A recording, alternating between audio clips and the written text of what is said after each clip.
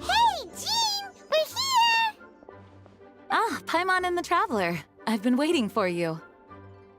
Whoa, looks like Jean wasn't the only one waiting for us. Klee and Kaya are here too. Oh, it's Paimon and Mr. Honorary Knight.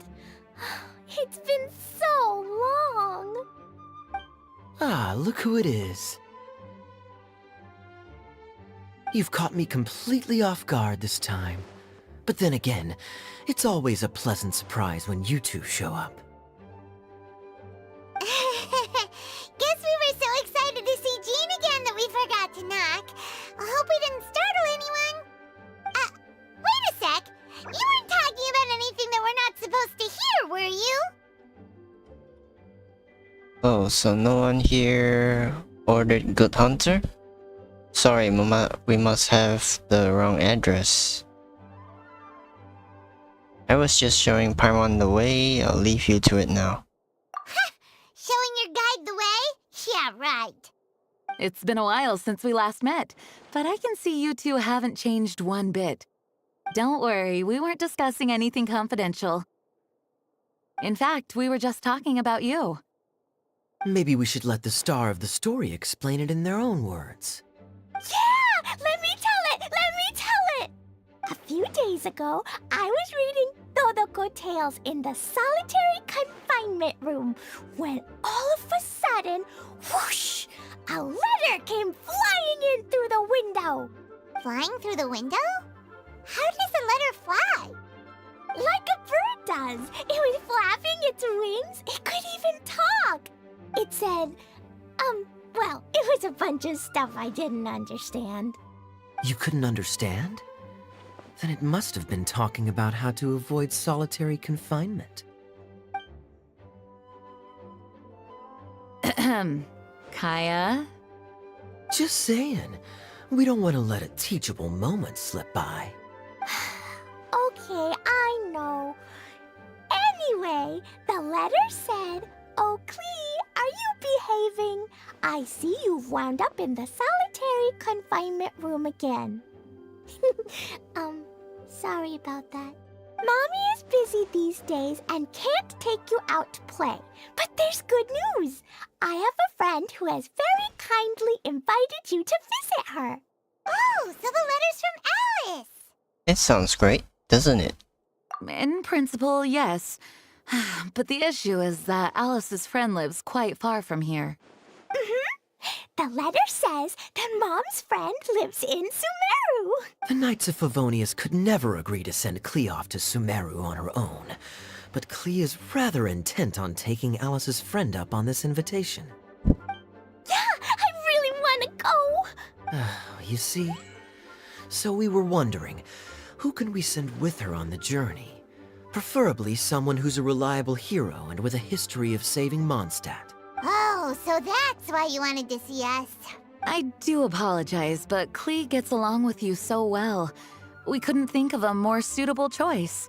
Sure, we can do that, no problem, right? Can you really, Mr. Honorary Knight? Of course, it will be my pleasure. Yay! With Mr. Honorary Knight around, Klee's not afraid of anything. See, I told you that he'd agree. In that case, we'll leave Klee in the trusty hands of the Traveler. And you too, Kaya. You should join them. I noticed you quietly completed that backlog of paperwork we had. You deserve the chance to unwind a little. Oh, so you noticed. Well then, I suppose I have no reason to refuse. Great! Things will go even more smoothly with Kaya around.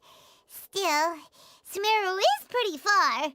It's gonna be a long journey. Just teleport there. Don't worry. Mom's letter had a magic invite inside. Mom says we just have to all shout out where we want to go at the same time. And poof! We'll be there in the blink of an eye. Wow! Well, that'll definitely make things easier. Convenient. It only works 3 times, though. So we should only use it when we really need to. 3's plenty. One for the way there, one for the way back, and one extra, just for good measure. Sounds very mysterious. I still think we should use it sparingly. After all, we don't know the exact location of where we'll be headed, or what dangers we may encounter on the way. Here's what I suggest. Traveler, you're well connected. I'm sure you must have friends who are familiar with Sumeru. I say we start by teleporting to one of them. It'll give us a chance to test out the magic invite, and also find ourselves a local guide. That kinda makes sense. And since it has 3 uses, there's no point letting one of them go to waste.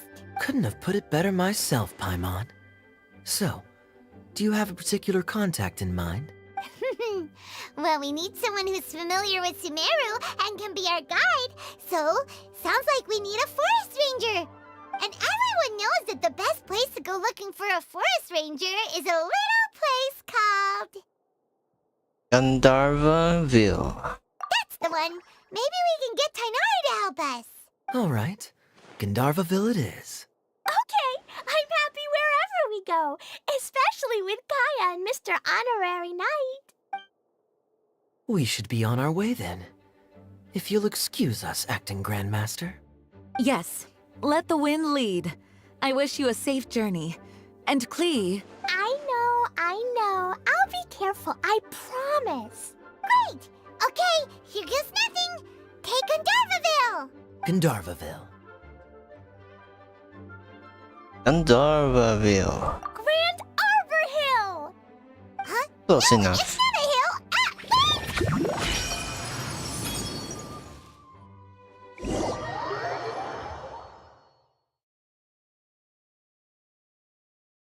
Here we go. Here we go.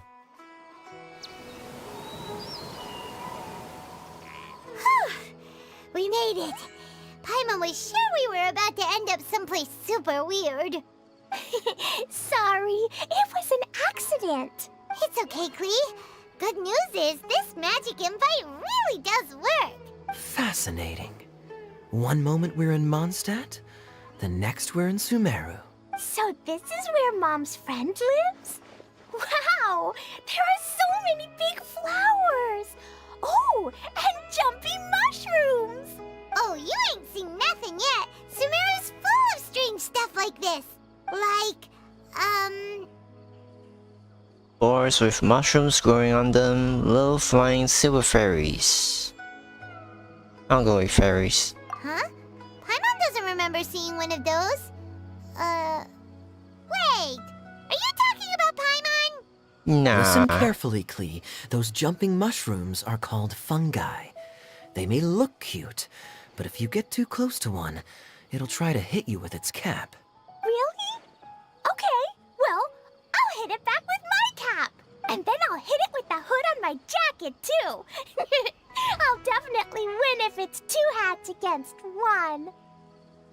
Yeah, Klee, you show him. As long as playing with hats doesn't escalate to playing with bombs. But Klee's our friend, so we should be able to convince her to keep this trip explosion-free. Right? Uh-huh. I'll be extra careful not to blow anything up. I mean, I'll try my best. Aw, that's very good of you, Klee. You're being very grown up today. Yep, I'm super grown up. I'm already the Spark Knight. Okay, Spark Knight. Well, keep up the good work, because very soon we'll be introducing you to a friend of ours called Tainari in Gandharvaville.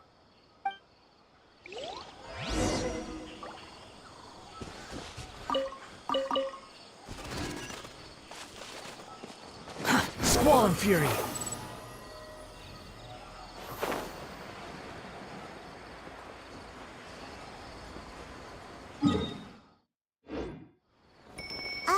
Hey, look! It's Kale! Huh?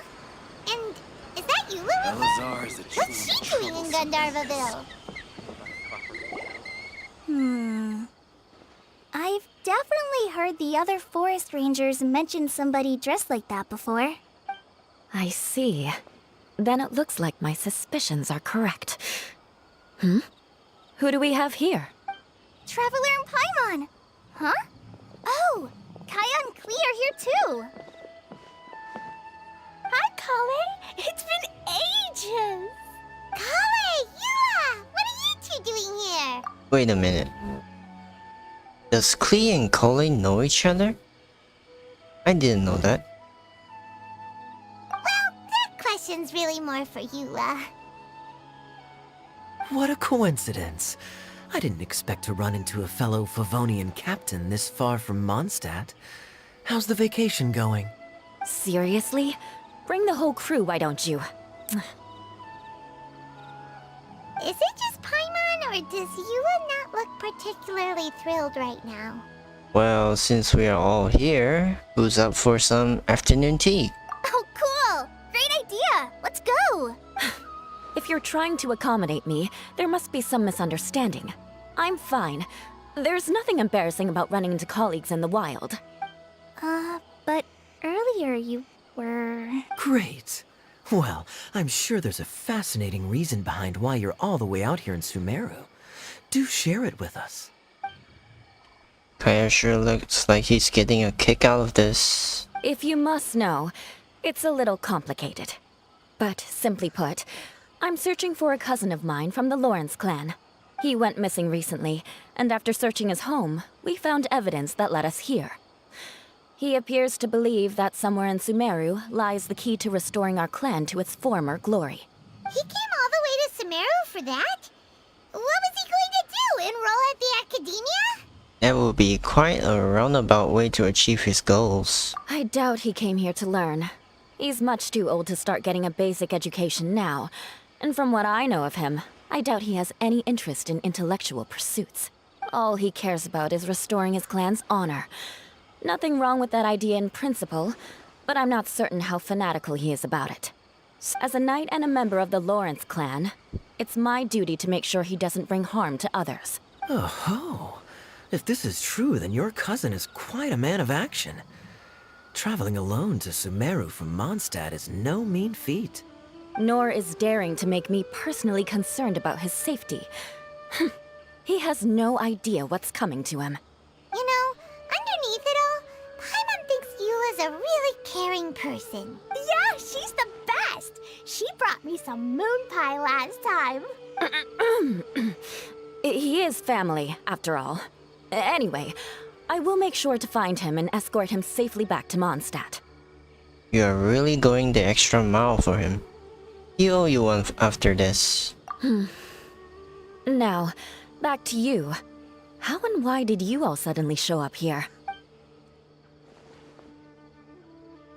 I'm afraid that could be tricky.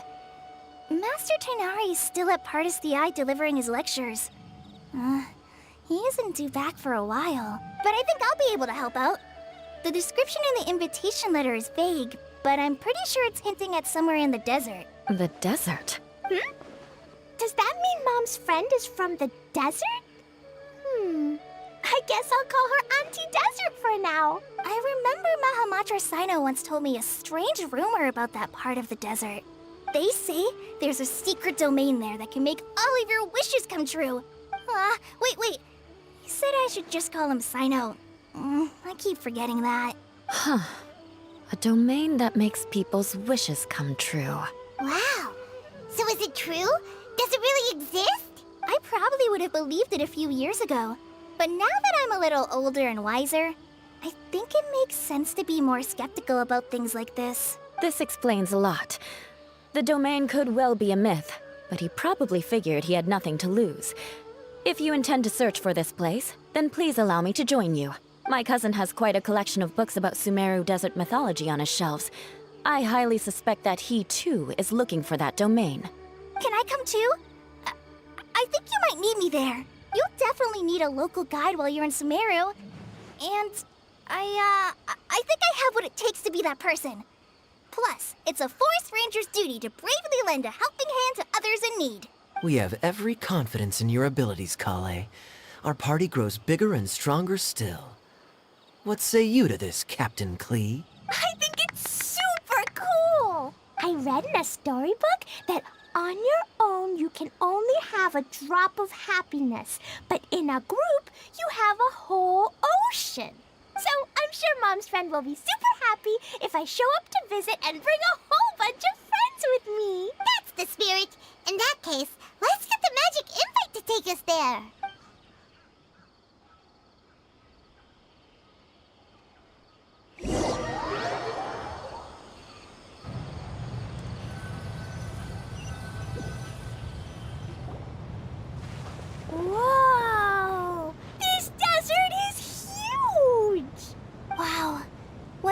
incredible sight.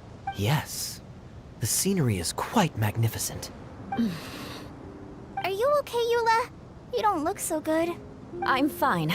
Just taking a moment to acclimatize. The air here is much drier than in Mondstadt. This area doesn't look very habitable, and I don't see a domain entrance nearby either. Oh no. I didn't pronounce the destination wrong. Did I? I mean, I don't think I did. Nope, you got it right. It definitely wasn't your fault. I said Gundharvaville wrong earlier, but we still ended up in the right place. Klee's right. We're in the right place. There's no doubt about that. Phew. Maybe the entrance is hidden under a sand dune. Who knows? We'll just have to start by looking around. Oh, Paimon's so tired and so thirsty. We should have found something by now. Unless there's a problem with the magic invite. Huh? How could that happen? Uh-oh. Did I break it by accident? But I didn't do anything. Todoko will back me up. I'm innocent. It's definitely not your fault, Klee. See? Not even a wrinkle on it. If the domain is somewhere nearby, Does Mr. Honorary Knight have an idea? instead of us trying to find the domain, Paimon knows where you're going with this. yes, we can try getting the domain to find us. Interesting approach. Assuming we're right about this magic invite, that is to say, if it was sent from within the domain, the invite likely has some sort of connection to it. Oh, I get it now. Plus, I know a super special trick we can use. What kind of trick? Can you teach it to us too? Of course! Mom said that if I ever need help, I just need to shout this out loud. Magic invite, Klee needs your aid. Do something now so Klee's not afraid. Look, something flew over.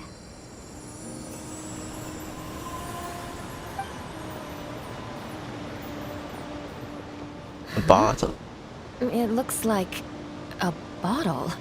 Remarkably effective. That's one trick I'll be keeping up my sleeve in the future. You should make a note of it too, Eula. Absolutely not. It's not my style. I suppose bottles are pretty common in Sumeru mythology. So, is this supposed to be the entrance to the domain? A domain? In a bottle? Huh. Well, if there's one thing we learned in Liyue, it's never judge a domain by its cover. Guess there's one way to find out if this really is the way in. Come on, reach out with your hand. Touch the bottle.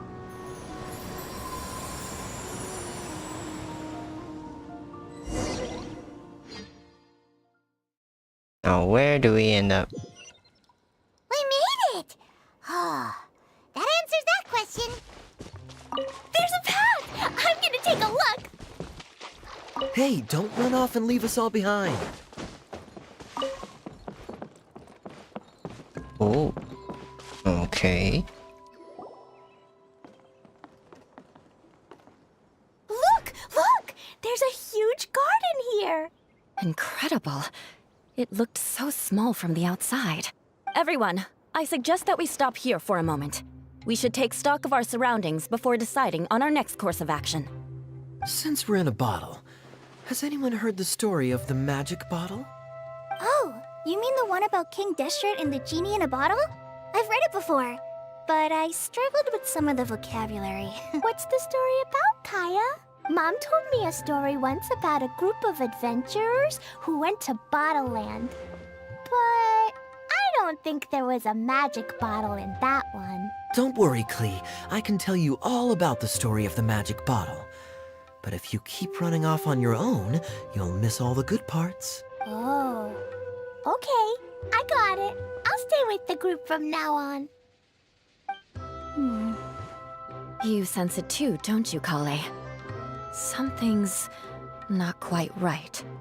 Yeah, the scenery here is beautiful, but it's too quiet. And there's no sign of Klee's Auntie Desert here anywhere.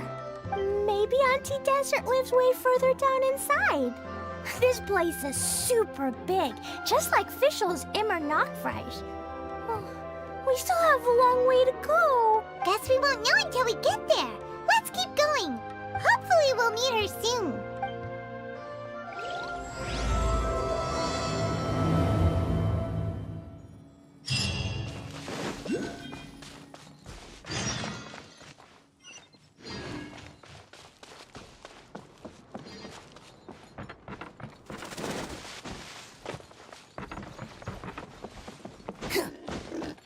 What's this? Joyous voucher. How big is it?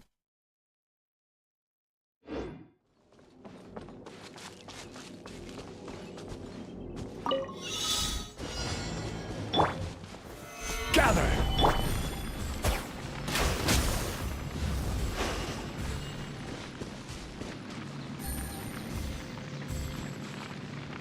Behold!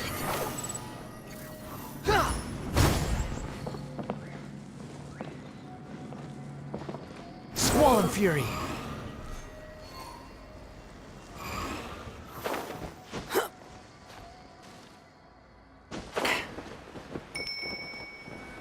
Wait, what?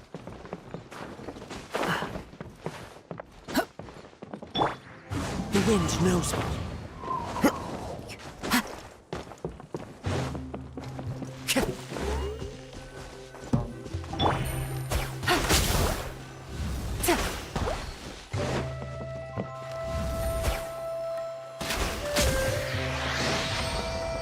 Oh, okay. A chest full of valuables and a trove of potential clues.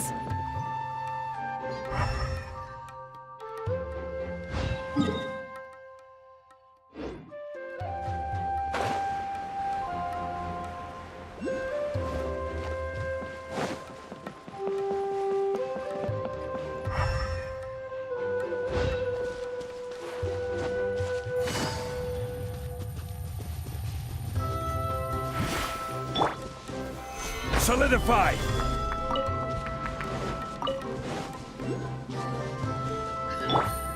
Gotcha! Wind strike! It looks like no one set foot on this road for quite some time. I agree. And the further we get, the more I feel like this place is a whole lot bigger than we imagined. Hey, there's something strange up ahead. Let's check it out.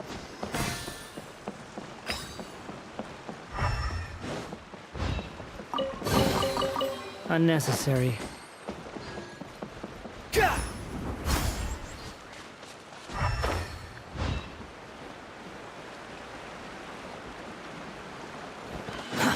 Too slow.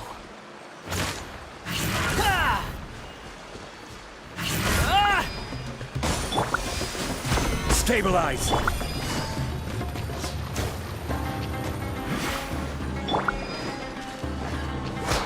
One with nature.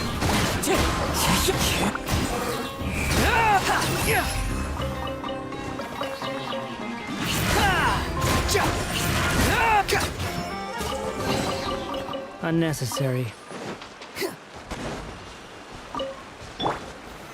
Solidify!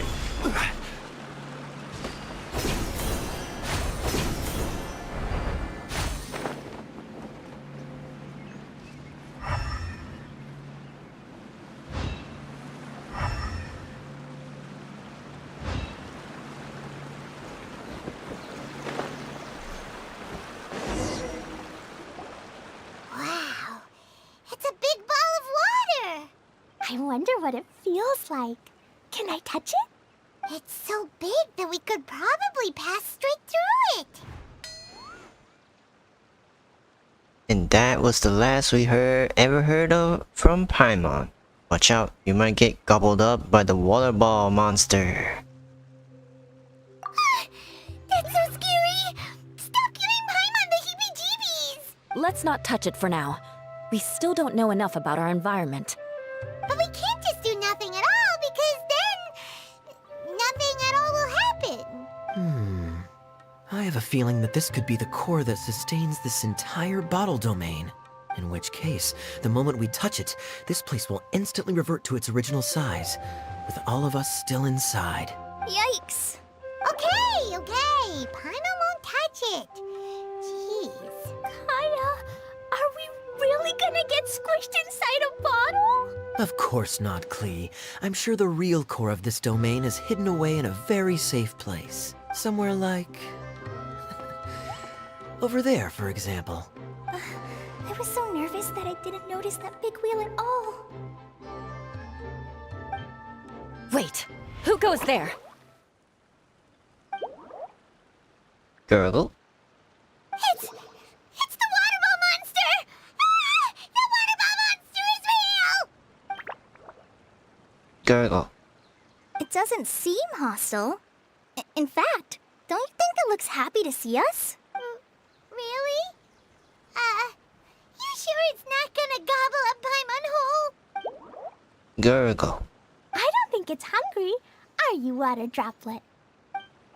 Gurgle. Oh dear. I don't know about anyone else, but I'm not understanding a word of this. Gurgle. Wait! Don't go! Wait for us!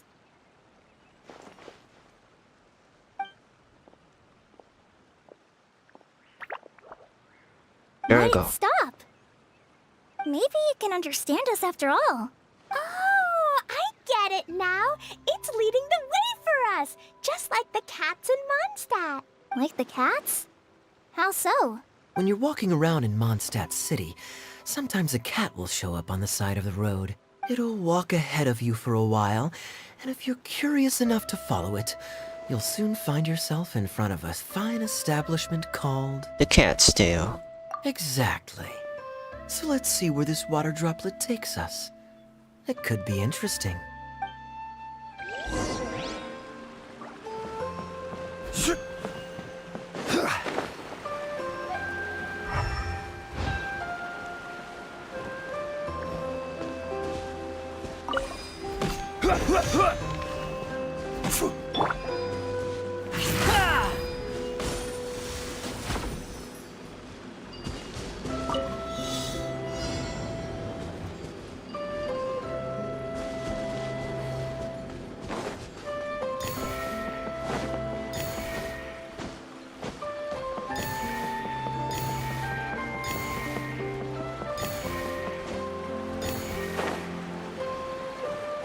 It went this way, right?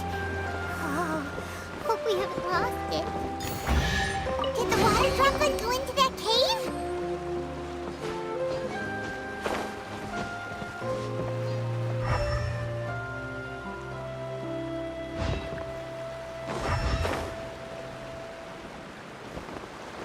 The wind rises.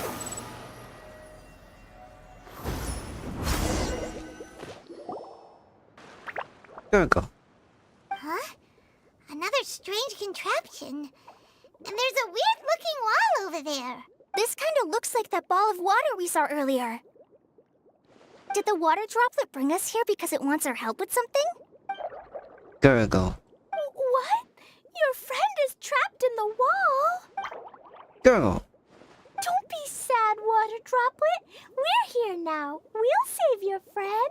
You bet. But how are we gonna save them? Do we have to break down this wall somehow? Gurgle. Nope, we can't do that. No breaking the wall. Do we need to find a key of some sort then? Gurgle. Oh no! Where'd it go? Look, the device has lit up. And it's projecting images onto the wall. A two-dimensional space with objects of the same composition as the device nested inside. Yep, what Kaya said, and that's where its friend is. But how exactly do we enter the image on the wall? Maybe we just copy what the water droplet did? But what does that mean? Hold on, I think Klee's onto something. Since the water droplet appears to be the key that activated the mechanism, we may be able to follow it inside simply by touching the device. The principle is no different than how we entered this bottle domain. Fair enough. Okay, deep breath, then head in.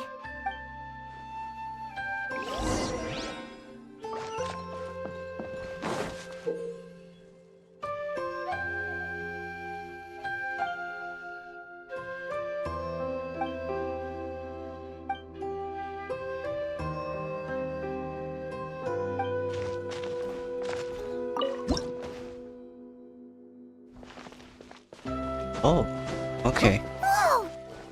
Huh? There's a box blocking your way. Wait, is it a reflection of this box in front of the wall? Come back out for a second.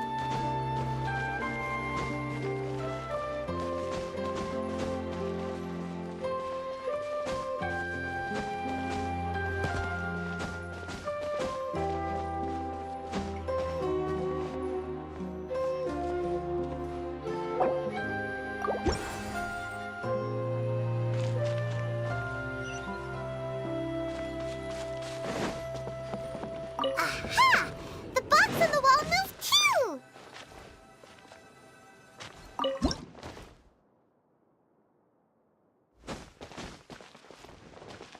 Wow, another water droplet just came out from the wall!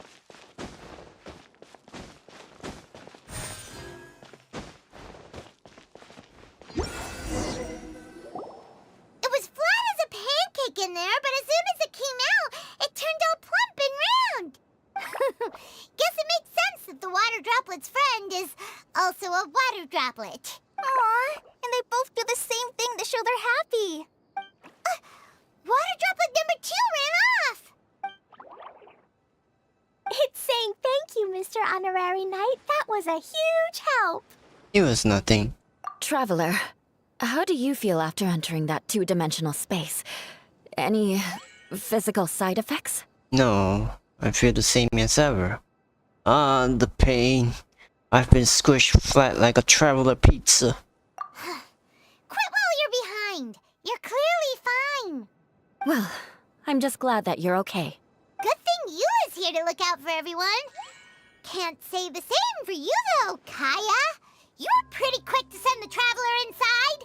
Hey now, I only suggested that because I was confident that the traveler would be fine. Water droplet, is there anyone else here besides you and your friend?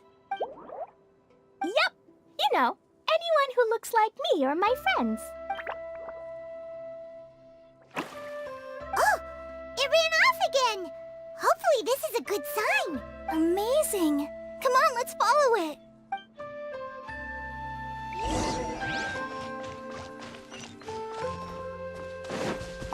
Squall and Fury.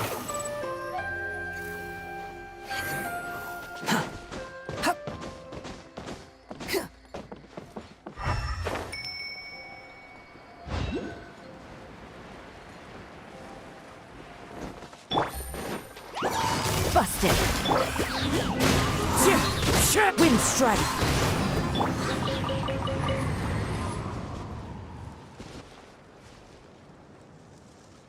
Oh, I need to follow again. Later.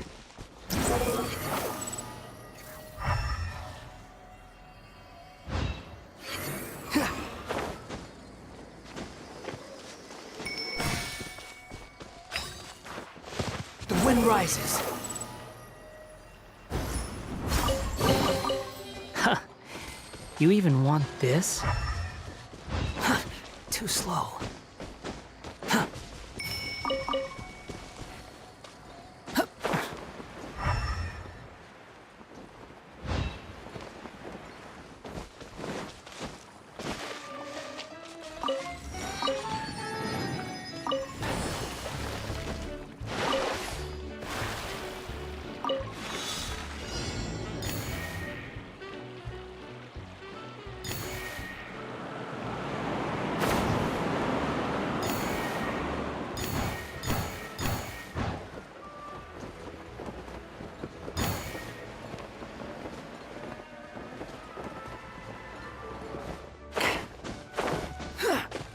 Squall and Fury.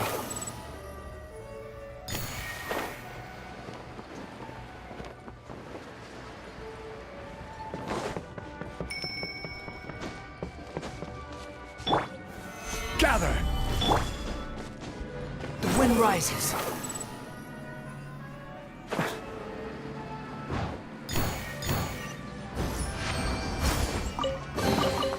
Take it and have fun.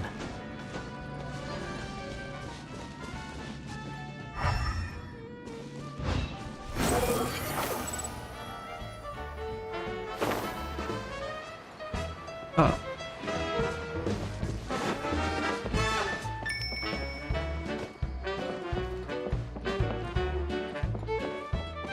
It looks like there might be a town up ahead. You don't say. Maybe more people live in this domain than we thought. And maybe that's where Auntie Desert lives.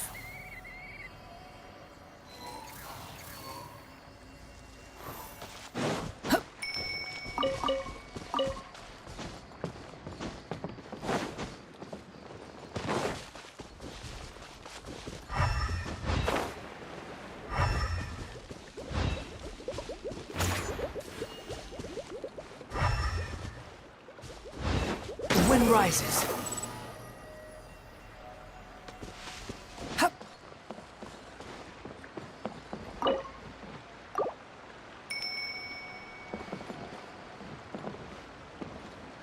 Does that do anything? No. Quit following me. Thanks for the apples. My people are true.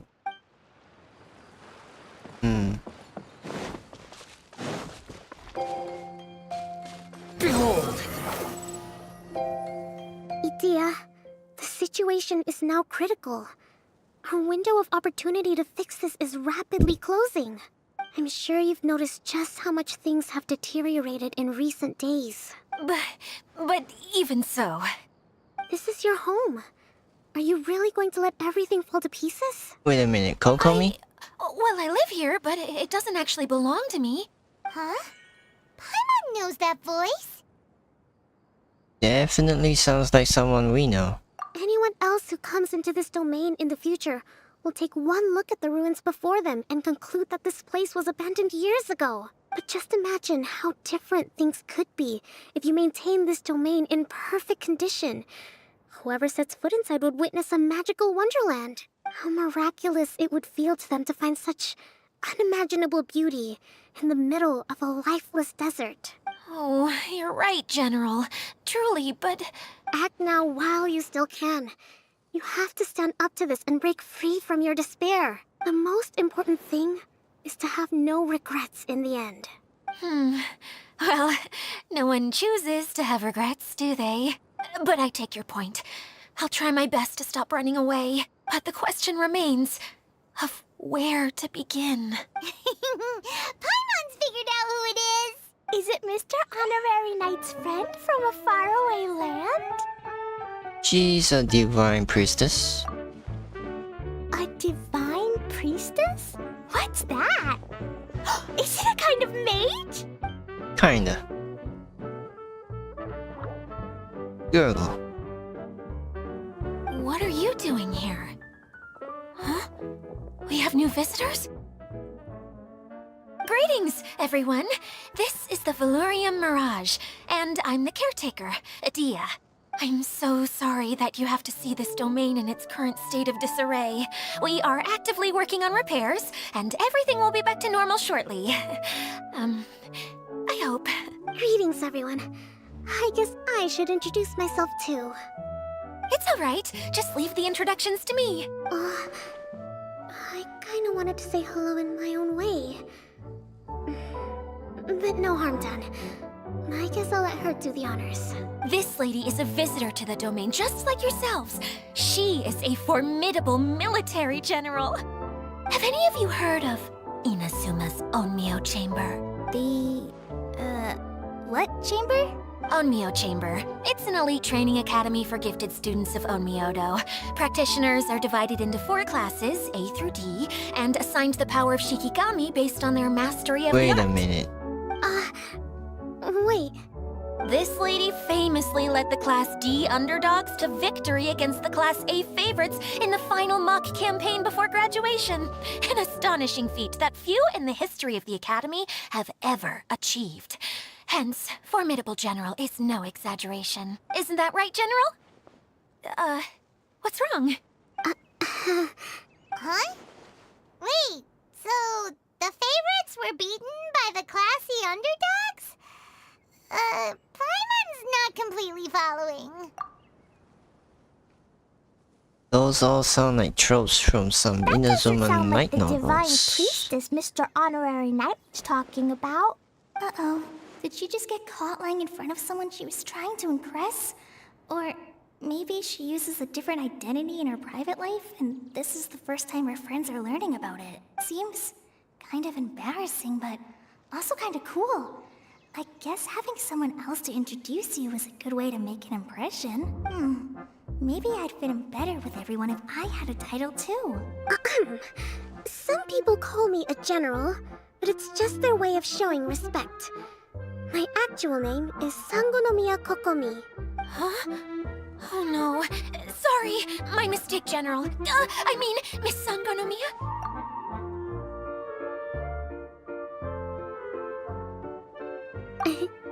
Call me whatever you like, Itia. The only important thing about names is knowing who's who. Did Kokomi's voice sound squeakier or something? Huh. Oh, I get it now. It's like that story that Mom told me that time. Girl. Klee can explain. So basically, in the story, a big group of people go on an adventure to Bottleland. One of them's called the King, and some of them are called Knights. So, Miss Sangonomiya must be the super smart one who solves all the problems in the story. What's that one called again? Perhaps a sage? Indeed. Wisdom is an important attribute found in military generals. Okay, well, I'll just call you that. Miss General it is. Fine by me. Sounds really cute, coming from you. At least, cuter than my pen name, that's for sure. Well then, how should I address the rest of you? Old friend for me, I hope. Comrade in arms, unless you've forgotten. How could I ever forget you? But what about these esteemed ladies and gentlemen accompanying you? I'd be delighted if you could introduce me to them too. Wait, Klee wants a title too. Okay, got it. Klee wants to be a mage, the kind that flies around everywhere. Da da da! Whoosh! Kaya can be the master thief. Mr. Honorary Knight can be, the knight. And Paimon will be the fairy who follows the knight everywhere. Master Thief, huh? I did like playing pirates as a child, so I suppose this is an apt role for me. And I must admit, the master part is a nice touch. Hold on a second. Are you saying the position of knight is now filled? Yula can be the sword master who can cut through anything and also gets to wear a super sparkly cape. That's more like it. And Kale can be, the healer. If you wanna be the knight, we can swap. No, I don't mind. Healer is a great role. I just don't know if I'm qualified to be one. Whenever I'm thinking of titles for myself, I usually imagine myself as an adventurer or musician. I never thought I could be a healer. I mean, it feels like it should be Master Tainari's role, if anyone's. He's Don't DPS. worry, Kale. You'll be the bestest healer ever. You don't talk much, but you're very kind, just like the healers in Mom's stories. You'll do fine. I heard you're good with bandages. You can patch up a wound, can't you? I can pitch a tent. Maybe you heard wrong? But I'll do my best. It's my first day filling in for Master Tainari, but hopefully it's the first of many. This is a great idea. Once a new visitor arrives, they can assume a new identity, then add in some role-playing. Oh, we can't leave you out, Miss Idia. There are a lots of characters in Mom's stories, but you don't remind me of any of them. That's perfectly okay. I already have a role here anyway, remember? I'm the caretaker. I got it! I got it! This wasn't in any of the stories, but you can be the mascot. Mascot? Klee, maybe you could think up an even better role for Miss Adia. A mascot, you say? Isn't that a character that doesn't have to actually do anything and sits around letting everyone else do all the important work? Incredible. You've seen right through me. Sounds like the idea of being lazy is pretty exciting to her. The mascot serves to maintain troop morale, Adia. Don't underestimate your role. Ah, all right. I'll be the mascot then. Go. That's right. Thank you for bringing these new friends here safely. You can go off and play now. Thanks, Water Droplet. See ya!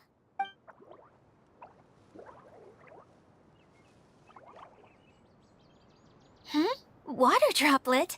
Is that your pet name for it? I suppose it's as accurate a nickname as any. We keep getting sidetracked, but I believe you were saying something about being in a difficult predicament. Is something wrong with the Veluria Mirage? Oh, yes, about that.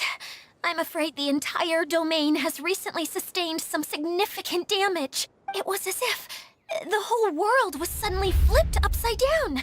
A few components went missing from the core, which sustains the domain, and the impact cascaded out from there. Needless to say, many things in the Veluria Mirage have now stopped working.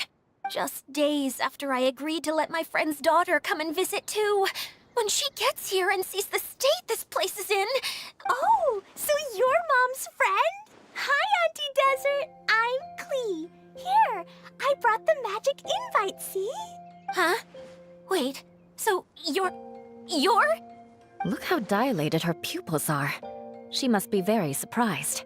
Yeah, and not in a good way. Mom's the one who sent me here. She's the strongest mage ever. She said that her friend lives in the desert. You live in the desert, so that must be you. Right, Auntie Desert? Ah, I see. So being a mage runs in the family. You're Alice's daughter? Oh, I just want the ground to swallow me up right now. Wait, that's it. I'll hide myself away in the core of the domain. Hide there until this all blows over. See you all in 100 years. Adia's really going through it. She's like a shriveled little forest fungus, hanging its head in shame. She's like me for real. Holly? That's a harsh analogy. Where'd all that come from? Don't worry, Auntie Desert. Klee's here to help you. And all my friends will help too. Just take a deep breath, and then another deep breath, and all your worries will fly away. He's right. Many hands make light work. As a knight, it shall be my honor to render my assistance. Yeah, don't you worry. Sir Mix-a-Lot over here has a good track record with this kind of thing. Well, I'm useless, but it looks like that won't matter with all you capable people around. Fantastic. Don't put yourself down, Adia. You're great too. Thanks for your encouragement. Anyway, for the time being, please talk amongst yourselves. That'll give me some time to think things through and maybe make a start on, delegating.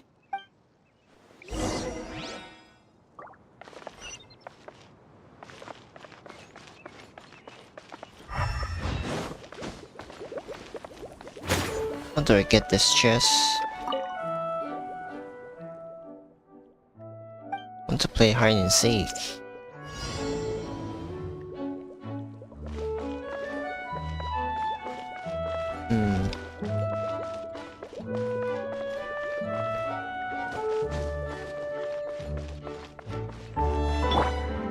Into the wind.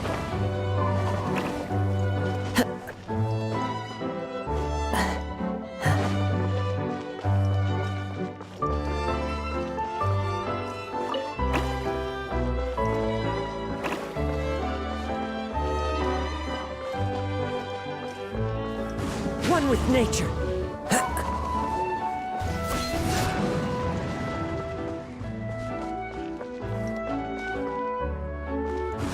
wind knows me. Time to go.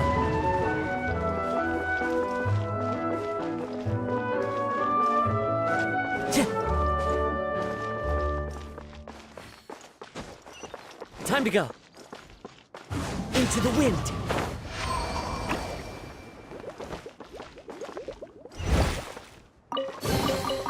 Brings a smile to my face.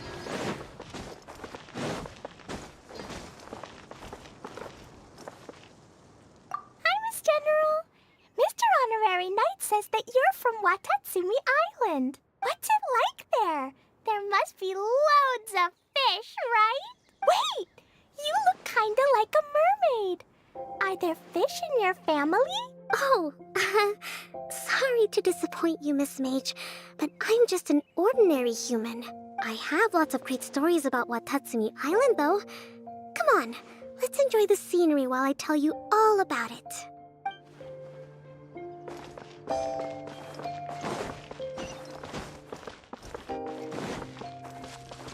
Feeling nervous, Kale?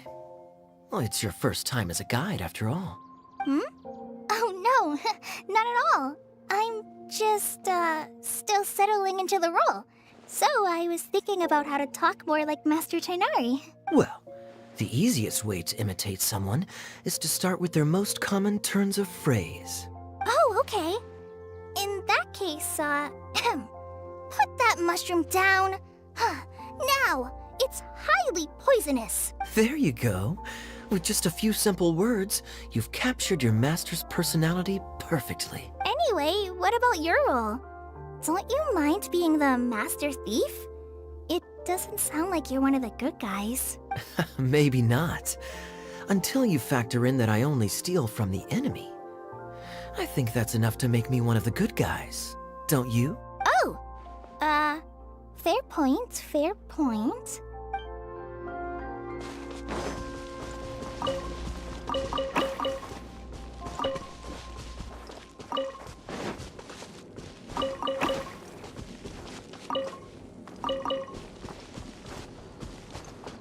Kinda weird.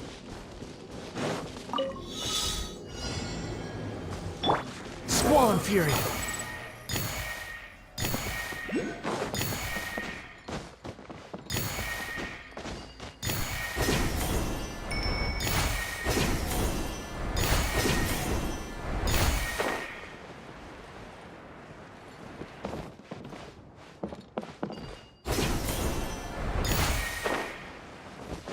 Behold!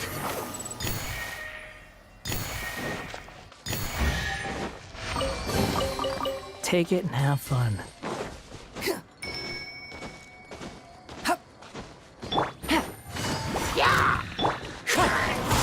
Wind strike! Gotcha!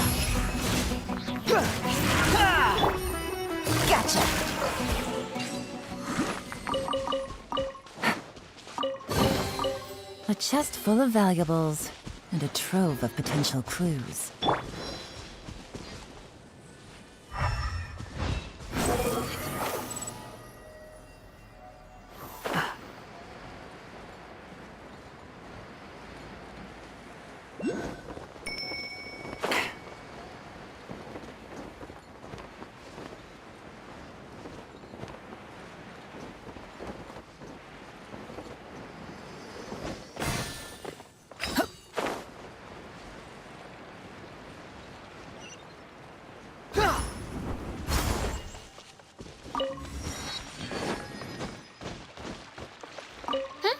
Who else has visited the Veloria Mirage recently? There was someone from the academia who came not long ago. A Kasharawar scholar. Blonde hair. Architect, I think. He was a huge help, and redesigned many of the buildings here. Although he was always grumbling to himself, he was extremely diligent in his work. What a kind person. Coffee? I could tell that was a sensitive soul. A lot like me. Sorry. Please pretend you didn't hear that. I'm, of course, a very strong and resilient person. After him, an aristocrat from Mondstadt showed up. Then the I mean, Miss Sangonomiya. Unfortunately, everything here suddenly started changing before I had the chance to be a good host and show them around. Do you know where the Mondstadt aristocrat is now? If I remember correctly, he headed north after the incident. It's a pity we're having all these issues. If we could get everything working normally again, I could probably locate him in an instant. Still, not to worry. There's nothing dangerous here. Hey,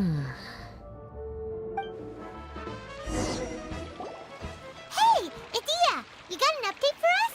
We've all caught up with each other. Very well. Then please allow me, Idia, your mascot, to explain exactly what's happened here. She's pretty happy with this mascot role, huh? Basically, this entire domain is powered by a device called the Central Hub, which you all saw earlier. But following a major incident, several key components from the Central Hub came loose and went flying. 4 components, I believe, which has caused the Central Hub to stop turning. Oh, so that thing's supposed to spin? Yes, it definitely shouldn't be frozen still like it is now. At least, that's not how it was when I first got here. Oh, I've done such a terrible job of taking care of it, it's so embarrassing. Hey, everything's gonna be okay. So, we need to fix the big wheel up there. And to do that, we need to find the missing parts. Right. I do know where one of the parts is. It landed not too far away. But the rest all landed in different areas. I'm afraid you'll have to go and look for those. Now, as the caretaker and your mascot, I shall announce your respective adventure duties. You can just be yourself if you want. No need to force the whole role-playing thing. Oh, I see. Okay, so I was thinking that maybe Swordmaster Eula and Healer Kale could investigate the Northern Zone, if that's okay? Fine by me. I was going to be looking for my cousin there anyway. I'll be your backup, Eula. I know you usually team up with Amber, so I'll try my best to fill her shoes. Oh? Well, this'll be fun. Let's see if a forest ranger can outperform an outrider. Master Thief Kaya and Mage Klee, if you could earmark some time in your busy schedules to search the West Zone. Earmark? What does that mean? It just means we mustn't forget to do it. Don't worry. We can handle that. Finally, we have our General, Miss Sangonomiya, and our Knight, the Traveler. If there's no objections, please come with me to retrieve the first component. Understood. You have my sword. Wow, spoken like a true knight. Then, for my part, my strategic mind is at your service.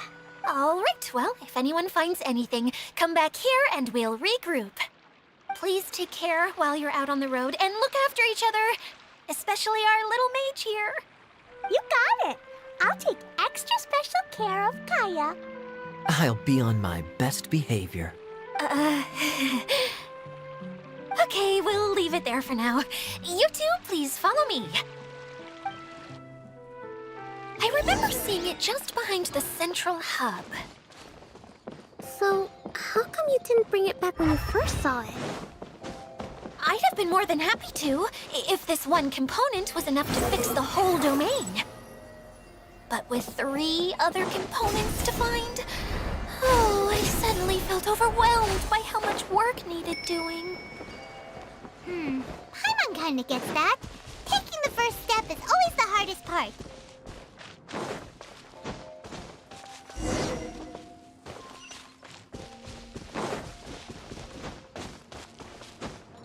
Behold!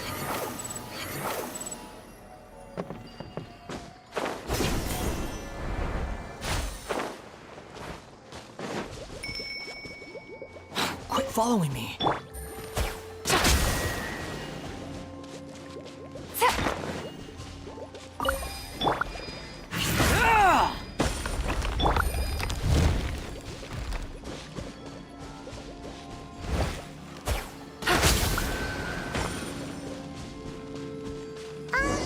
Hey, so Paimon's been meaning to ask, what brought you here, Kokomi? Oh, well, things have quieted down in Watatsumi Island for now. So I thought I'd take the chance to get out and see more of the world. You've traveled a pretty long way. Why Sumeru? I figured that I needed to venture further than usual to really broaden my horizons. Well, that's one reason anyway. I can explain in more detail another time.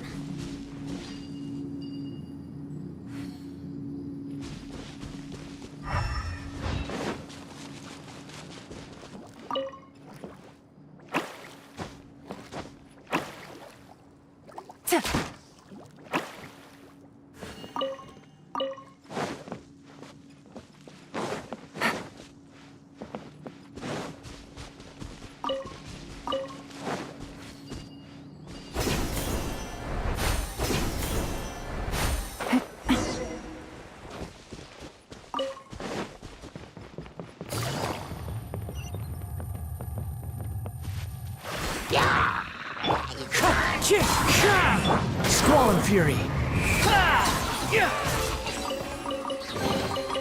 Huh. You even want this?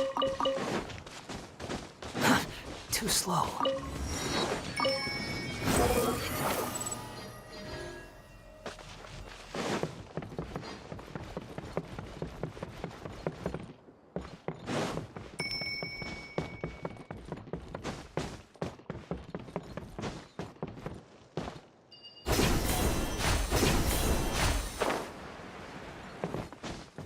Quit following me.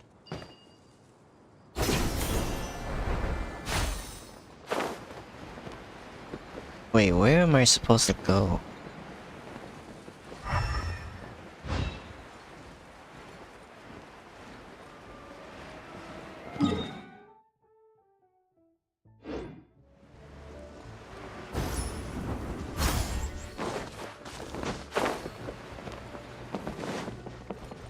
Oh, over here. Okay, this is the spot. Now, I'm sure you're both wondering, but where's the component? There's nothing here. Oh, where could it be? Oh, it's that lamp thingy, right? Water Droplet showed us how that works already. Yes, that's the one. There goes my big introduction. Showing people the ropes is supposed to be my job. Oh, I can't believe I'm being shown up by a Hydro Eidolon. Cheer up, Edea. The Hydro Eidolon can give a basic demonstration of how to use things, but beyond that, it can't communicate. That's where you come in. Your descriptions can explain everything in full, vivid detail. Paimon forgot how persuasive Kokomi can be when she really wants to. Sometimes having a genius strategist around really comes in handy. Now I see how an eloquent speaker can persuade others to not only agree with them. Well, if you put it that way. Well then, just pretend like you've never seen it before, and I'll tell you all about it. This is called the streaming projector. Everything here in the Velurium Mirage was made using this device. All you need to do is place an item in the projector, and you can construct a corresponding item based on the shape of the original and your imagination. At least, I think that's what it used to do. With the domain in its current state, only its most basic functions are still operable. Basic functions like shining light? Okay, not quite that basic. At the moment, it's only able to show two-dimensional objects. I call them preprints. Think of it like a sort of draft or blueprint or something. So you're saying the component fell into the preprints? Yes, exactly. I'll leave you to go in and physically retrieve it. While I'll be out here rooting for you by doing a motivational dance. Really? No, sorry. I feel like I have two left feet when I try to dance. I guess I'll just find a place nearby to sit and wait patiently for you. Hey, come on! Cheer up! We'll handle everything from here.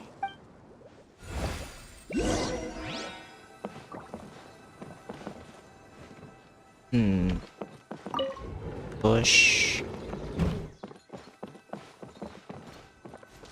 Push. Should work.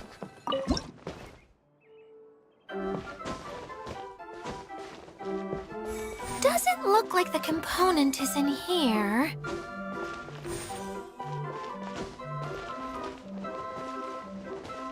Yes, that's the one! Now you just need to bring it back out. What is this thing anyway? Some kind of gear? And why is it so small? It doesn't look like it belongs in that huge wheel. It's hard to explain, but I assure you that it's definitely one of the components. So that leaves 3 more components missing. Every journey begins with a first step. I think we're off to a good start, and things should keep going smoothly from here. You really think so? Of course, trust the general. I suppose you're right. She did manage to defeat Class A at the Onmyo Chamber, after all. You don't need to keep bringing that up. Anyway, thank you for all your help. I'll take this and start trying to repair the central hub. You two may as well head back to town. Oh, why am I so clumsy? Once again, I was no help at all. The least I can do is try and handle the actual repairs.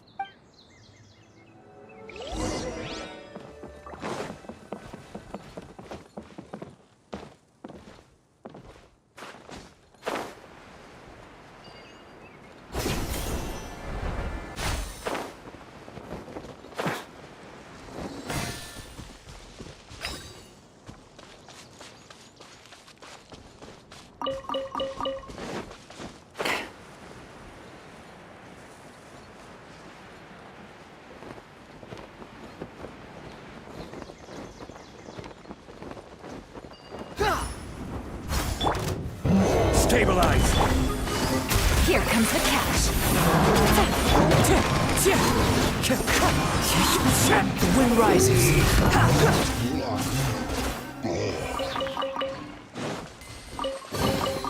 Take it and have fun.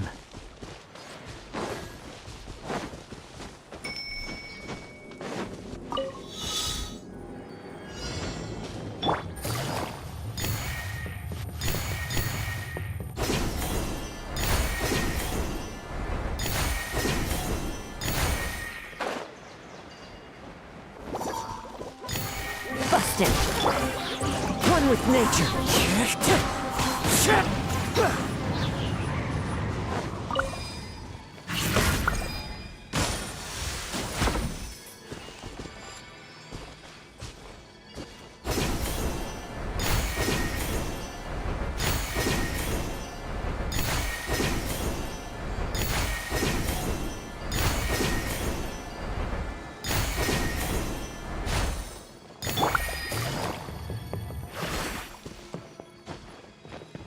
Take it easy. Into the wind.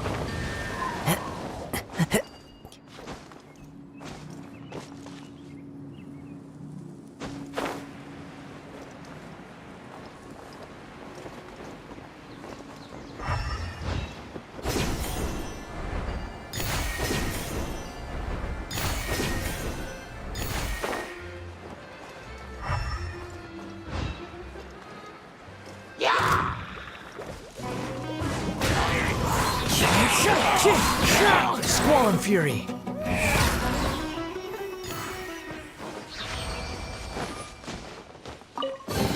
Gimme. Unnecessary.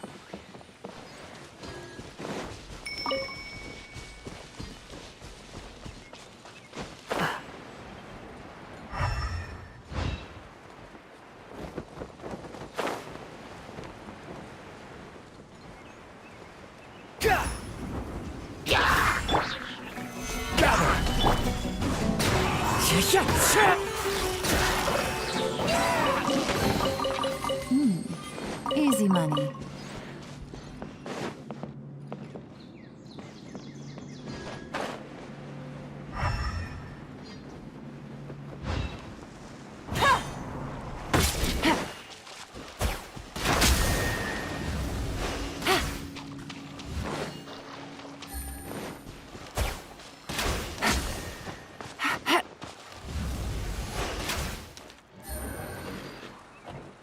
Oh, there's a sequence here.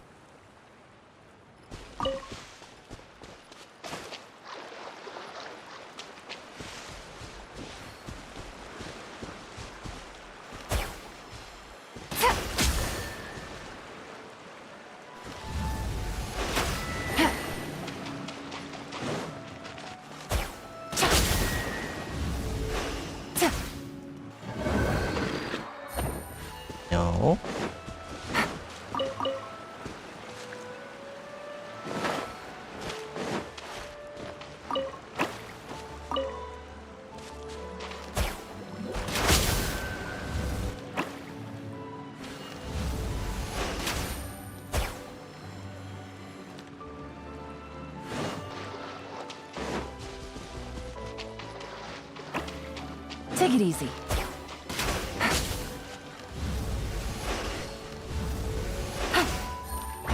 Take it All easy. right. Easy money.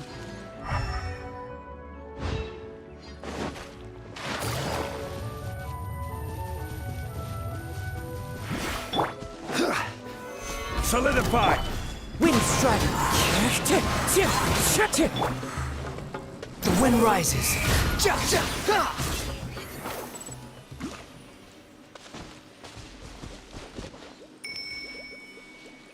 Hi, Helen. Hi.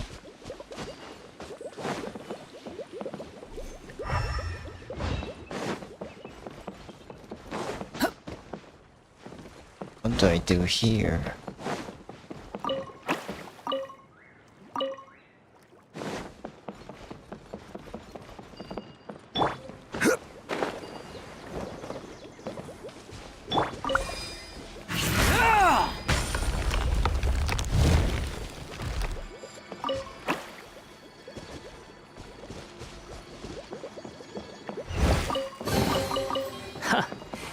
You even want this?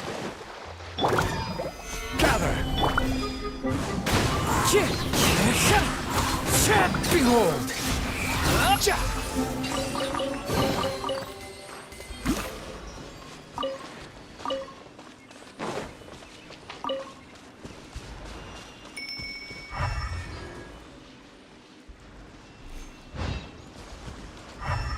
The wind rises.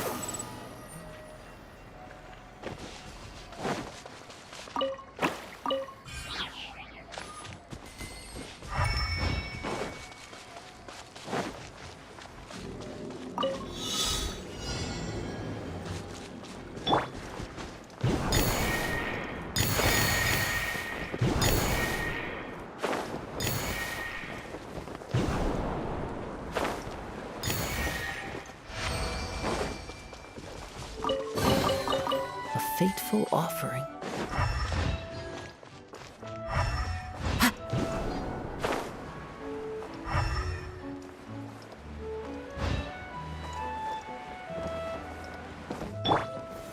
Solidify!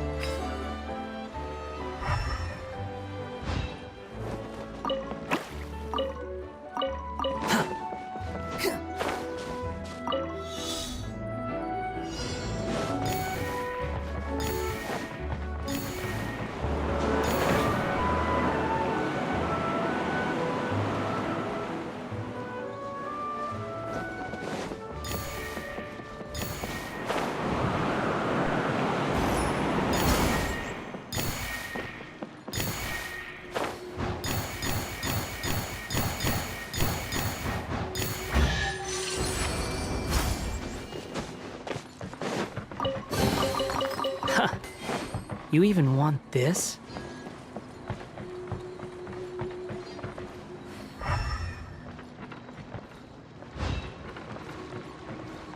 Quit following me.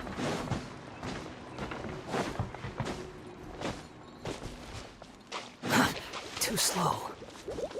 Quit following me.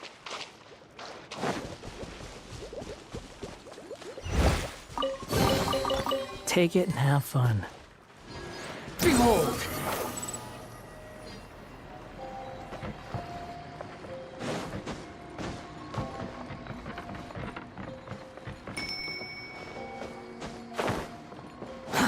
Too slow. The wind rises.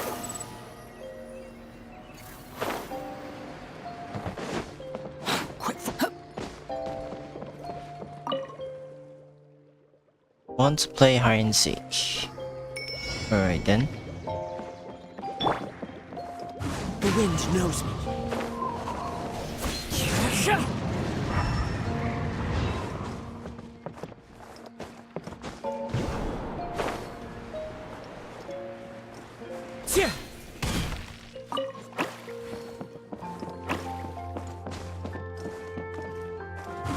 with nature.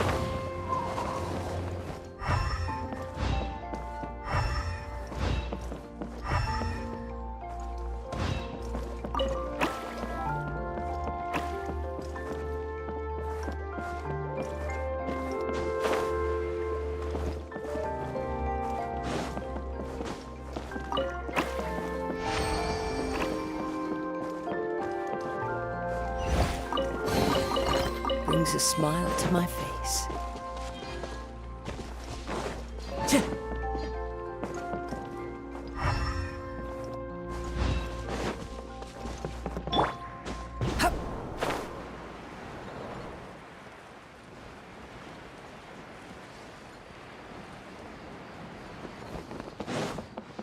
Squall and Fury.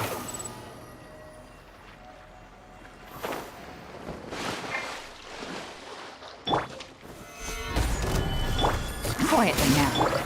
Wind strike. The wind rises.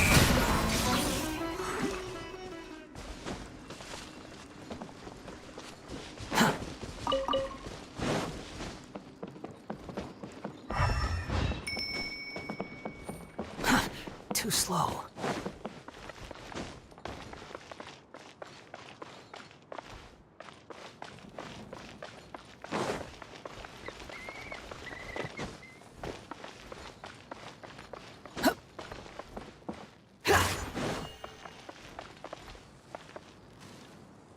Hi, Ricky. Quit following me. Hello. Too slow.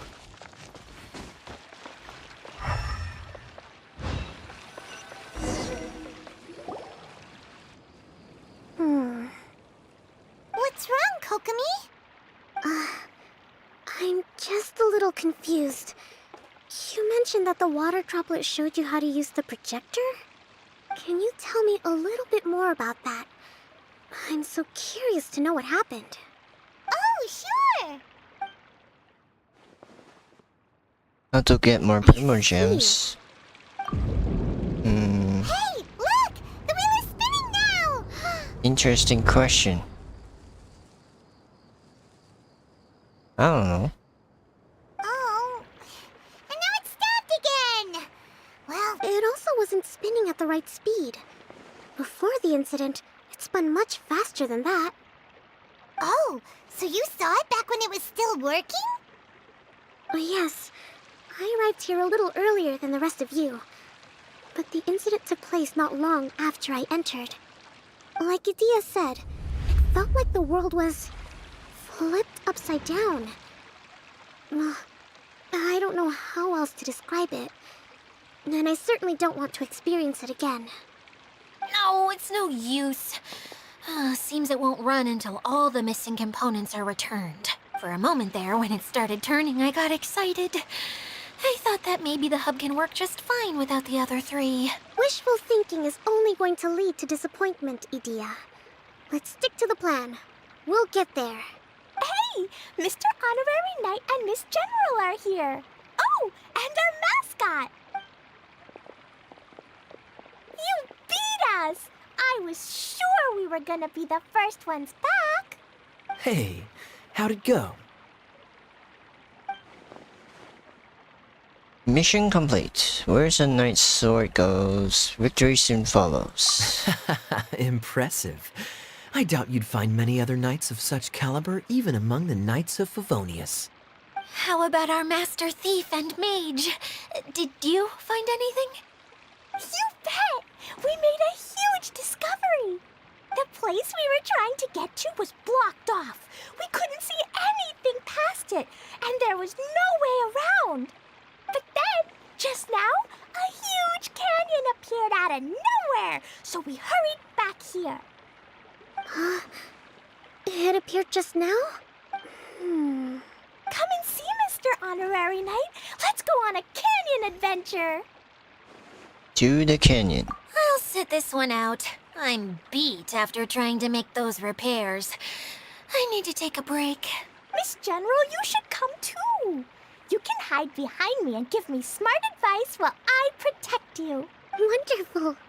It would be an honor to serve as advisor for our young mage. Let's go!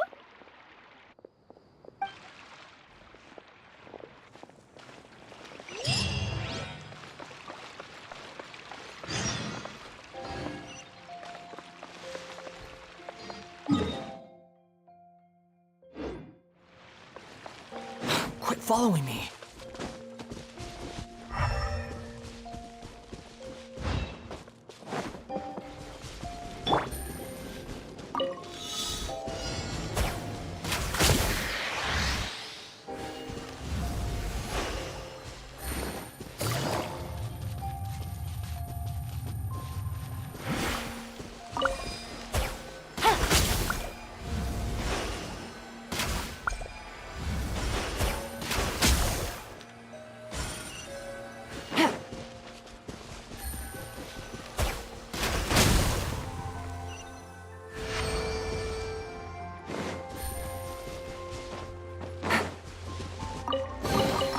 A chest full of valuables and a trove of potential clues.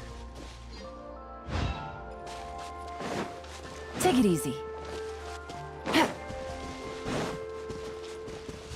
Nah, I'll get the chest later.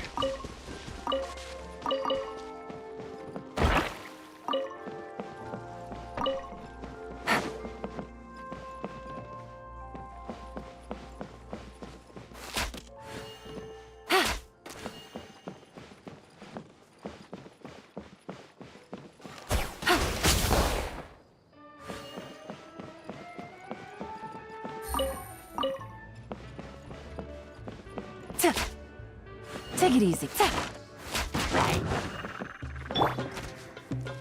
Into the wind. Gather.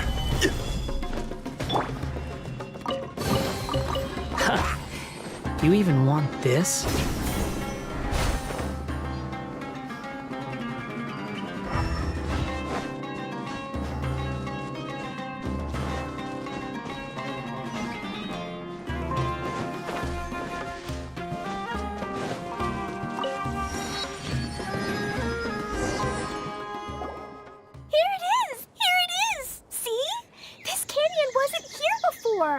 Just before the canyon appeared, I heard a faint sound, like something mechanical turning. Ka-chuck, ka-chuck, ka-chuck. Could it have been the central hub? That would mean this canyon appeared after it started spinning. Hey, you, oh. New guys, huh? Oh, hey! Paimon didn't realize anyone else besides Dia lived here. You actually saw her? She's barely shown her face since everything started falling apart here. Excuse me for asking, but who are you? Oh, right. I didn't introduce myself. I'm Ferdinand. Me and my brothers look after this whole zone. Well, we used to, until this whole domain was, like, flipped upside down, or whatever. The method we were using to make the carts and tracks stopped working after that. Dia is working on repairing the domain. We were just with her before coming here. Really? Huh. I assume that she'd be curled up in a fetal position somewhere, hoping all her problems will magically disappear on their own. Good for her. Anyway, I checked all the stations around the whole circuit. They've all conked out. Conked out? How? Would you mind elaborating a little for us? But aren't you just travelers who stumbled upon this place by accident? Nuh-uh! I'm Mage Klee, Idia's helper. A mage? You? Allow me to explain. Okay, I gotcha. Well, right now the more helpers we got, the better, I guess. Anyway, our first priority is to get the carts here up and running again. Oh? And why is that? The roads here twist and turn so much that the best way to get around is by riding the rail tracks instead. Let me show you. This is what we used to make them. Did Dia bring you up to speed on these things? Nope.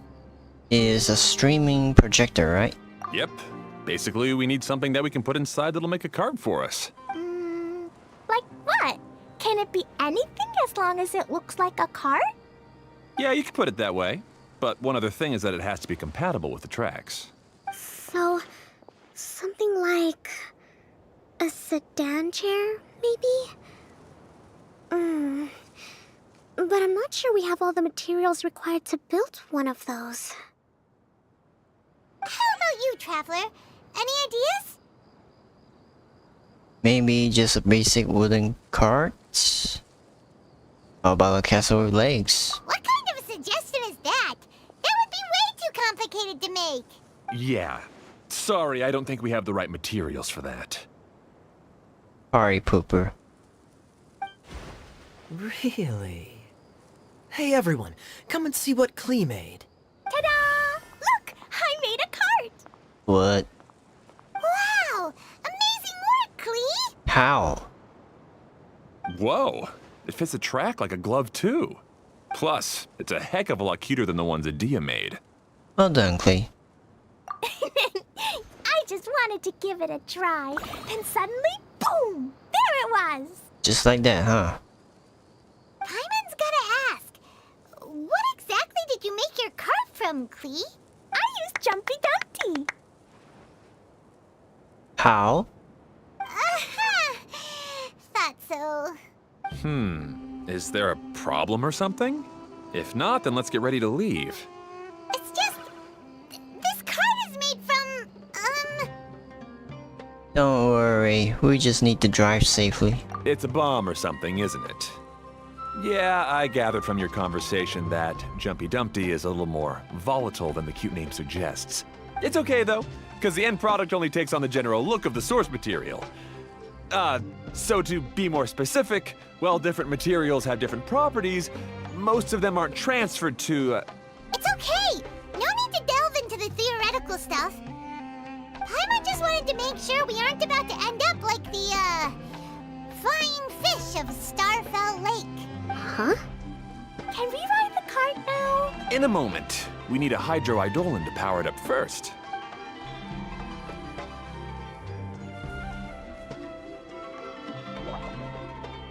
Here I go. Okay, she's ready to roll. Hop in.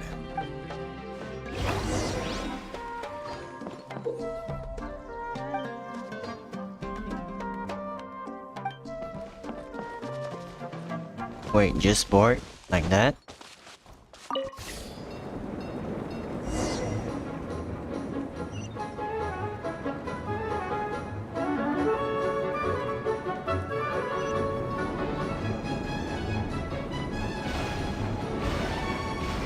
Whoa! This cart is fast! Chugga chugga chugga chugga! Woo woo! Yeah! I'm gonna call it the choo-choo cart!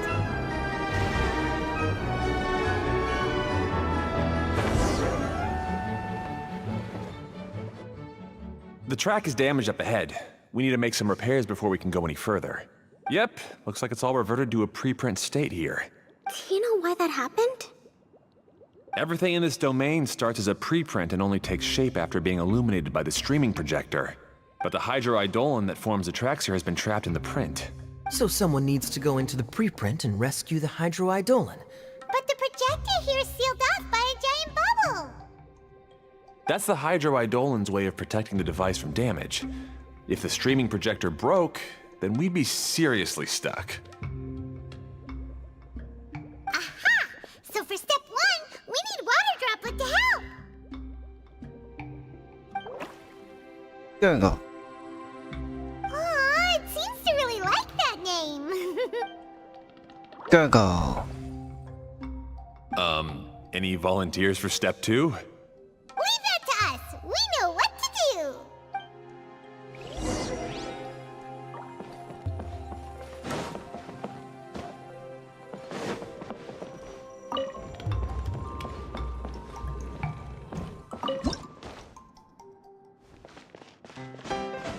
Ah, so the hydroidolin was locked up in that chest. Aw, it's completely empty! Bummer. Yay! We saved 2 water droplets now!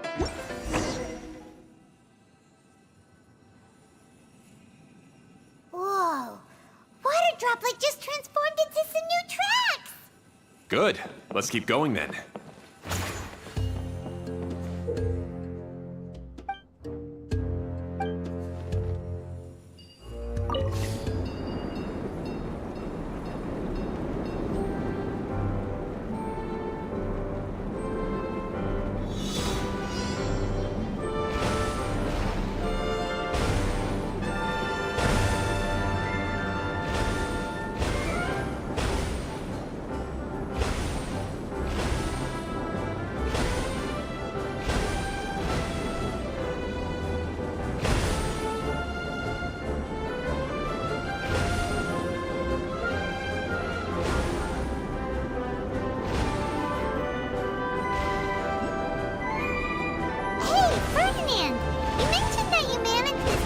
together with your brothers. Did you mean that your brothers are water droplets? No. The Hydroidolans are like helpers here. As for my brothers, well... those two. You'll meet them soon enough.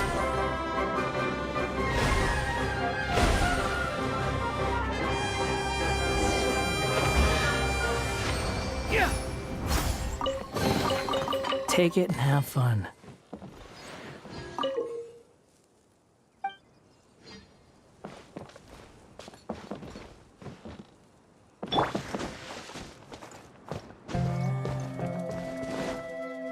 The wind knows me.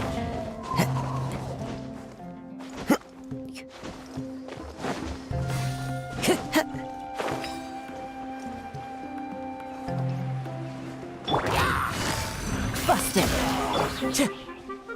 One with nature.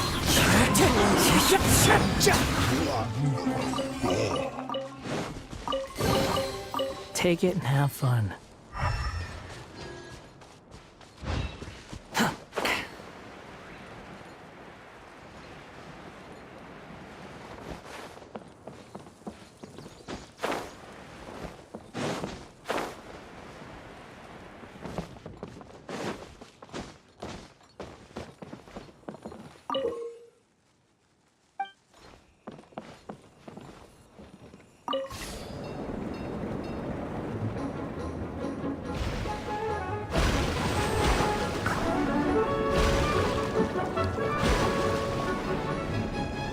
Okay, interesting. Look! Klee can fly just like Paimon now! This is way more exciting than how Paimon usually flies.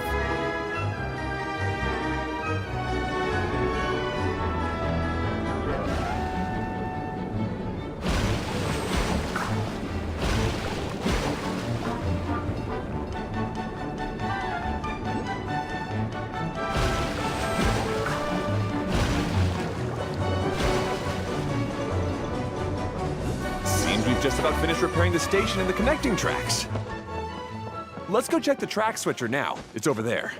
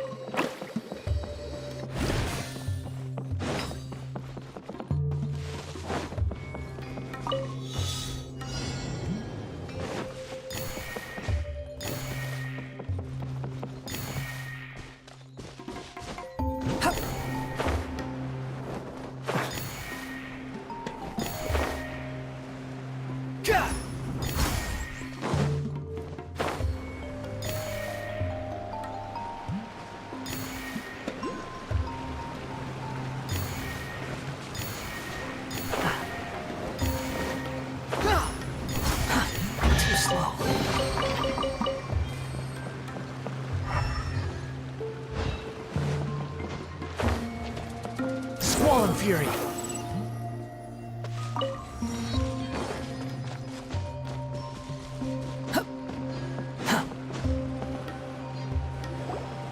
Oh! There's another spinny thing here! It's so big! But, not as big as the one we saw in the middle of this place. That one was huge. I bet it's something super important. I remember what Kaya said earlier. Very good, Klee. You're using what you saw earlier to make observations, like a real adventurer. It appears to be a system that rotates to switch tracks. That's right. Originally, all you had to do was flip this switch and the junction would rotate. But it seems Jeremy still hasn't fixed it yet. He sure talks big, but when it comes to actually getting things done...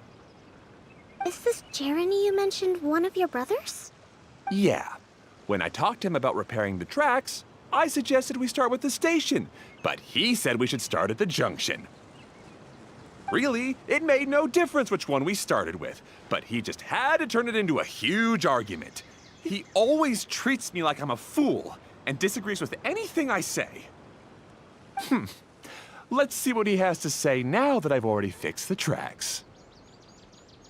If you ask me, you're clearly a sharp person, Ferdinand. Yes, finally someone who can recognize that, rather than just shrugging off my ideas.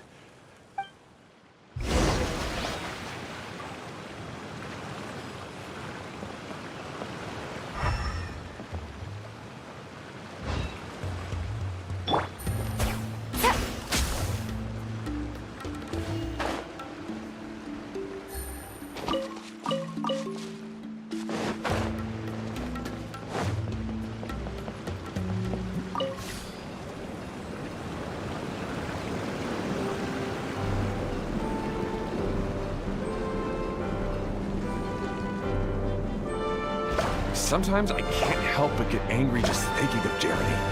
You should have seen him back in the sandstorm. I suggested we go east, and he argued that we should go west. You were in a sandstorm? What happened after that? We separated and each went our own way. Lucky for us, we stumbled across this domain. Otherwise, I'm sure we would have been buried in the sand.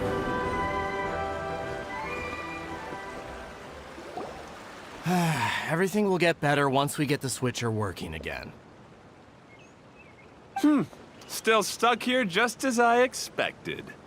Well, did you make any progress? Didn't I already tell you? Just have the hydroidolins fix the junction and then make a new cart. After that, we can use the junction to... Wait a minute, how did you get here? It took a lot of effort for me to climb all the way up here. The answer is standing right in front of you. Yeah, sure. Those travelers must have helped you. You never get anything done on your own. You always get someone else's help and then try to take the credit for yourself. You're one to talk. What have you managed to accomplish, huh? You were here just moping around all day. Whoa. They started arguing the moment they saw each other. But aren't they supposed to be brothers? Me? His brother? Hardly. All right, Jeremy. That's enough. Fine. I'd rather be focusing my efforts on fixing the track switch rather than arguing anyway. You should calm down too, Ferdinand. Let's all focus on the situation at hand. Any personal problems can be settled later. Fine.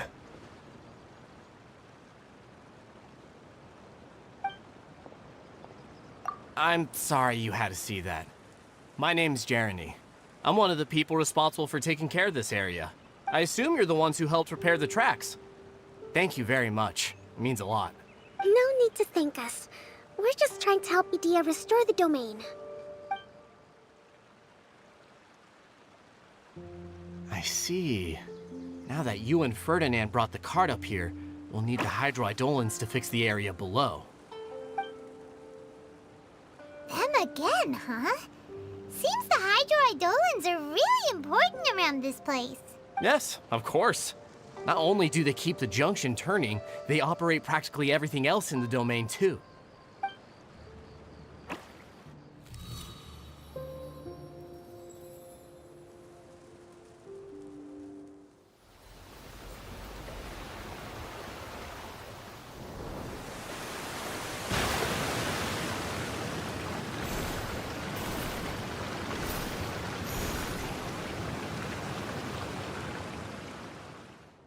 All right.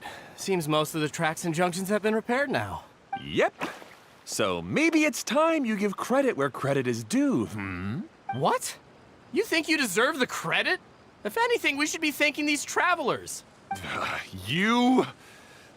Well, either way, you're not the one getting any credit. You're always quick to criticize my ideas and push your own, but you never actually get anything done. And what about you? Don't forget it was Hado and I who took care of the mess that one time you impulsively tried one of your brilliant ideas. Speaking of Hado, wasn't he with you? I left early this morning. I assumed he'd be with you. Seriously? Couldn't you have at least looked to see where he was before you left? Hey, come on! You didn't see him either, so what's your excuse? Klee? What's wrong? I don't get it. Nobody did anything bad. doing? I just don't like his smug attitude, that's all. Who are you calling smug? If anything, you're the one who's making such a big fuss right now. All right, I think we've heard enough from you two. If you insist on bickering, then I'd suggest you go somewhere else. Otherwise, I'll just cool you two off myself. Now, come with me. I'd like to have a word with you. Phew. Don't be upset, Klee. There are many complicated situations in this world which don't always have a logical explanation. As a passing traveler here, it's not my place to comment on their disputes. But in my experience, family issues can be the toughest to resolve. Seems you don't like dealing with this kind of thing either, Kokomi. Who would? But it's still not right. I don't know how to explain my feelings. I'm sorry. We've calmed down. We shouldn't argue in front of a child like that. We're sorry, Klee. It's okay. Back to the topic at hand. Weren't you about to go look for your brother Hado? Ah, right. Our best guess is he's somewhere around the torrential twister. We would have to use the junction to send the cart to another area. Sorry to trouble you again, but would you help us find him? As long as you promise not to argue. Oh, all right. Hey, come on, you two. You're brothers after all. Can't you try to get along?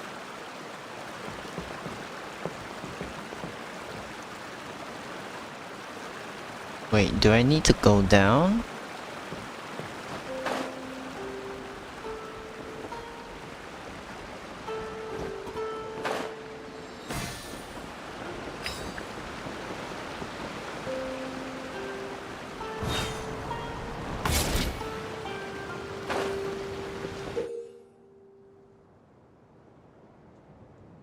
Color the floor beneath. Use the wooden board or wooden platform to check the destination. Okay. Hey, this is the end of this track segment. Otto should be nearby.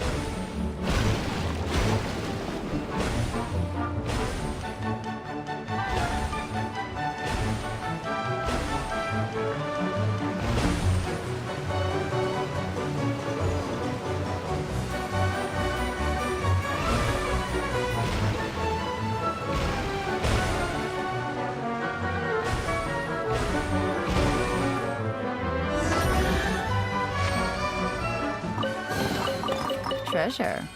One way to draw your... Ah, I guess you had repaired the tracks and stations as soon as I saw a cart come zipping along.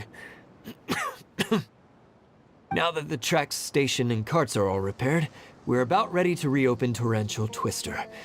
It'll be good to see my design back in action again. You're in no condition to be out running around like this, Hado. Yeah, but these are unusual circumstances.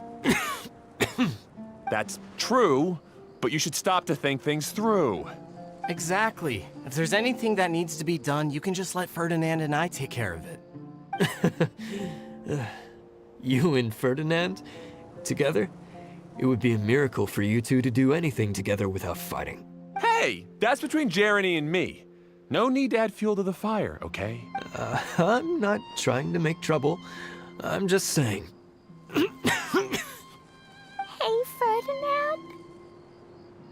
Oh, don't worry. We're not arguing, Klee. We're just... Are you and Jeremy worried about Hado? Hmm? Why don't you just talk to him about it? Kaya's also worried about me sometimes, but he doesn't ever criticize me. You're right, but our relationship is much better than these guys. Well, our situation is a little different. Really? We've been through this kind of thing before. If we didn't warn Hado, then he wouldn't take it seriously and something would eventually happen. As his brothers, we have to help him. But it doesn't look like you're helping. Huh? Maybe Klee doesn't understand everything. But my mommy told me that you help someone to make them feel happy, not to make yourself happy. Hado sure doesn't look very happy. Why don't you ask him what he needs? Klee's right, you know. You three need to open up and talk things through. You are brothers after all.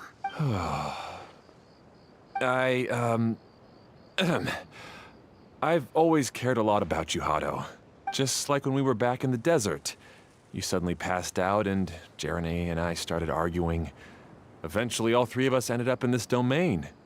I'm just worried that something similar could happen again. If you were to pass out and with nobody around to help you... I know, but this domain is nowhere near as dangerous as the desert. I was thinking that if I could handle these problems myself, then you two wouldn't have to argue about anything.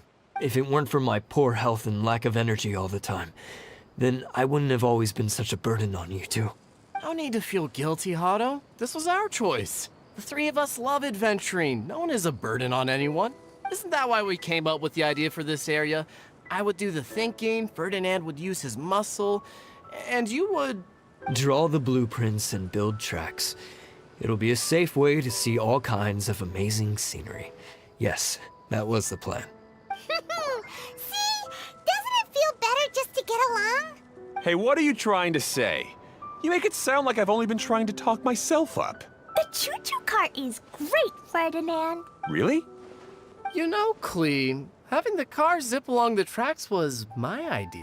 Yeah, what an amazing idea. You're so smart. Hey, Klee, do you want to ride even more fun carts? Yay! Let's ride more! Looks like all three of them are trying to win Klee's approval now. And Klee is loving it. Klee hasn't realized it yet, but her innocent, childlike nature is very powerful. It can inspire and even help heal others. Hey, everyone. Please come with me. We need to get the hydroidolin in the cart to help us.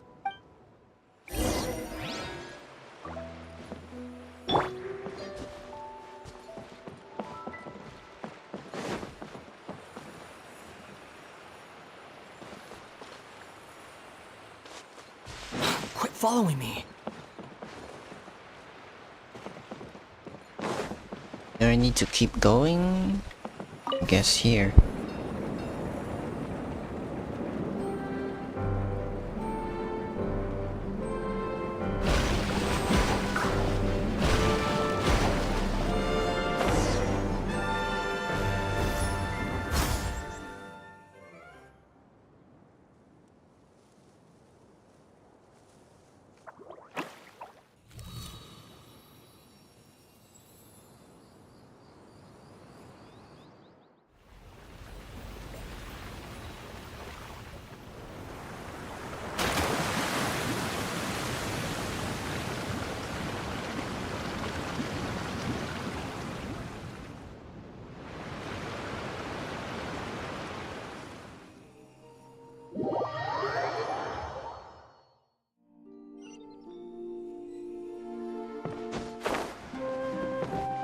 Good. Torrential Twister is ready to run now. Let's go to the station at the start of the track.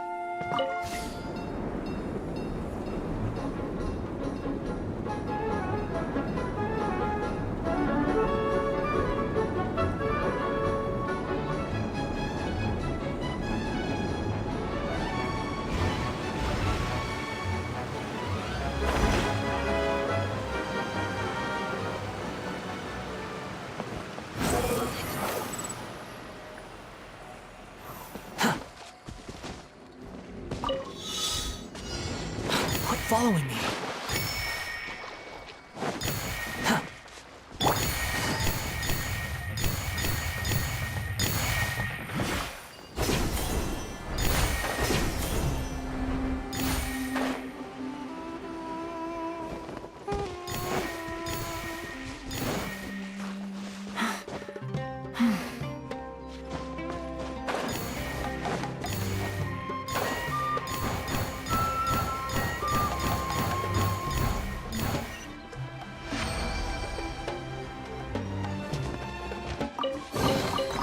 treasure. One way to draw your target out of hiding.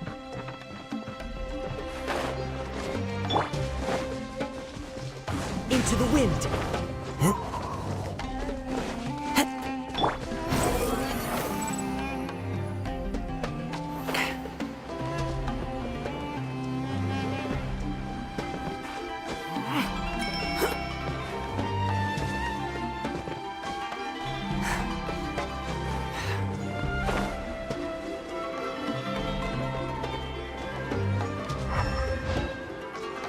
Behold!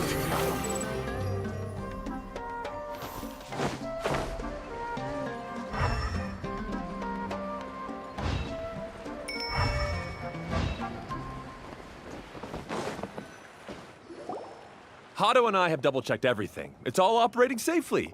You can go for a ride now. Hold on a sec.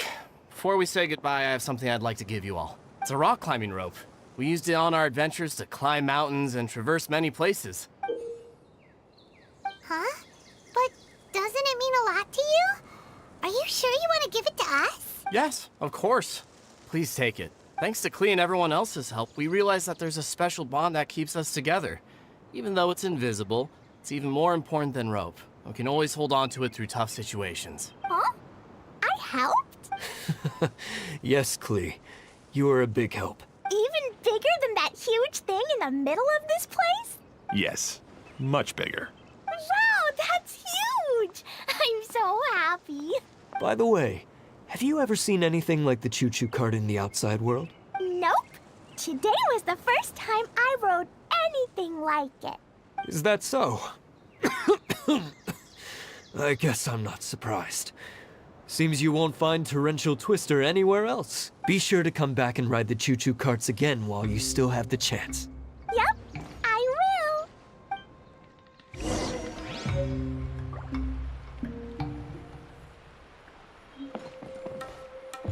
will. Be sure to come back and visit Torrential Twister again. I hope you enjoyed it. Hey, imagine if we could build our tracks all over the world. Traveling would be so much easier.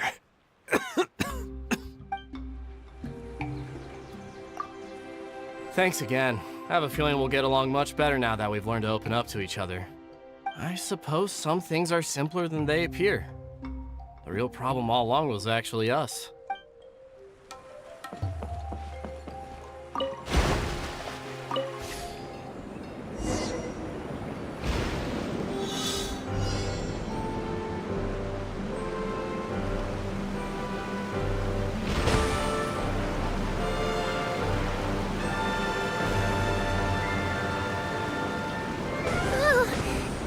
Even higher than I expected. The drops are pretty steep too. Are you okay, Kokomi? If you're scared, just yell and let it out. We won't tell anyone. What happens in the bottle domain stays in the bottle domain.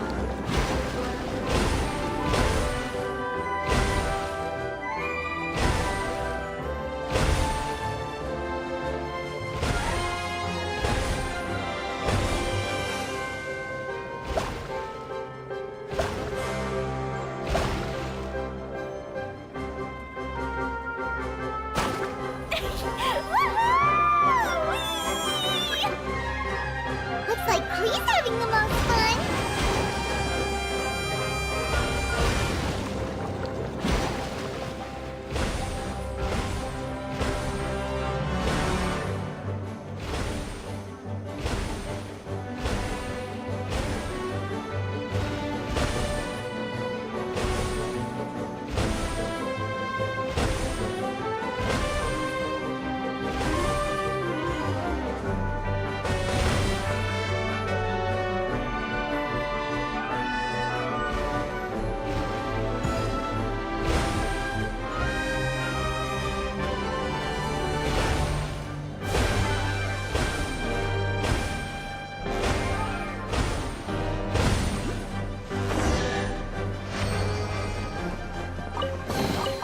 Take it and have fun. That's so much fun! Klee can fly across the sky like a real mage now. Guess that sort of makes sense. Wait, but if being Mage? What does that make Kaya, since he's here too? Nothing! Kaya's just a master thief! Don't you remember, Paimon? Oh, right. Guess it slipped Paimon's mind. Sorry to bother our young mage, but there's something a master thief would like to report. Do you still remember our mission? Uh-oh. I was having so much fun that I almost forgot. We're supposed to be helping Adia look for the missing components.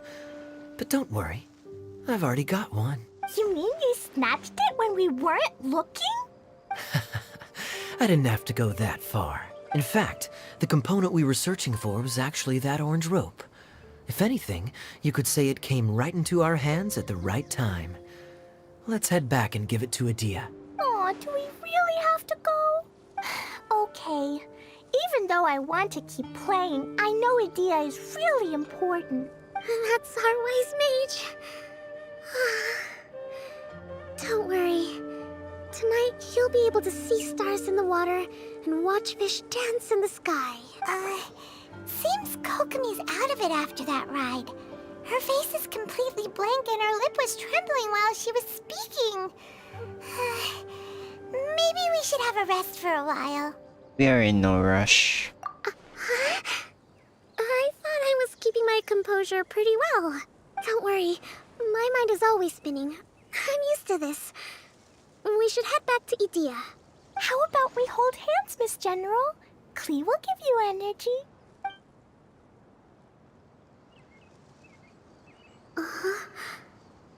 After holding Klee's hand, the stars in the sky and the fish in the water have all disappeared. I must have been seeing things from riding the cart. What are you smiling about, Kokomi? Oh. Nothing. Nothing at all.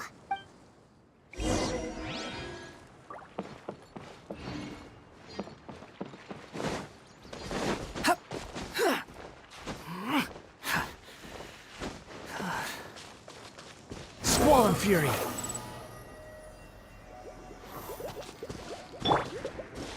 One with nature. I follow the wind.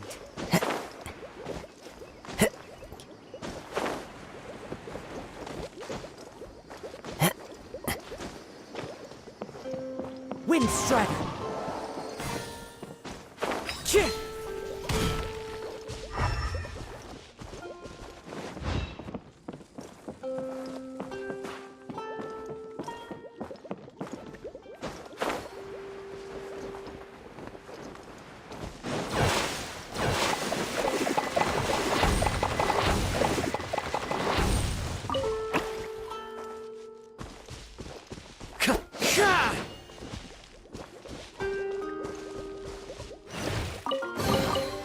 Who says there aren't benefits to a life of wandering?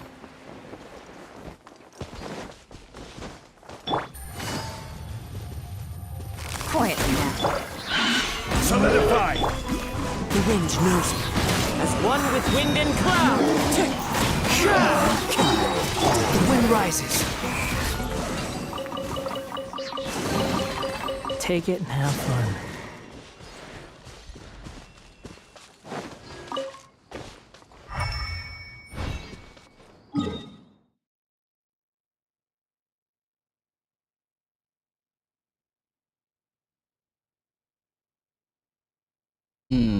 It's quite a lot.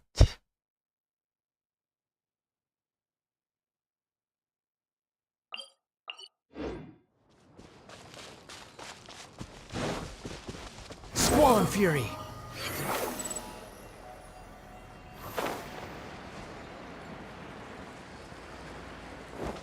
Quit following me. This is order! One with nature.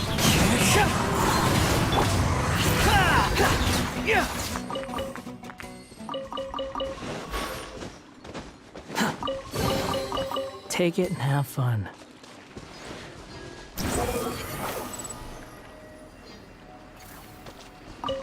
Quit following me.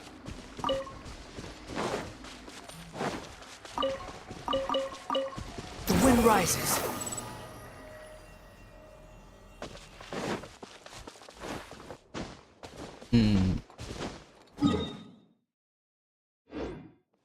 Interesting. Can't go through here yet.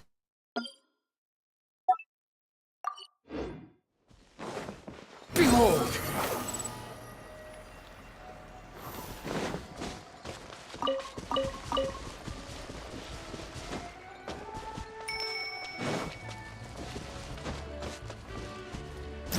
Upon the gale.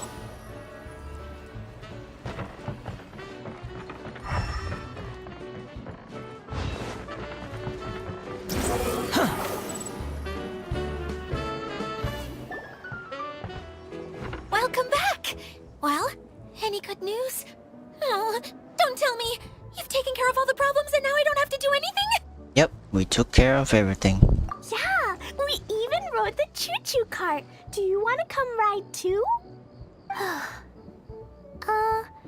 But maybe you'll have to wait till tomorrow. I'm a little tired now. Seems she had a little too much fun and now she's about to crash. I think it's time for a rest. Good idea. I think we could all use some downtime. Thanks for giving me some energy, Klee. Then we'll see you later. Bye, Klee. Bye, Mr. Honorary Knight. Bye, everyone.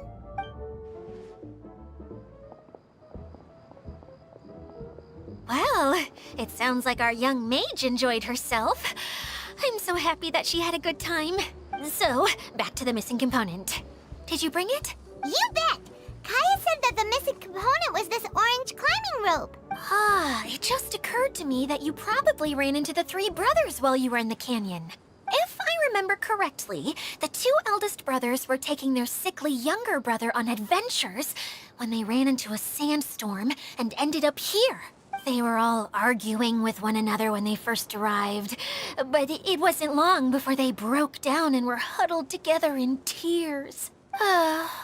They sure must have a lot of energy to keep up their bickering and adventuring every day. I'm a little worried about them, yet quite envious of all that energy. You almost sound as if you're reminiscing about old friends, Idia. Yes, I've known them for quite some time after all, but I seldom go to that area. You can hold on to the rope for now, Traveler. I have no use for it until we have the other components. By the way, Eula and Kale have also returned, but I'm afraid they weren't able to make much headway. They mentioned that they would like to head to the jungle north of here, once you have all rested up. Understood. Now that I've told you everything, I'll go rest. I'll go and check on the situation in the remaining two areas. Do you need me to accompany you? Oh, no, it's all right. You've already accomplished a lot today. You should rest up. Wait, that's just part 1.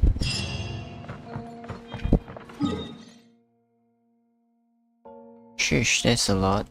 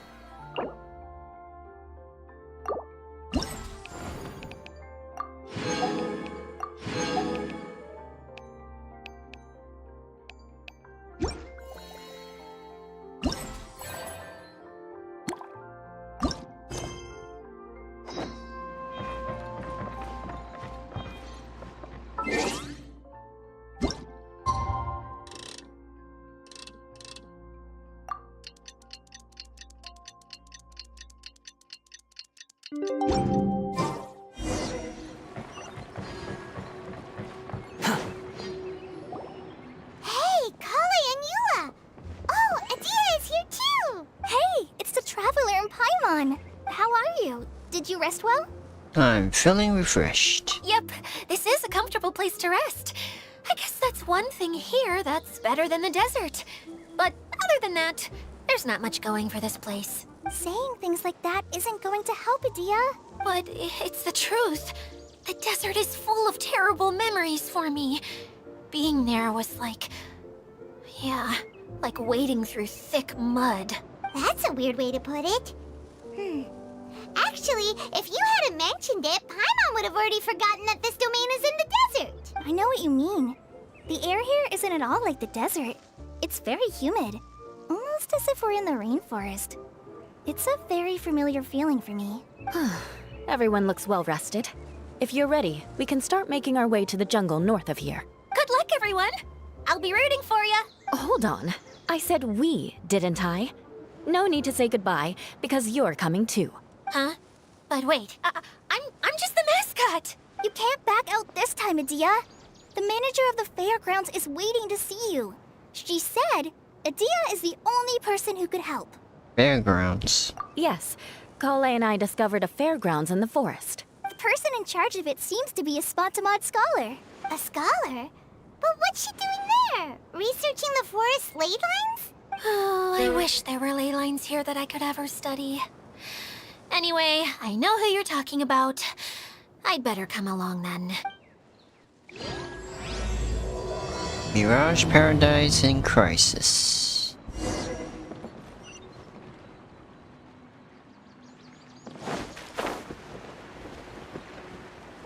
Squall and Fury.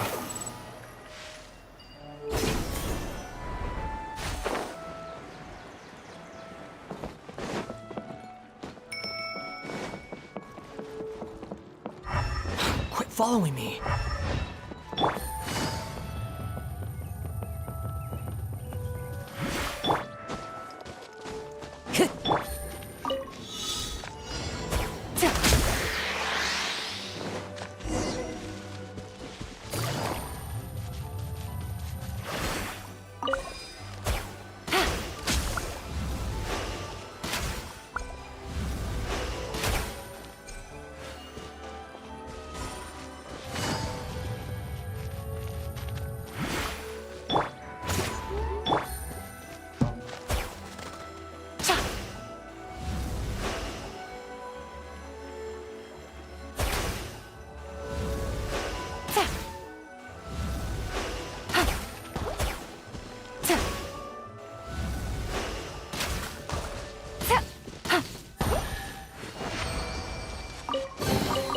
A chest full of valuables and a trove of potential clues.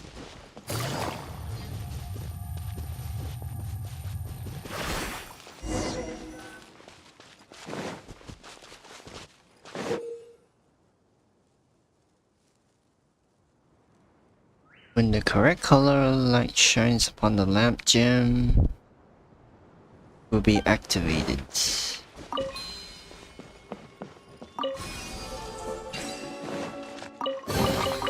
A chest full of valuables and a trove of potential clues.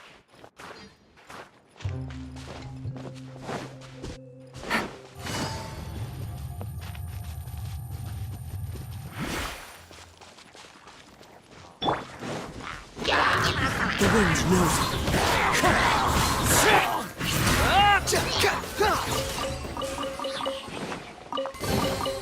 Take it and have fun.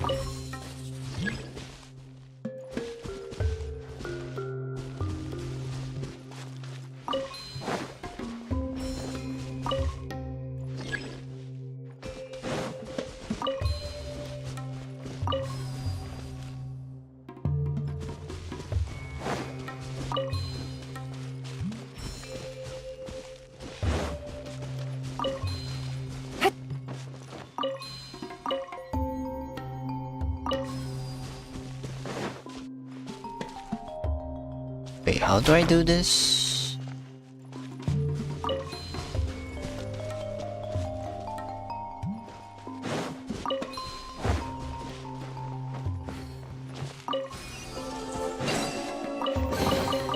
A chest full of valuables and a trove of potential clues.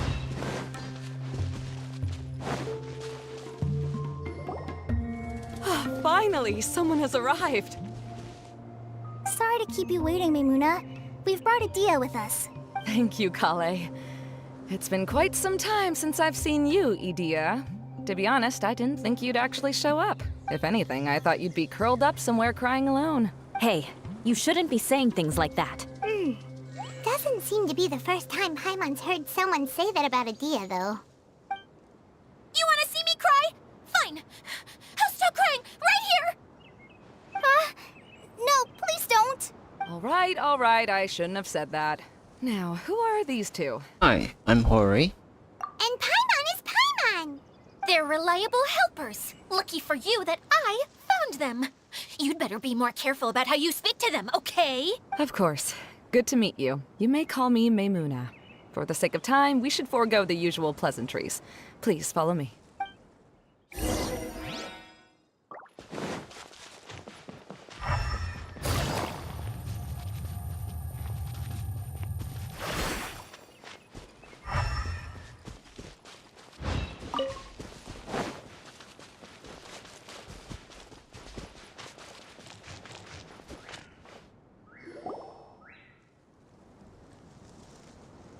Wow! Look at that huge tent! Amazing, isn't it? I helped make it. What fun would a fairground be without a tent, right? Really? Paimon knew you couldn't be so pathetic. You just act modest all the time to hide your actual abilities. Huh? What is it, Kale? Sorry. I'm not sure if I should tell you. I'm afraid it might dampen the mood. That's not important. Please, just speak your mind. Well, there are lots of vendor booths set up here, but there's no one running them. In fact, there's no one at this fair at all. It looks pretty deserted. The truth is, this used to be an exciting and bustling place. But just a few days ago, something happened, and it seemed like... Like, the world was suddenly flipped upside down? Yes, exactly. Something fell from the central hub into the tent and knocked down the crystal light that was hanging at the top. Oh, the crystal light. Mm-hmm. I remember a certain someone said that we should have beautiful lights to celebrate at a fair, and made us that crystal light. But once the light fell, the tent became a complete mess and the Hydro-Eidolons were trapped inside. Just when I was at my wit's end, a man from the Lawrence clan came and offered his assistance. Wait, he offered to help you?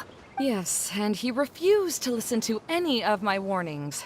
He just walked straight into the tent and then... Yes? And then? Yeah, don't leave us hanging here! What happened? And that's it.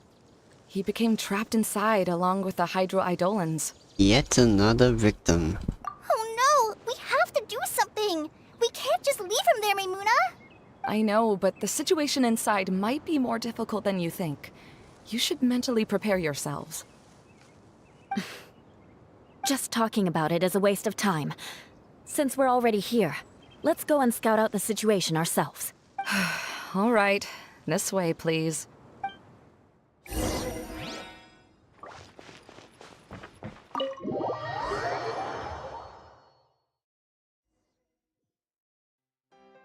There used to be a large stage inside, but after everything got shaken up, it seems the very nature of the entire place was altered. The lamps and crystal light that were hanging above have all fallen down, which makes repairs near impossible. Wait, so you mean it's difficult to move around in there? Yes, mainly because of the lights. Do any of you have experience being on stage? Once the stage lights turn on, everyone's attention is focused on you. I can't stand that feeling. Having everyone's attention focused solely on me would just make me feel terrible. Me too! I'm no good at speaking in front of people. And then to have everyone staring at you. Oh, just the thought of it makes me shudder. Sounds like you have some things you haven't been able to let go of yet. Please don't laugh. I'm trying my best to change that, but there are still some things I can't overcome. Like when there's a lot of people around, or when people are staring at me. No, there's nothing funny about that. And you know what? It's not a bad thing to care when other people are looking. That's my opinion anyway. Think about it. Only people who have high standards for themselves would worry about failing to meet others' expectations. You have many good qualities, Kale. I bet if you had to learn dance since childhood like myself, then you'd be an even better dancer than me. No way! That would be impossible. I can relate. I know exactly how she feels. Maybe we should find a time for you to learn with me. And one day, you will become an outstanding dancer too. By that time, you'll be so focused on performing your beautiful moves that you'll no longer worry about an audience watching you. Wow. You are so passionate about this that she's practically glowing now. Really? You do that?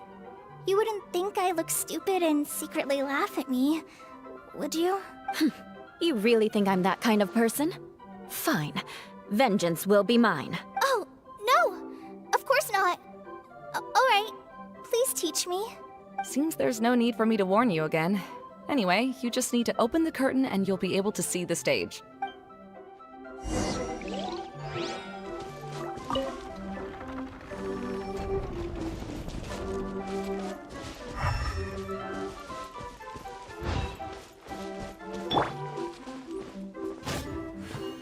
Wait, what's that thing in the middle there? That's my crystal light!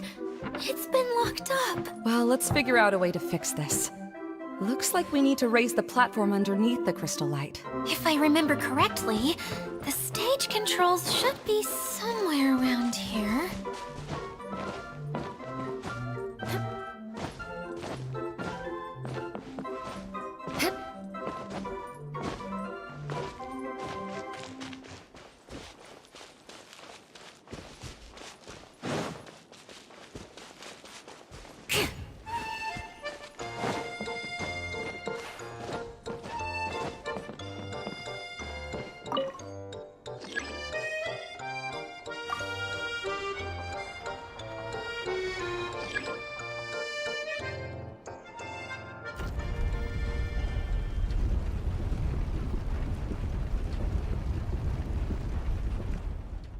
It seems we have to use the colorful lens to make the light change colors.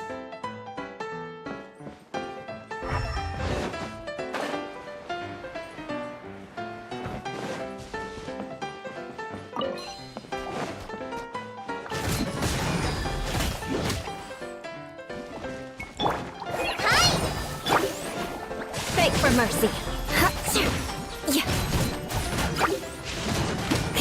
I condemn you!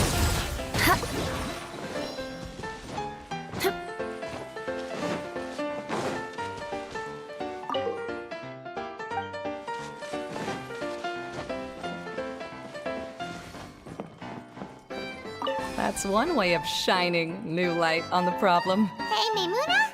Do you happen to know someone named Sino? No, never heard that name before. Why do you ask? Oh, never mind then. I was just thinking you two would have a lot in common. Back to the situation at hand. We should probably head into the passageway that opened now.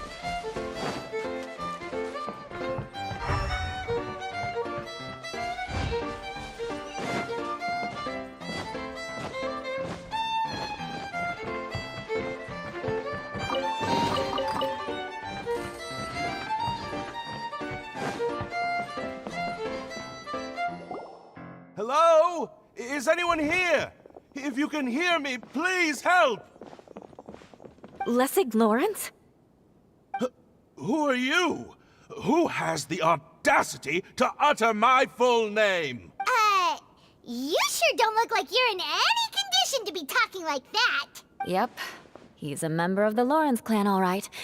Even though he's hanging on by a thread, he still insists on clinging to meaningless etiquette. You. What are you doing here? Huh. Have you come here to mock me, Eula? If you would just think for a moment, it should be pretty obvious why we are here. Yet, now you're intentionally trying to provoke me? Of course, you don't have to accept my help. After all, aristocrats are naturally superior and need no help from others. Yes, thanks for the reminder. I don't need help from the likes of you. I don't think he really means it, Eula. His tone was harsh, but he keeps glancing at you from the corner of his eyes. It's my opinion as the healer that he needs help. Okay. He's been trapped for so long that it seems he's forgotten how to hold a decent conversation. How ridiculous. Let's go. We'll leave the stage to this person who'd rather save face than save his own life. Hey, no, wait! Halt! You cannot just leave me here. We're both of the Lawrence bloodline after all. Helping me when necessary certainly won't tarnish your prestige. If anything, my embarrassing predicament will be overshadowed by your virtuous deed. We must uphold the prestige and dignity of the family. This is the best reason you could come up with? You think tacking on the word family will be enough to talk me into helping you?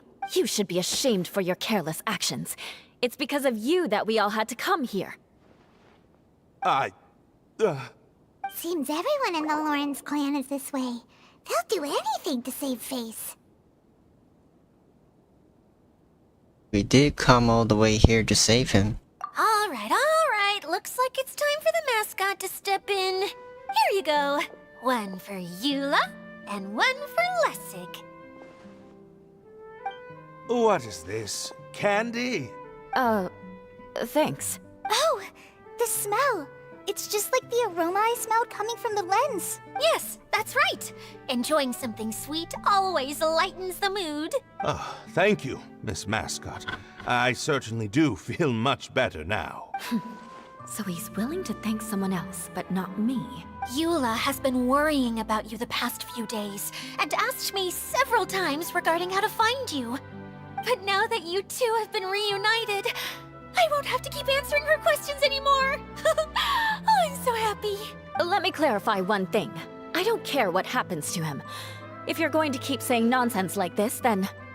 Eula will never admit that she actually cares about him. Yeah, you're probably right. If you're going to keep saying nonsense like this, then at least give me another piece of candy. Hmm? Oh, sure. I still have more. Sorry. I admit my mistake. I know I've caused heaps of trouble for all of you. Why couldn't you have just said that earlier? I'm back. Oh? Have you already finished catching up? Why are you all looking at me? Oh, nothing. Don't mind us. All right, then let's clean things up here and keep working our way toward getting the crystal light fixed. There's no need to push yourself in your condition, Lessig. I'll take him and find some place for him to rest. I happen to be a little tired myself. All right. I'll leave my cousin to you then. You'd better rest up and regain your strength before we settle things, Lessig.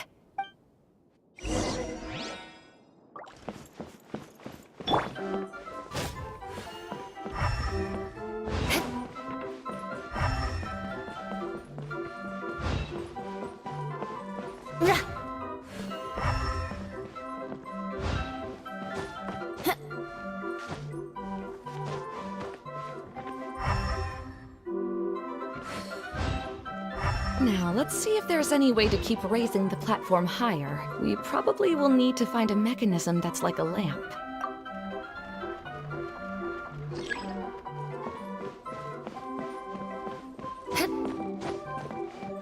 More speed. Strange. Is that really the Lessig that I know? You shouldn't always judge people based on the way you knew them before. People change, and people can always make different choices.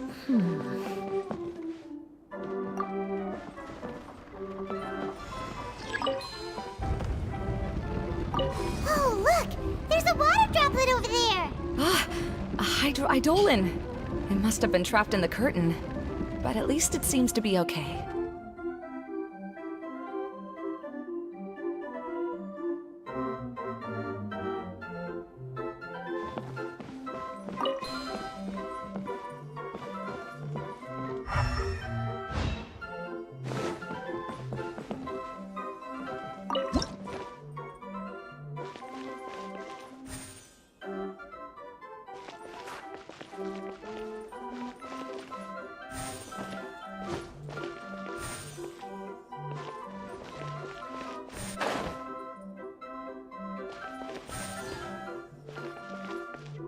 Huh.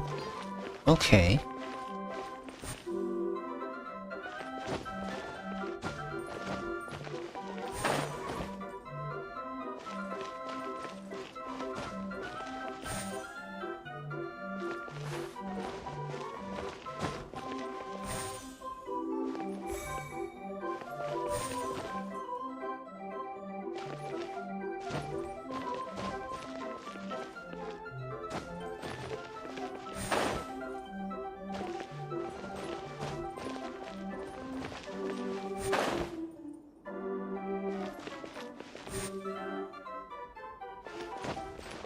I think that's all.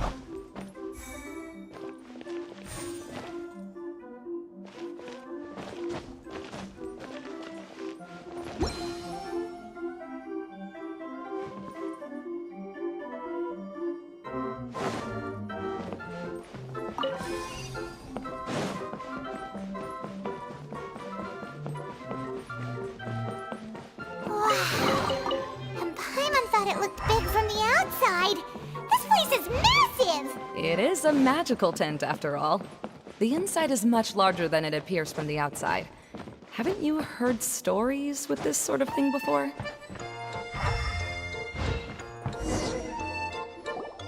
Oh, another path has appeared! This should be the last level. Yes, don't worry. We're almost to the top of the tent. The last thing we need to do is raise the crystal light to the very top of the tent. After the stage collapsed, I realized that having it raised only halfway makes it look a lot like the stage at the Grand Bazaar. No, I haven't. I have. I've gone there a few times with Master Tainari. The place is bustling with all kinds of vendors. And if you're lucky, you can see Nilu perform her dance. Oh, a dance from Sumeru? I'd like to see that myself. If only it were on the way back, then we could stop there. It doesn't matter if it's on the way or not. I would be happy to take you whenever you have time, Eula. Great. I'll take you up on that offer. We've been to the Grand Bazaar. Yeah! Now that Paimon thinks about it, we've already been there more times than Paimon can remember. Really? My father used to help with festivities at the Grand Bazaar and would always give me candy during the events. I was just a kid and didn't understand anything. I was happy as long as he gave me some candy. To me, fairs and festivals were the best things ever. I always thought my father was amazing and wanted to be just like him when I grew up. Hello, mobile player. Hello, hello.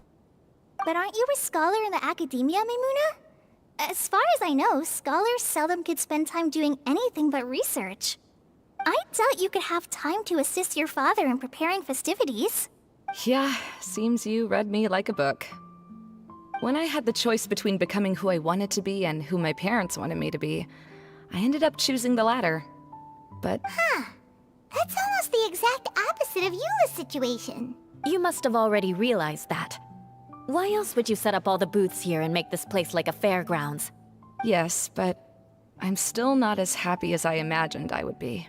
I realized that attending a fair and running a fair are two completely different things. The main reason my childhood was so fun and carefree is because my family worked hard. But my father knew how difficult and tiring running a fair could be, so he wanted to push me towards academics. But in the end, I didn't do well in either. I gave up on myself and resorted to investigating ley lines in the desert. Some things happened, and then I accidentally ended up here. I finally had a chance to make my wish of running a fair come true. But after seeing everything come crashing down, I feel like I've lost the strength to go on. It's not as bad as you make it out to be, Maimuna. No need to feel so down. You have the courage to change, and you've been actively guiding us on this journey. Someone who's given up on themselves could never do these things. Oh, Kale. I understand my situation better than anyone. You don't need to try to comfort me. It's not that I'm trying to comfort you. It's just that people sometimes don't realize that their actions speak louder than words. Believe me, this is something that I learned from my time together with Eula. Oh? What are you trying to say? Oh, nothing. Now, let's get that crystal light fixed. All right.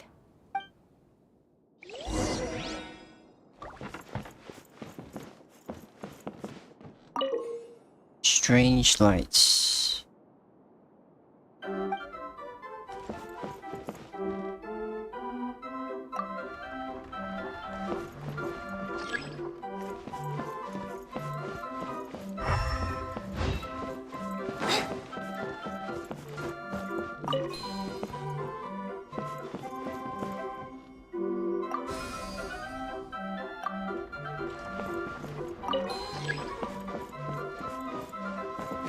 pieces of the bolt have melted. Yes, the lens is made of materials that are easily melted by light. Is it me, or do I smell something sweet here?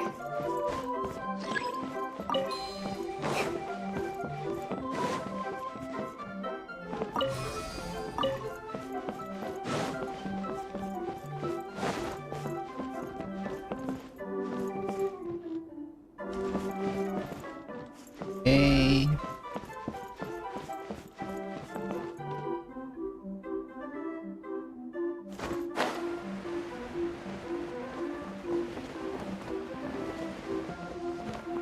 Wait, what? Gosh darn it.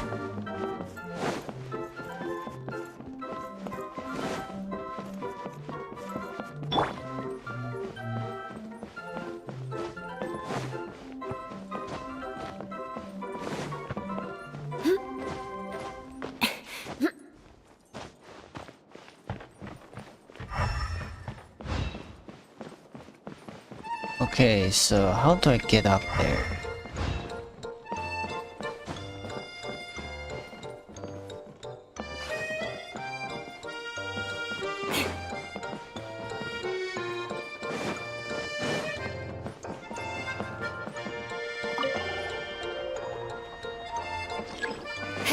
Oh. Okay.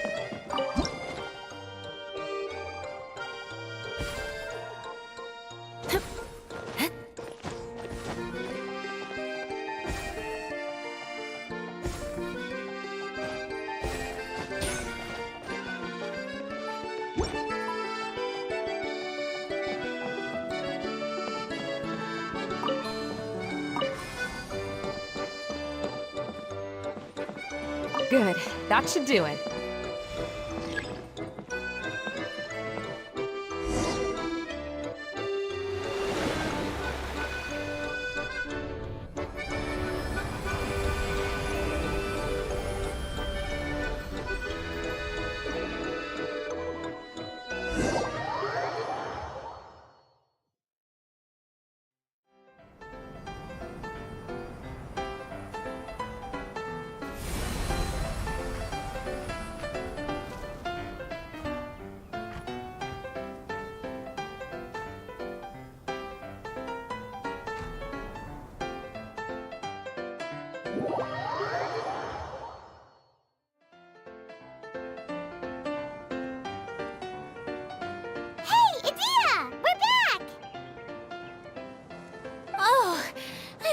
To wonder what was taking you so long. But don't worry, Lessig is recovering well. I'm pretty good at taking care of people. Seems I found another good thing about myself. I don't know if I should be worried for him or happy for her. The shadow. It's massive. Wait. The shadow just now, it's... Seems he still might need a little more time to recover. Tell me, did everything go well for you all? Of course. With a team like the Traveler, Paimon, Kale, and Eula, they're at least 40 times more reliable than you ever were. Only 40 times more reliable? That means I'm still pretty good then. I guess it's impossible to feel like you've lost once you've already given up. I'm a little concerned about how comfortable you are with that. Huh? What has happened? How did I get outside of the tent? Ah, that's right. I remember meeting Eula, and then... Oh, my head. Oh, you're awake now. Don't worry, that's just a side effect of your treatment, Lessig. I'm afraid I still feel a little disoriented. I'm scared to ask what kind of treatment he's receiving. Lessig Lawrence. Oh, it's you, Eula. All right, I'll do it. I'll come back to Mondstadt with you and abandon my wild efforts to restore the Lawrence clan. Interesting. Now you want to talk. Seems like you've had a change of heart. In that case, maybe you'll be able to explain everything in detail for us now. I admit it, yes. I came here in hopes of finding a way to restore the Lawrence clan to its former glory. But it was a long journey, and I didn't always know the way. I passed through Liyue and Sumeru. There was even a time when I lost my wallet and had to live in the wild. But the peculiar thing is, I realized that nobody knew me out there. And not a single person even cared about the Lawrence clan. You and I are like glass pawns that were raised in shackles. We were taught to act like nobles, but outside the walls of our home, the people of Mondstadt despised us. Such pompous, hateful, and stubborn teaching. It all culminated to making us cling to the old aristocratic dogma in an attempt to maintain our pride. It's like a never-ending game of tug-of-war, but it is meaningless. You understand. Or I should say, you have already long understood. But I'm afraid that I have only just realized this. Paimon sorta understands what Lessig is saying. Everything he said is true. Your family is probably unaware that you've already changed how you see things. Yes, this has all happened recently. After coming to this domain, I realized the Mondstadt that I want is one where not everyone fears me. All that I and many other members of the Lawrence clan long for is a place where we can live peacefully with others. Lessig, both you and I never had anything to do with the glory of the Lawrence clan. That is all in the past. You're just ordinary people. I originally planned on returning to Mondstadt after taking care of things here. I never thought you would come here. I was completely shocked, which is why I reacted like I did. I'm sorry. See, people can always make different choices. And it seems that Lessig has also chosen to become someone he truly wants to be. Yes, about that. I'm afraid I haven't quite found my own purpose in life yet. That's all right. Being able to clearly choose between becoming who you want to be and who your parents wanted you to be is already a step in the right direction. How to find true happiness is probably one of the most difficult research topics of all. I have a suggestion for you, Lessig. Why don't you return to Mondstadt and tell your parents what you just told us? They'll probably try to tear me limb from limb. But what about you? Did you ever tell your family about what you think? This is something that I've been thinking about, too. Perhaps the two of us can sit down with the rest of the clan and discuss it with them. The Lawrence clan is just like this stage. It was once home to glorious performances, but those days are now long gone. And it is time for the stage to be updated. She's so solid and tough, but also clear and open, like an ice cube. Is that why she's able to dance anytime and anywhere she wishes? Are you all done talking now? Yes, I think so. By the way, that is for you. Please take it. I found it on Lessig earlier.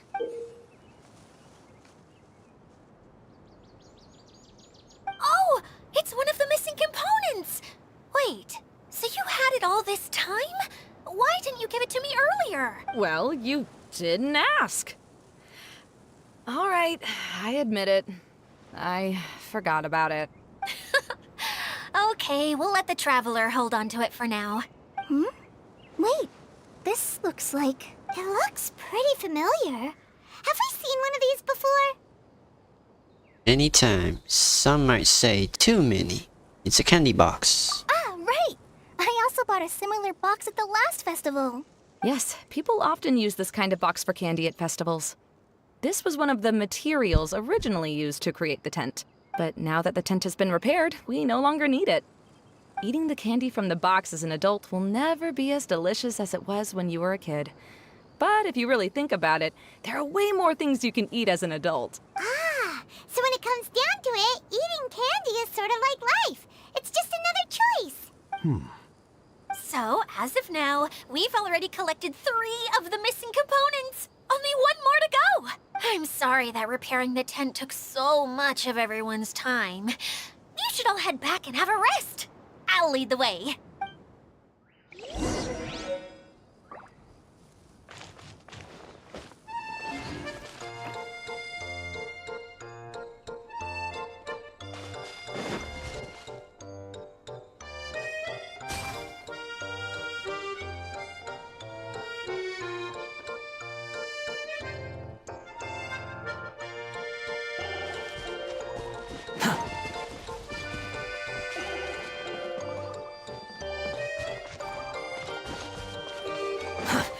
slow.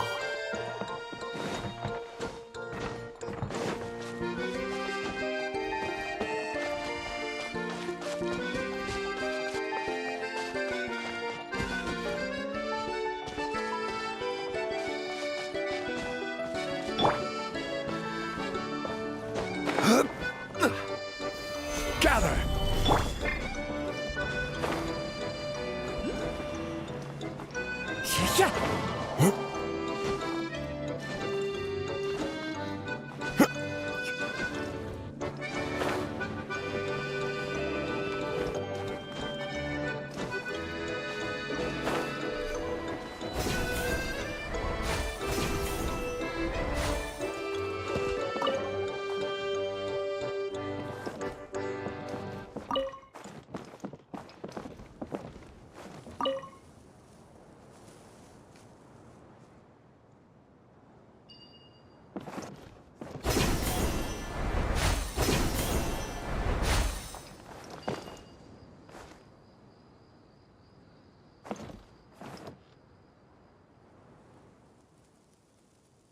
No, I haven't gotten Kaya's skin yet.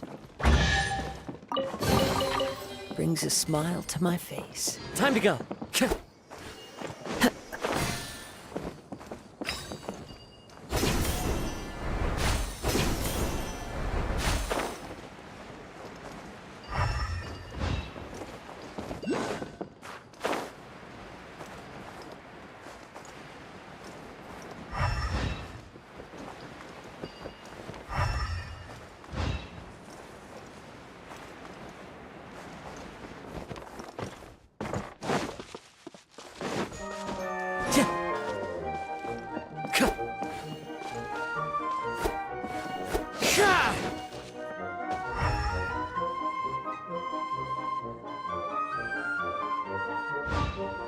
Yeah, only like 3 days left, I think.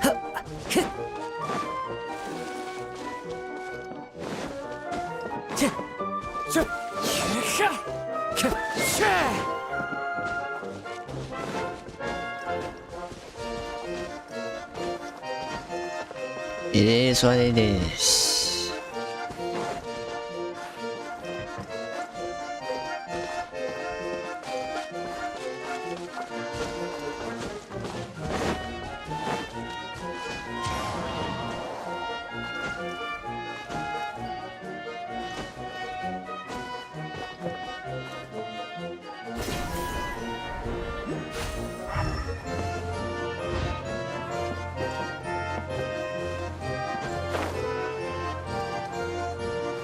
I'll figure it out later for that one. Not sure what that chest needs to do.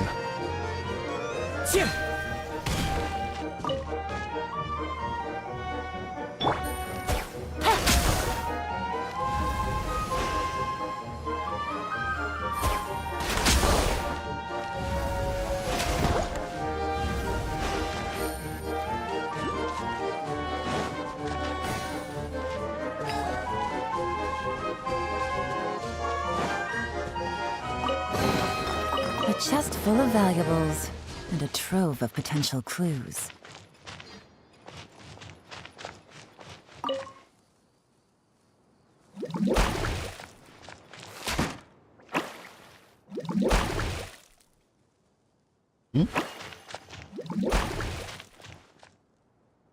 Ox.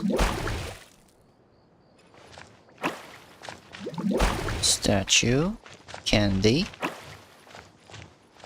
Wait, why does he want me to do?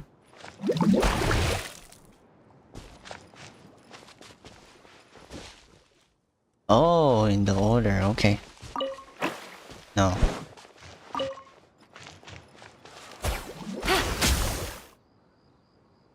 Blue box. Alligator or crocodile, I'm not sure.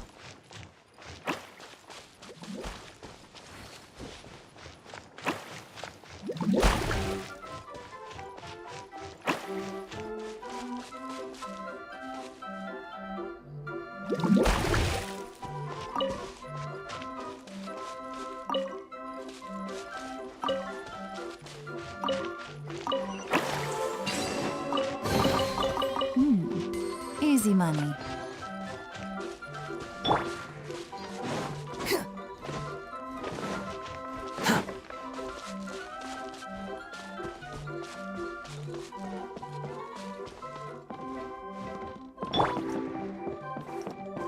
One with nature. I follow the wind.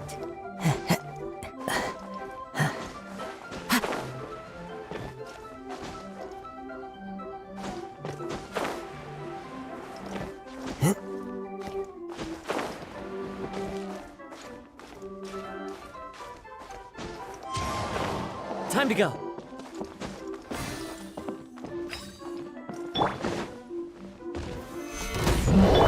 Gotcha. Game's up. Fun's over. Wind strike. The wind rises.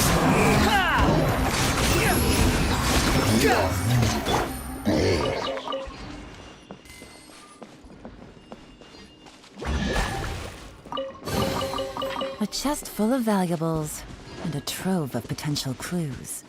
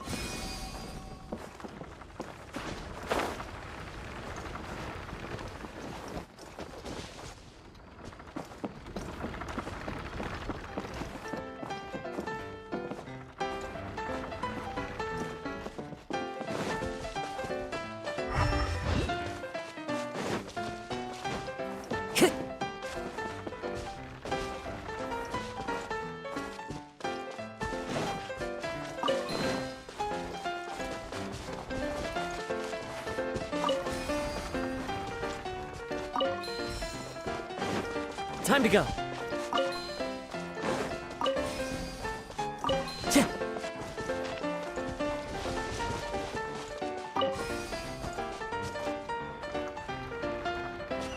Time to go.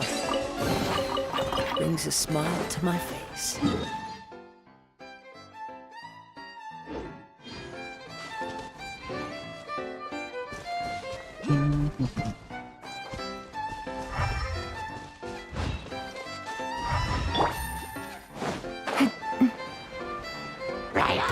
Quietly now. Here comes the catch. Solidify! Into the wind! Take it and have fun.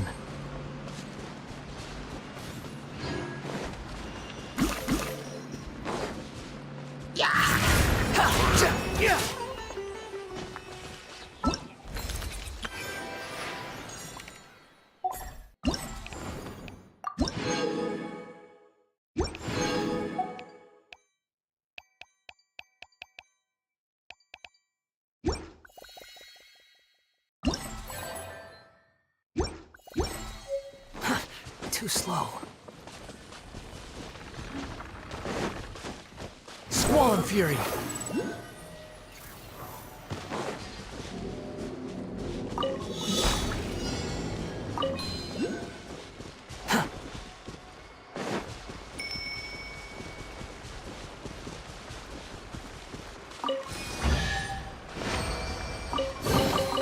Take it and have fun.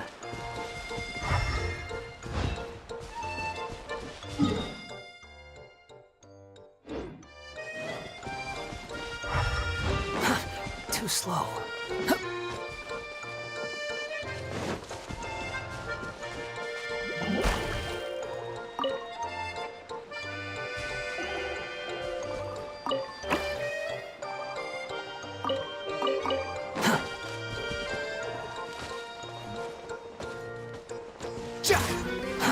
Too slow.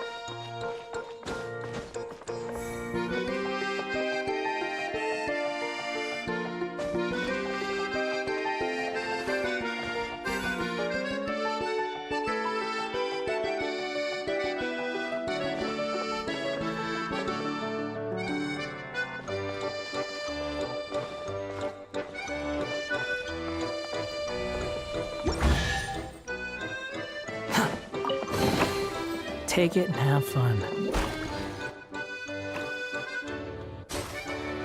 Oh, okay.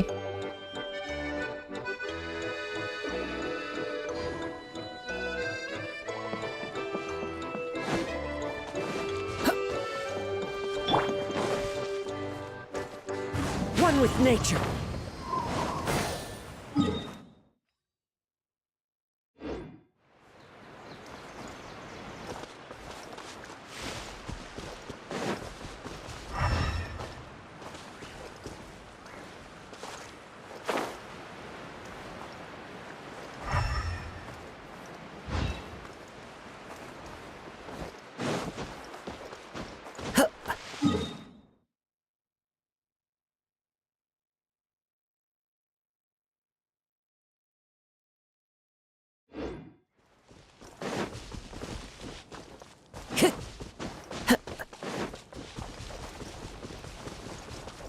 The wind rises.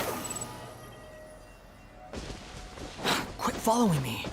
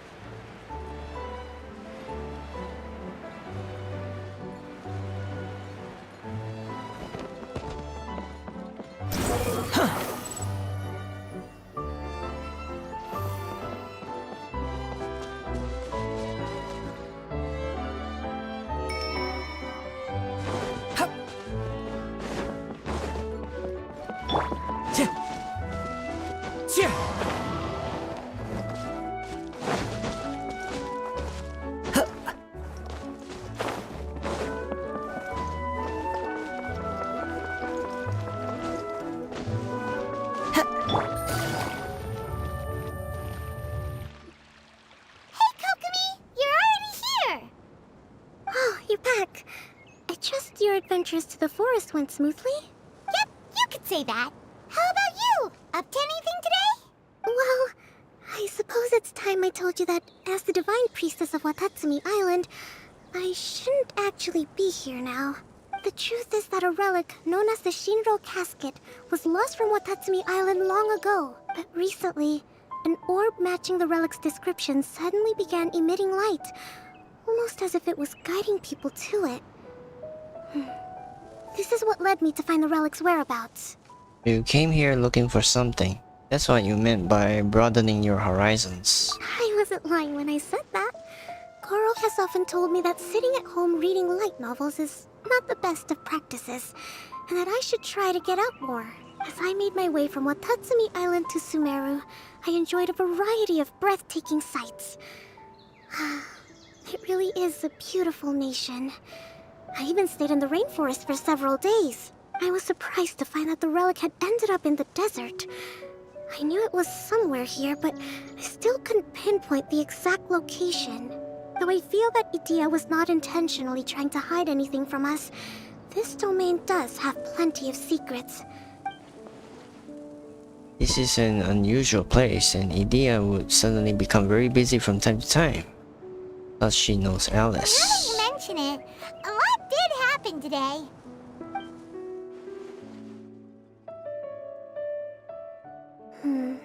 I see. When you found Lessig, did you also happen to find any clues related to this domain? No, I don't think so. I'm afraid that he was caught up in his thoughts and didn't pay attention to his surroundings. Actually, before the world was flipped upside down, this domain didn't look anything like this. Hey, everyone! Oh, I hope we're not interrupting your conversation. It's alright. You two did a lot today. Care to join me for a cup of tea? Sure! That would be perfect! Eula and I just made some snacks. Turns out Edea has a cooking stove and oven. Seriously, why didn't she mention it earlier? Oh, so did you make us some moon pies? No, I made something called storm crust pie. You should try one, Traveler. And I made some pita pockets. You could try some, Kokomi. It should taste great with tea. Sorry, I should call you General. Oh, I would be happy to try some. By the way, Eula, how's your cousin doing now? Oh, him. You would never guess, but he's busy over by the oven now. Alright, that's part 2.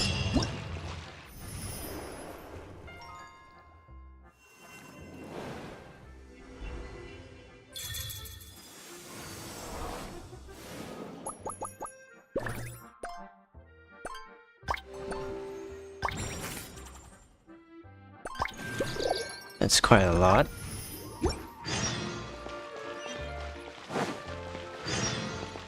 This is the first time I've had tea that tastes like this. It seems Inazuman tea is a lot different from what we have in Sumeru. Ah, yes.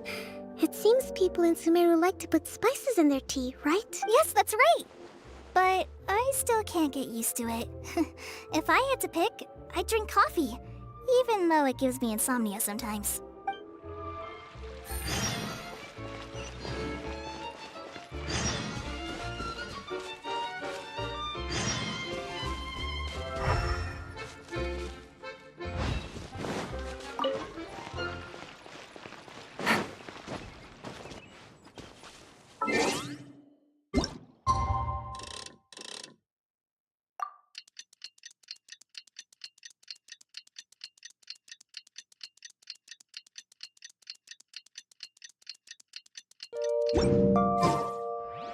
Take it easy.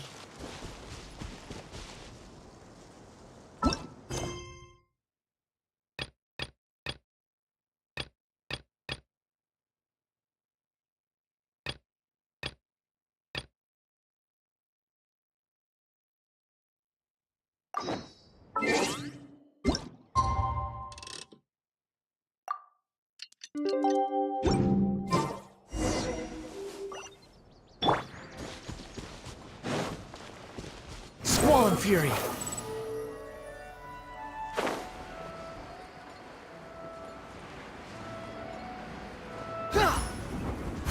Quit following! Really? You do that? Oh, but that's too much. I can't. No, really, it's all right. We want to do everything we can for the domain. Yes, and to be completely fair, I'm the one who caused this terrible mess in the first place. Oh? What happened? Did Paimon miss something? Hello, you two. Lessig was just telling us what happened. Perhaps you should allow me to explain. I'm afraid it was I who caused all this trouble in the domain. Yes, it was Lessig. To be precise, I saw a most exquisite water orb at the entrance of the domain. It reminded me of an astrolabe my grandfather gave me when I was 7 years old. I was curious if it could rotate, so I reached out and touched it. Little did I know that it was the core of this entire domain. What I mean to say is, I knew something was wrong as soon as the whole place started flipping. It's not just your fault. I failed in my responsibilities as the caretaker here. Oh, I knew I should have put the core somewhere more secure. Oh, you mean the big ball of water at the entrance? Yes, that's the one. Anyway, after giving it some thought, Lessig has offered to perform some more repairs and maintenance to help support the domain. But we were concerned he wouldn't be able to handle it all alone. So Eula and I will also stay here to lend him a hand. But don't be mistaken. I'm not doing this out of the kindness of my heart like Kale. My job is purely to monitor and ensure that Lessig doesn't cause any more trouble here. Oh, sure. I don't think anyone's buying that anymore, Eula. Though I do remember that Amber mentioned we should just nod and agree when you act like this.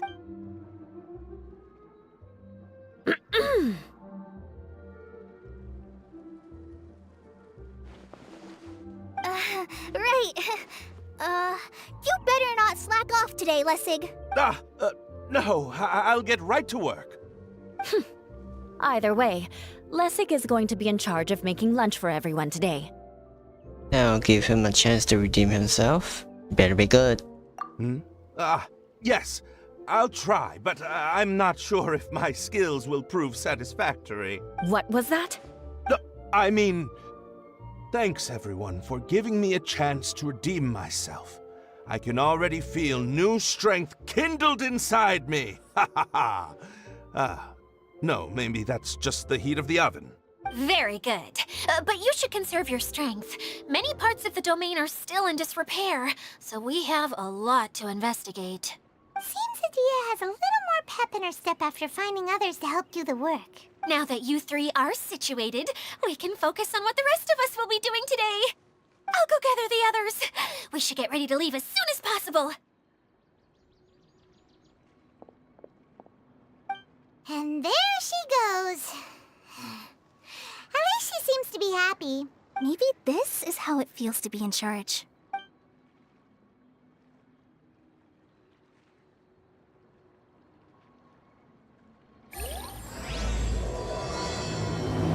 Dreams and first encounters.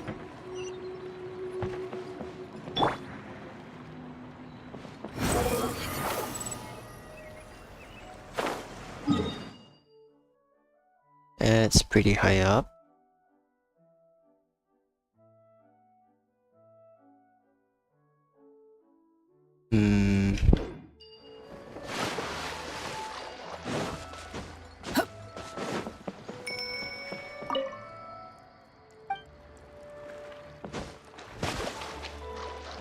Behold! Into the wind! Stabilize!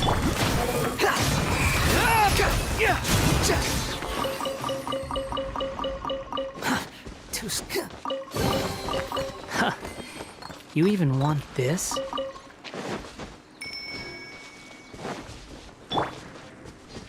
One with nature!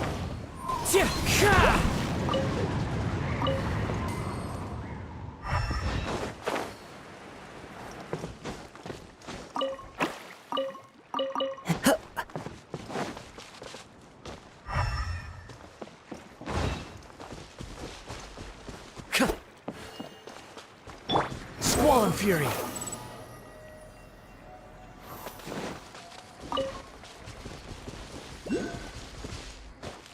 Behold!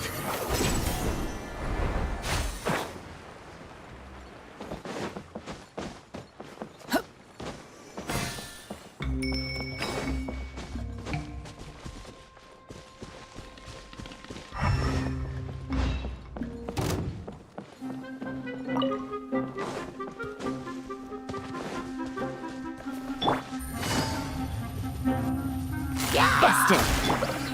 The wind knows me.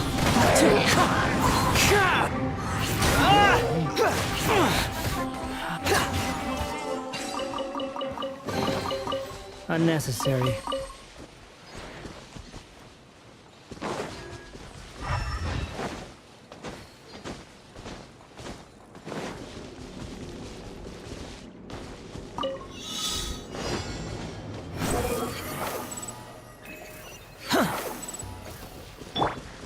One with nature.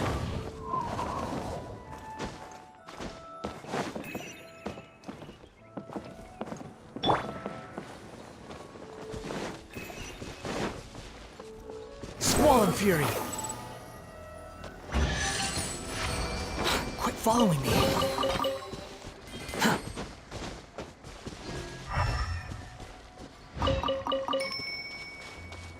The wind rises.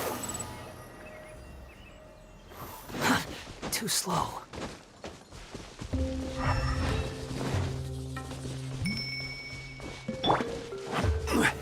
Gather!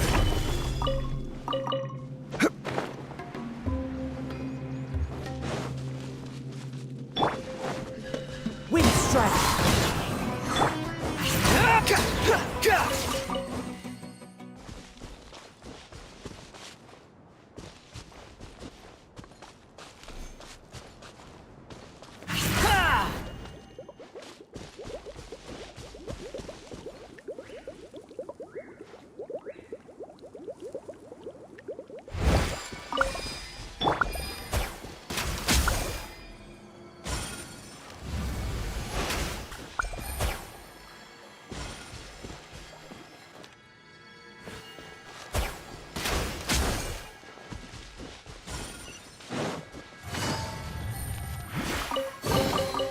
A chest full of valuables, and a trove of potential clues.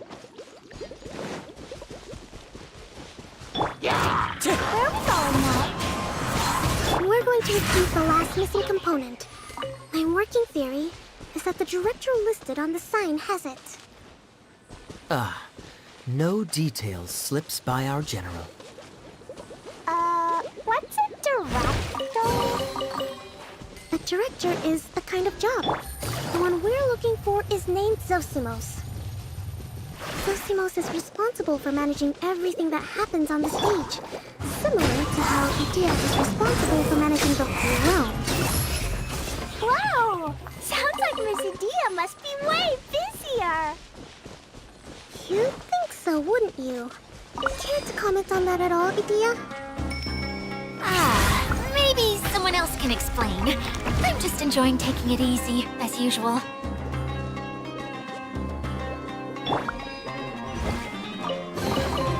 Unsolicited.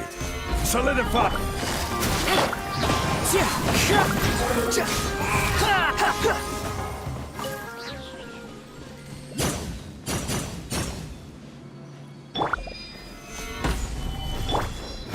Upon the gale.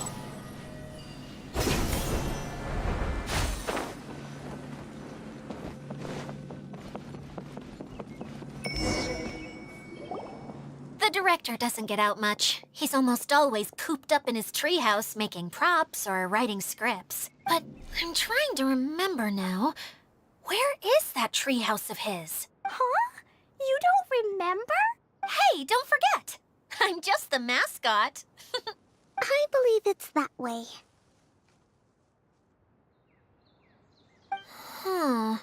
Though he might prefer to be alone, given he often has to move stage props, I suspect that he lives near the theater. And having a view of the entire stage would be useful when imagining a production's actual stage flow. So if I were him, I'd probably pick a treehouse over there. But how do you know which direction the theater is in?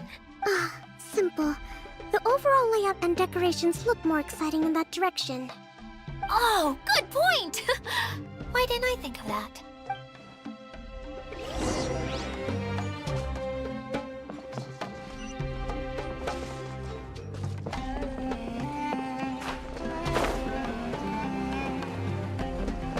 Almost fell there.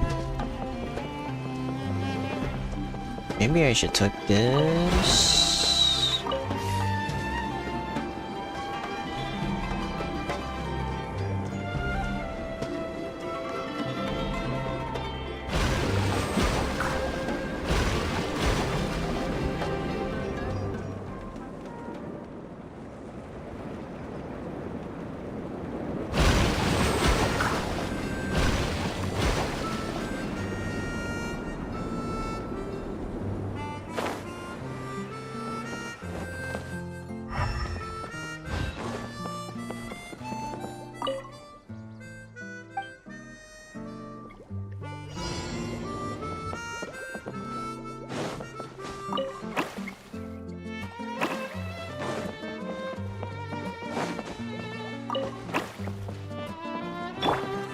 One with nature.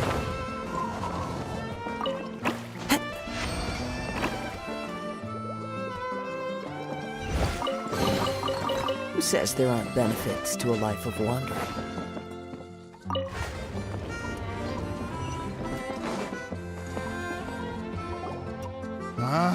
Where did that blasted automation mechanism go?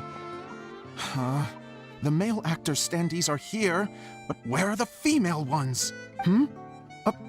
Who's that? Idea? Yes, Zosimos! 'Tis I, Idea! How's that for a dramatic entrance?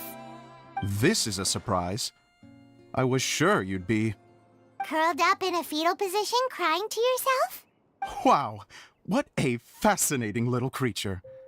Did you just read my mind? The name's Paimon? And no, Paimon's no mind reader. Just call it an educated guess. It seems everyone shares a similar opinion about you, Idea. I knew from the start that a managerial role wasn't for me. But I found my true calling now. As a mascot! Mascot? Is that a new role? I don't remember casting you for that. Okay, enough about me. I'm just here to introduce you to some new friends of mine. And that's why we came to see you. Well, do you have the component that fell out of the central hub? I do. However, I'm afraid the incident has caused many malfunctions with the stage mechanisms, and I can no longer put on any performances. Okay, so you're holding the component ransom till we help you fix the mechanisms, huh? No, till we fix the stage, surely. I'd have thought he wants us to make some more props, no? Given that some of the standees are missing. Or maybe the component is broken and we need to fix it. You're all forgetting that the majority of his work involves writing scripts. I'll wager that he wants us to edit them. Who started this guessing game anyway? Just let the man speak. What has gotten into you all? What sort of person do you take me for, The component is safe and sound. I can give it to you now if you'd like, although I was hoping that maybe you might be willing to help rescue my show? You're a big group. I have lots of roles to fill. It would really speed up the casting. A show? That sounds fun! I want to help! Can we? So far, so good. Also, truth be told, I've hit a bit of a roadblock in my script and was just thinking about how to move the story forward. And then you all showed up. Suddenly, I got my muse back. I don't know how to explain it, but something about seeing all of you finally helped me figure out how to continue my script. Huh? You mean that story you've been stuck on forever?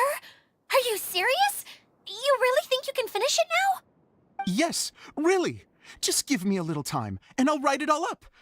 In the meantime, I'll leave things to you, Edea. Whoa! And he's off to write the script! Zosimos has always wanted to write an epic story about a thief and a mage.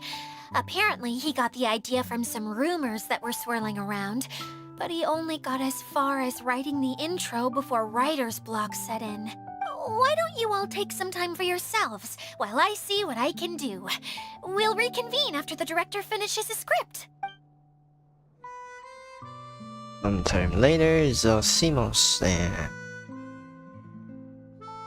A director, my friends, is a storyteller. And the key ingredient to every good story is inspiration. The moment I laid eyes on General Sangonomiya, inspiration hit me for a brand new character. The heroine was the missing piece of the puzzle. The rest of the story flowed naturally from there, and now it's finished. So please, take a look through your scripts, and we will tell this story together.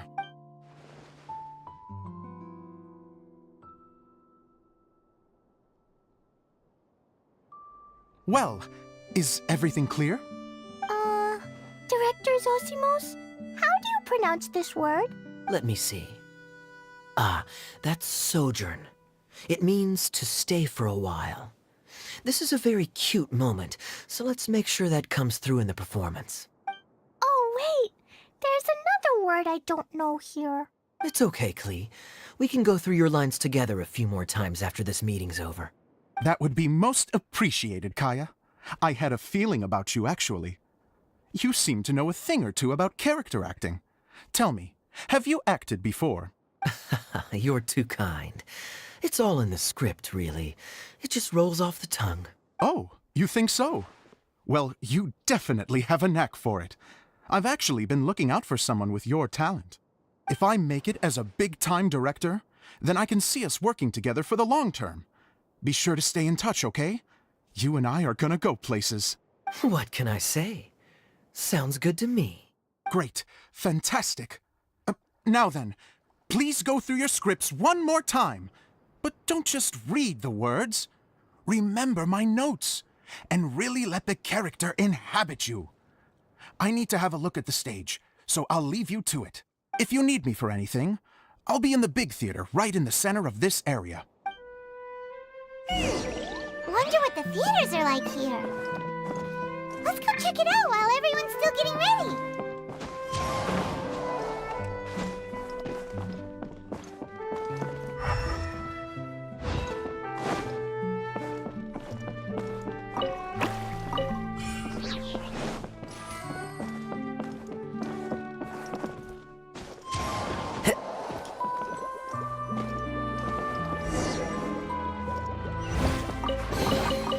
Brings a smile Thank to you. my face.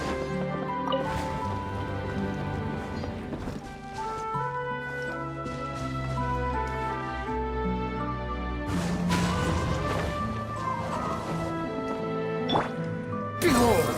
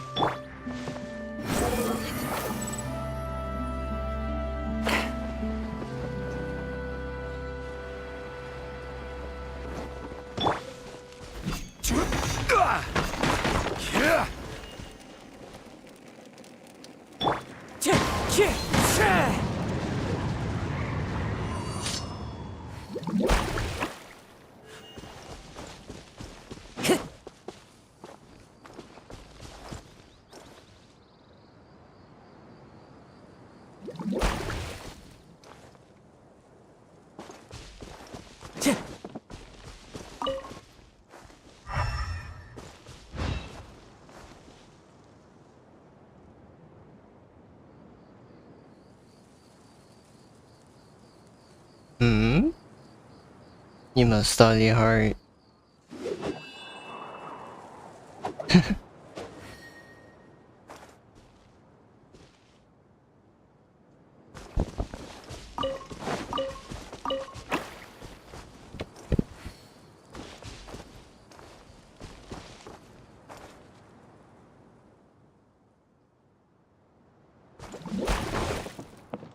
Time to go.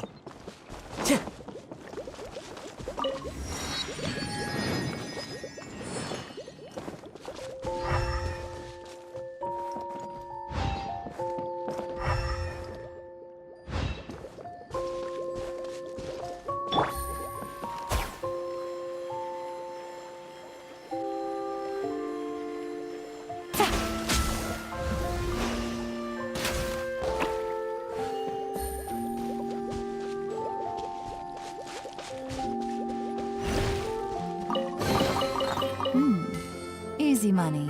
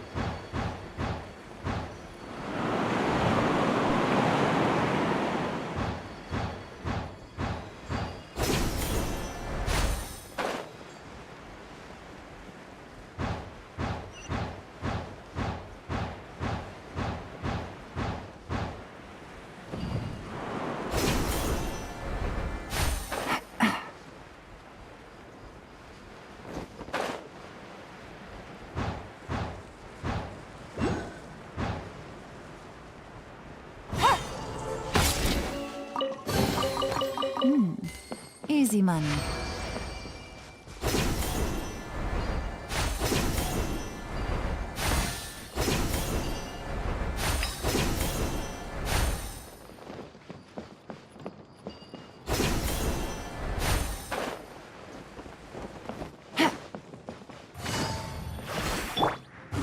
into the wind.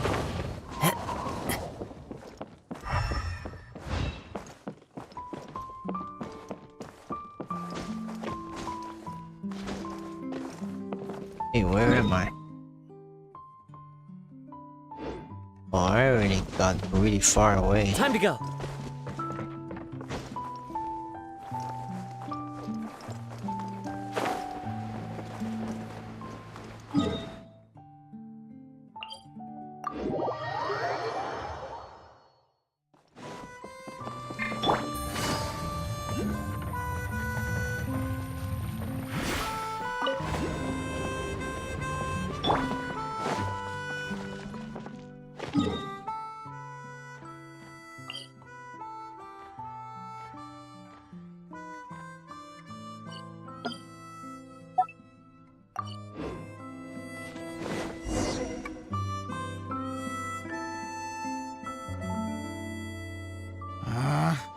Where did it go?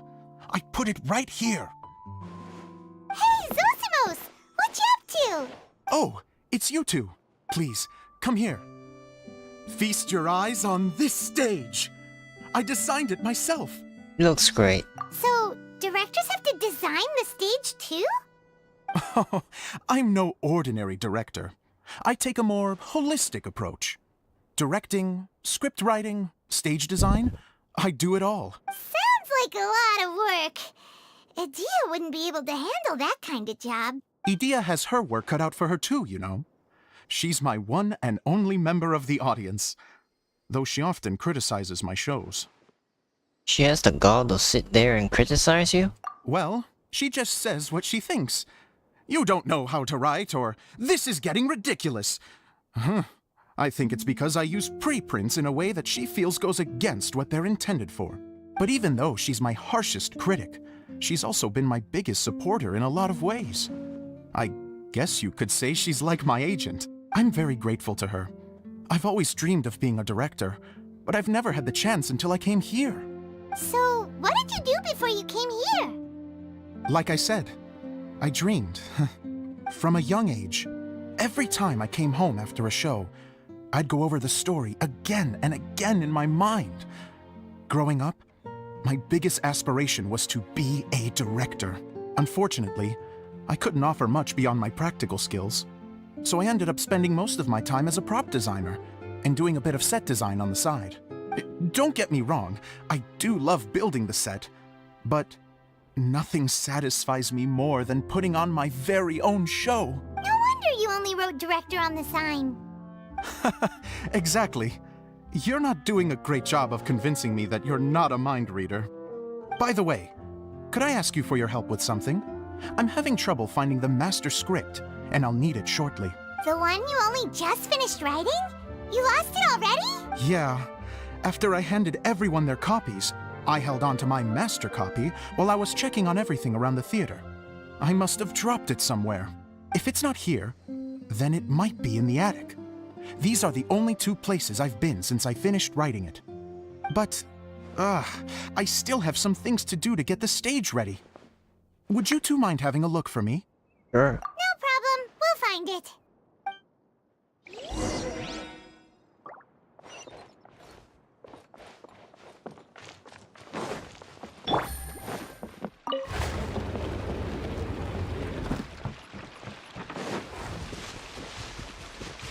Take it easy.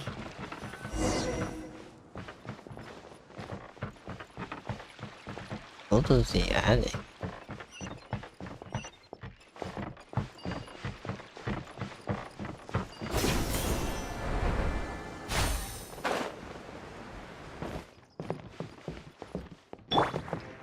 The wind knows me.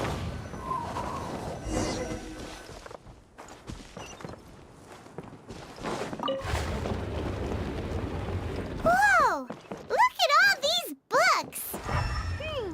Now, where's the master script? With nature. There we go. Oh, it sounds like a water droplet is on the second floor. Let's go have a look. Here we go. Wow, this is a lot of scripts. What looks like the water droplet has been managing them for the director. Most of them look like works in progress. Okay, well, we're looking for a master script, so... Then it should be the one that's finished. Okay, let's look for the thickest one and then check the ending. This is the only script that fits the bill. Plus, it looks pretty new. This must be the master script. Let's go give it to Director Zosimos. Zosimos, we got your script! Ah, thank you. That's a huge help. I'm running out of time here. There's no way I'll be able to fix everything up perfectly. We may just have to wing it. Anyway, the stage is secondary. The performance is what really matters. Things can always go wrong on stage, but as long as the show goes on, it should be fine. You don't sound very confident in what you're saying. It's true. I realize now that a show is the art of the unknown. Even if you have the same actors performing on the same stage, the performance will be slightly different every time. Those subtle differences are what make each performance special. You sure about that? You have a point, but I'm not completely convinced. Okay. One last request. Traveler, you can enter the preprints, yes? The truth is that my sets are composed entirely of preprints. First, I use materials to make the objects. Then I take those objects and turn them into the preprint. Now, of course, preprints are really meant for making objects to furnish the domain. So using objects to create preprints is, strictly speaking, the reverse of what this is intended for. But Edea said that if this is what I really want to do, she's not going to stand in my way.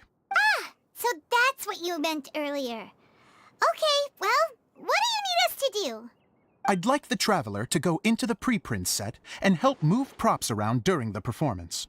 So I'm part of the backstage crew now. The reason is, You want to watch the show? Oh, Paimon gets it now. If you're busy directing, moving the props, and operating all the mechanisms, you never get the chance to watch the show. Yes, I know that I'm no master playwright, but still, even if it really is a half-baked script, with shoddy writing and moments of sheer ridiculousness, I'd still like to see it for myself, just once. Hard to turn a guy down after a speech like that. We are more than happy to help. Thank you. Genuinely, I'm so grateful. I'll go and inform the others. Then, as soon as you're ready, the show can begin.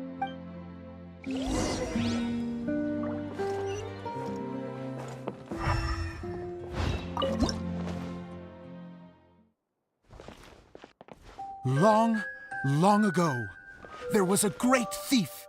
He lived in a land where the light did not shine, where all suffered in the darkness. People call me? Sorry, Kaya. Directly into the microphone, please. Otherwise your voice'll, you know. Okay. They call me the Dagger Bandit, but no one sees that I rob the rich and give to the poor. Here in the dark, evildoers run rampant in the shadows, while the good, honest folk stumble blindly on, just trying to find a way through.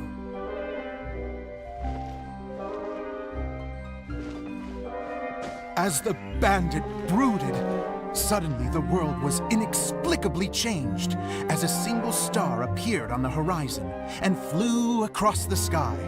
Traveler, stomp on that movement mechanism in front of you.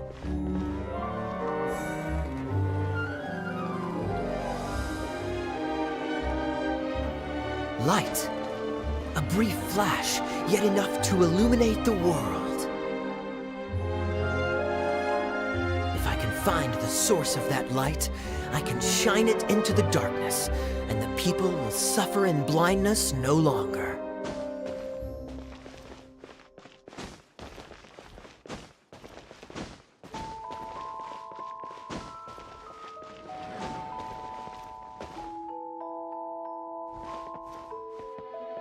Without a moment to spare, he set off to follow the star's course. All the while, the star kept moving through the sky.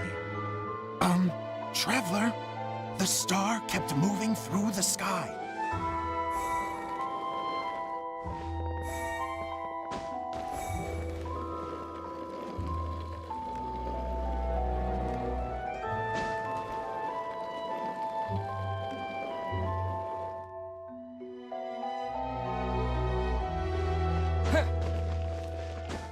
Looks like I have to go through the desert. This could get dangerous. If everything he'd heard was to be believed, the desert ahead was a no-man's land filled with horrors. Worse still, the star had landed in the most difficult-to-reach location, surrounded by sheer cliffs, but he was determined to press onward. I've come this far, and I'm not about to turn back now.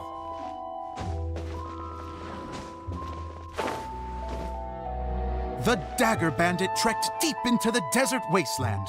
Yet when he finally arrived at his destination, he found not a fallen star, but a young girl, dressed in white. How strange. I'm positive this is where the star landed. Young lady, do you know where the light has gone?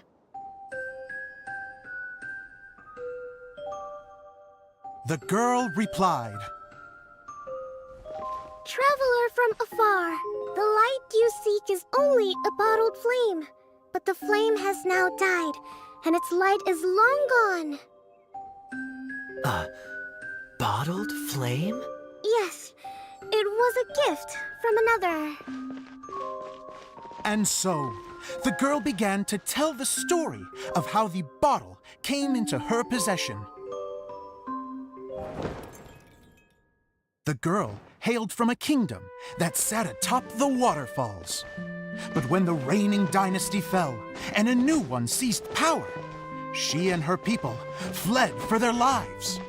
A thick fog began to fill the air as she made her way through the forest, and dense thickets tried to block her path.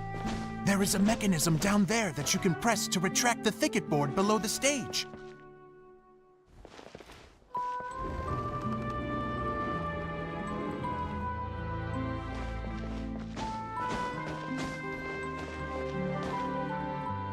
If I only had a lamp to guide me through this wretched forest, then I could survive.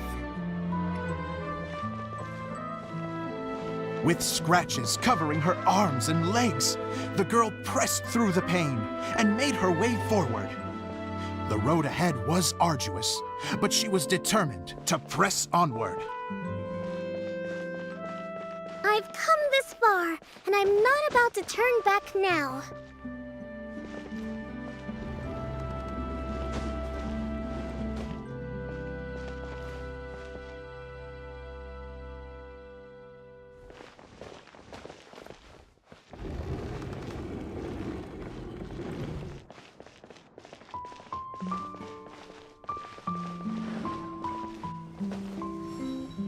But just as she was drawing near her destination, a huge stretch of thorns and brambles suddenly came into view.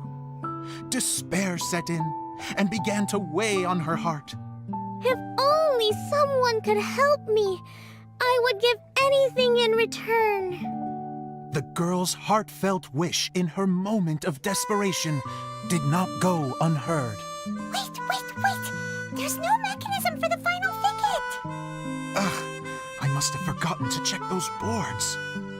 According to the story, those thickets should be gone from the stage now, right? Yes, total oversight on my part. Ugh, what a pain. I can help! Traveler, catch!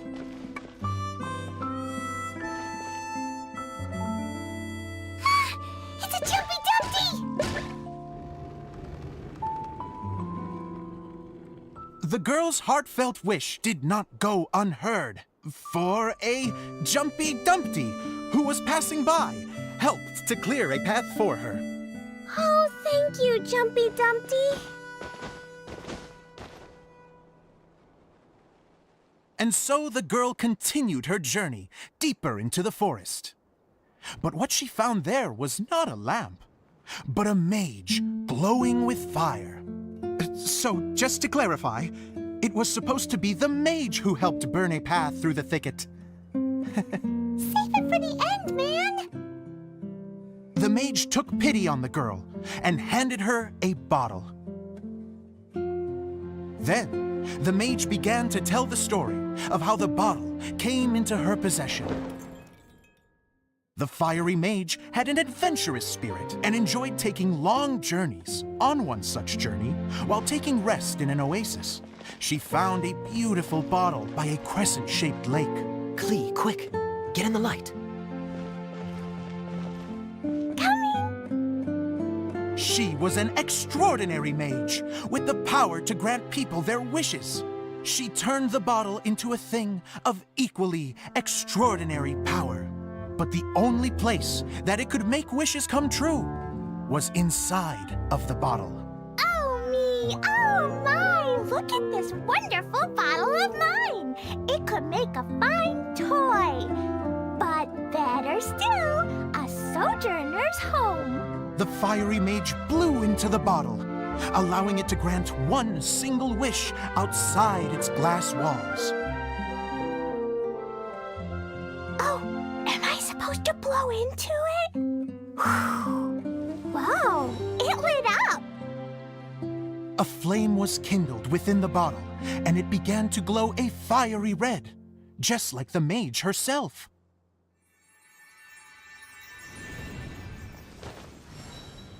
After the mage finished telling her story, she disappeared, leaving only the bottle behind. A magic bottle that can grant wishes. And I wish to leave this place and go somewhere where no one will ever find me again. And then, the bottle seemed to softly inquire.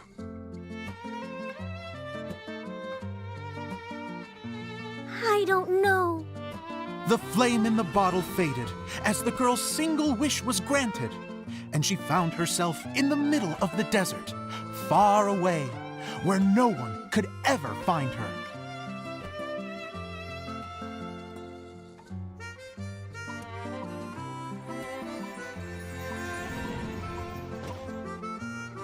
When the dagger bandit listened to her story, he sighed in disappointment that the flame with the power to grant wishes outside of the bottle had already died. But this doesn't make sense. If it truly granted my wish, then nobody should have been able to find me here. Maybe they shouldn't. The desert is difficult and dangerous to navigate, but I was determined to make it, no matter what. Then take this bottle with you for your trouble. It may be able to grant you your wish, though sadly, only within the confines of the bottle itself. All I wish for is light. Honoring the bandit's request, the girl wished for light inside the bottle, and sure enough, it lit up. They found that while the light was only generated within, it could nonetheless shine through the glass and reach anywhere in the outside world.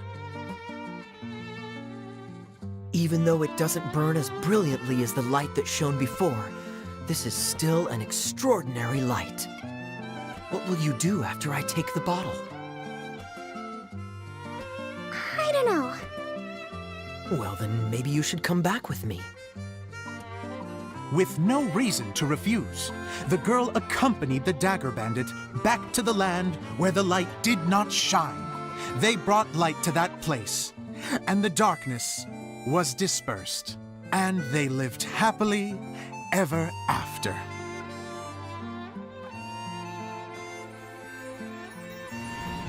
Hello, Portails.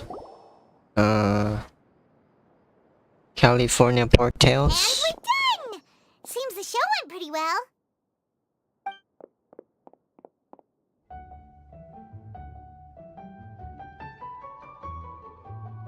Mr. Honorary Knight! Oh. Didn't I do great? I felt like I really was the fiery mage! Wow, great costume, Klee! As soon as Paimon saw your shadow, she thought straight away, what a cute hat! It's the role you were born to play. It really suits you. Klee loves it! Thanks, Mr. Zosimos! Oh, wait! No, I mean, Mr. Mr. Director? Huh, no one's ever called me that before. Thank you, my dear little mage. Thank you so much. Oh, I'm so happy. Miss Dia said that she tailored it a little bit so it would fit me, but you were the one who designed and made it. You're amazing. Yeah, that's amazing! And it sounds like Adia did a great job too! It was nothing really.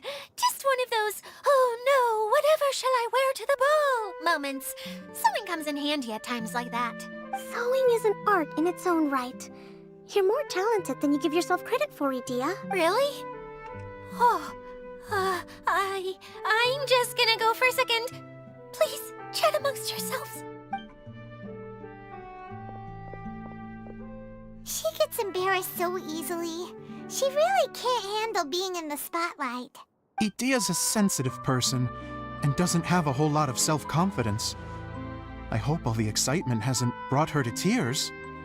Oh, I'm a little worried. Don't worry. I'll go make sure she's okay. I'll see you all later. So, what did you all think of the play? Any thoughts? Huh? Uh-oh, time to get serious.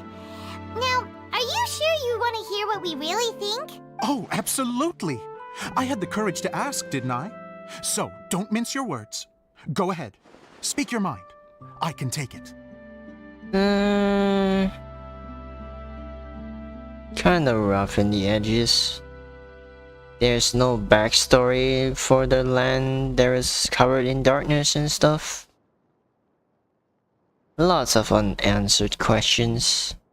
Okay, Paimon will go first. So, the dialogue at the beginning was pretty good, but it ran out of steam as the story went on. Paimon could tell that you ran out of inspiration somewhere along the way. The characters were honestly a little bit ridiculous. Paimon didn't get what you were trying to do. The moment anyone started to show any kind of substance, suddenly the scene was over. Yes, all very good points, Paimon. I would add that in its attempt to pay tribute to the series 1,000 Nights, all semblance of a coherent was sacrificed. Plus, I do have to penalize you for the issues with the props. Miss Dia, what are you doing back here? Oh, you know, I return like the tide when people start discussing something important. Huh. Especially when it has to do with criticizing my show. But there was one thing I liked about it. Just one, mind you. The story had a good ending. Idia's even harsher than Paimon. You think so? I thought I was letting him off lightly. Idia, could I borrow you for a moment? Oh, sure. Excuse me for a moment. Back to you, Paimon. Keep up the good criticism. Okay, in that case, Paimon did have one other complaint. Let's hear it. Taking criticism on the chin is all part of being a director. The ending was all wrong. The girl's motives were clear and simple the whole way through. It was kind of jarring when all she had to say was, I don't know. And doesn't anyone else find it weird how her whole community was on the run, but she was only looking out for herself the whole time? So even the good ending wasn't so good. You okay, Zosimos? I'm fine. I'm not going to improve without feedback. I also learned a lot this time with the chance to be off stage. To be honest, it was a dream come true. What a great attitude. You don't seem upset at all by our comments. I wouldn't say I'm completely unaffected, but you're only speaking the truth. They're all very valid points. Still, now that Paimon thinks about it, you did finish the script in a bit of a rush.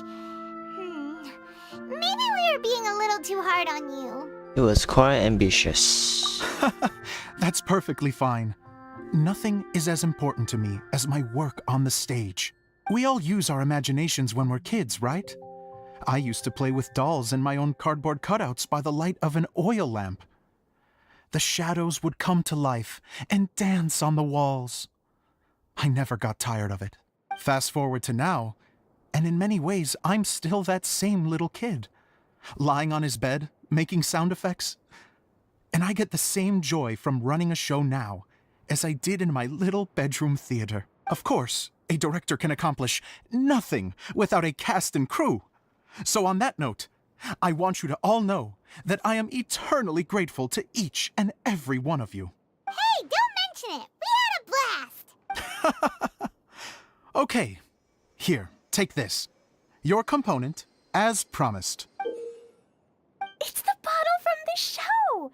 The one that lit up when I blew into it. That's right. Can you guess the secret behind why it lights up?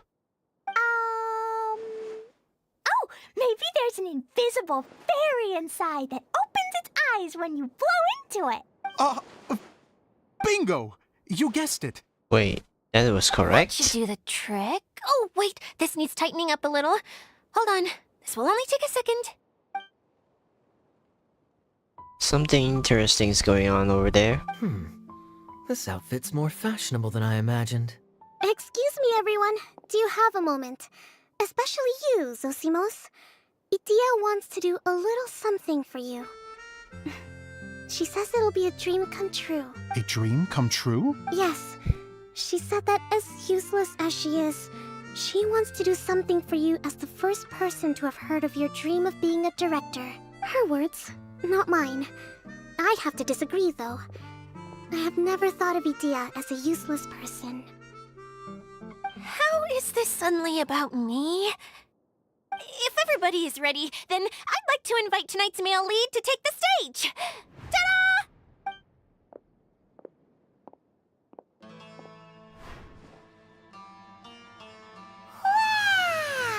Nice. Cool! Kaya's turned into the real Dagger Bandit! How is me changing outfits supposed to make the director's day?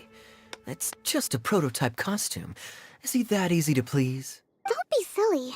If I know our director, nothing will make him happier than to see his ideas brought to life by the right actor. Well, then I'm happy to oblige. Who am I to argue with the star of the show? Zosimos drew up countless designs and made a few prototypes before landing on this one. It just needed some tailoring to fit properly, so I made a few stitches here and there. I hope the result isn't a disappointment. Oh, it's perfect. Idia, I'm I'm so touched. Thank you all. You've made me happier than I ever thought I could be. After seeing his performance for the first time, Zosimos cries tears of joy for a dream come true. How are you doing? Recovered? Oh, I'm good. Thank you again, Idia. Oh, please, don't mention it. Well, now that we have the final component, it's time to say goodbye for now. Let's head to the core of the Valyria Mirage and get this place fixed up. Can I keep wearing my costume? Please do, by all means. Both of you can keep your costumes. It seems only fair. Yay! Kaya, keep wearing yours too. It looks amazing. I agree with our mage. I'm sure it's not every day you get to play such an unforgettable character. Sure. I think I can be a bandit for a little longer. Bye-bye, Mr. Director. Take care, my dear friends.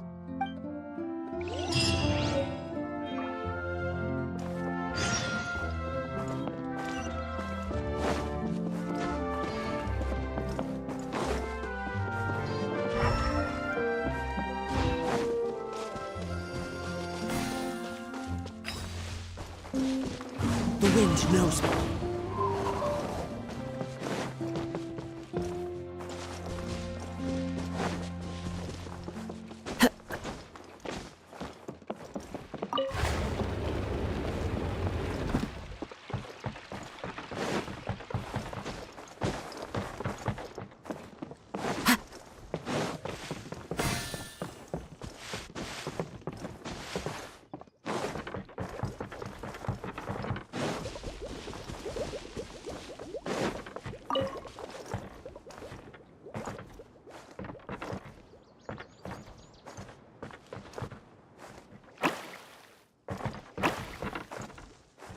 Blue.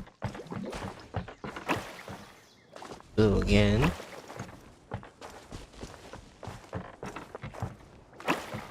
Brown.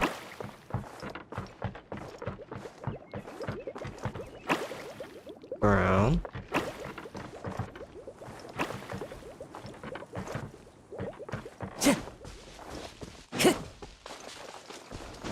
Wait, I don't get it. Time to go.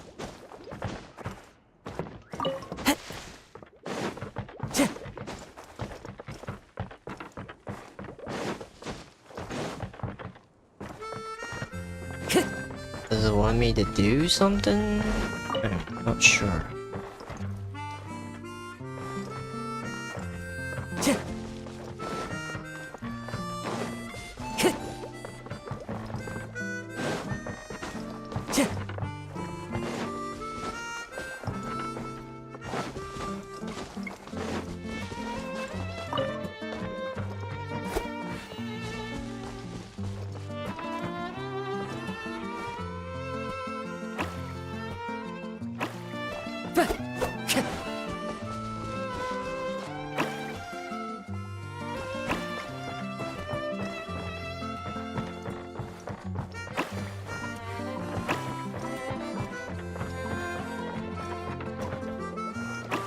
Oh. Who says there aren't benefits to a life of wandering? It's the message carrying thing. Okay.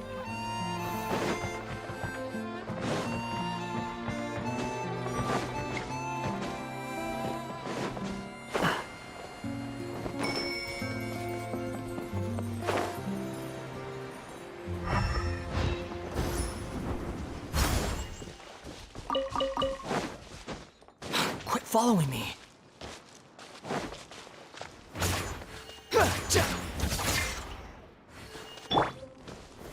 Gather!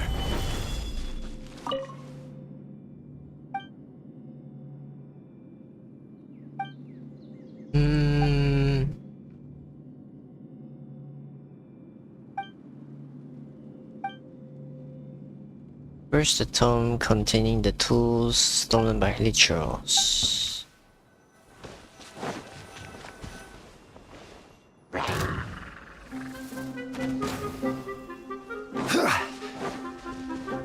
Crumble! Into the wind.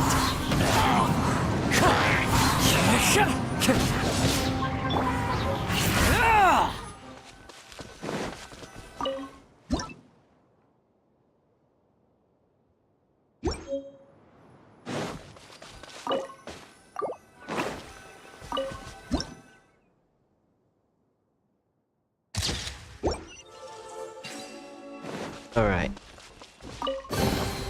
Take it and have fun.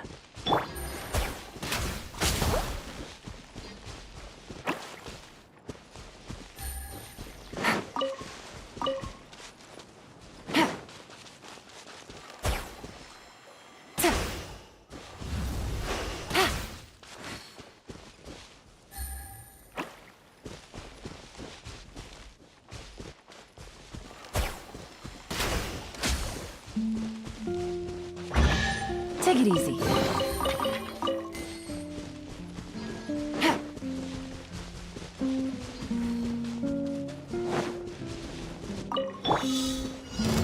Solidify! Quietly now. Game's up. Fun silver. Behold!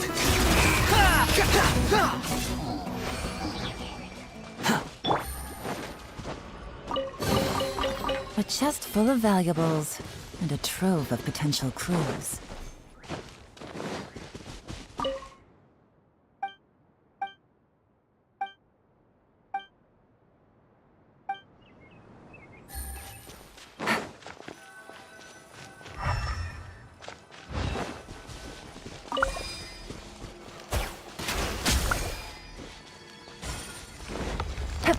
Take it easy. Bring them both back.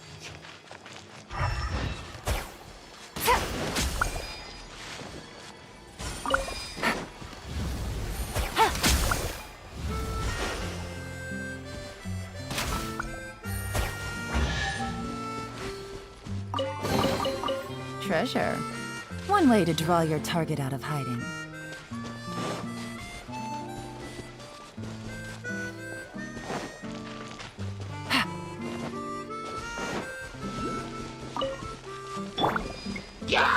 Stabilize!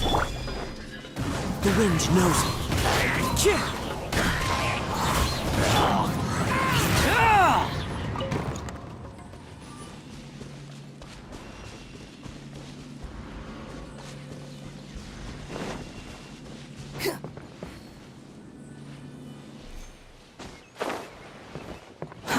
Too slow.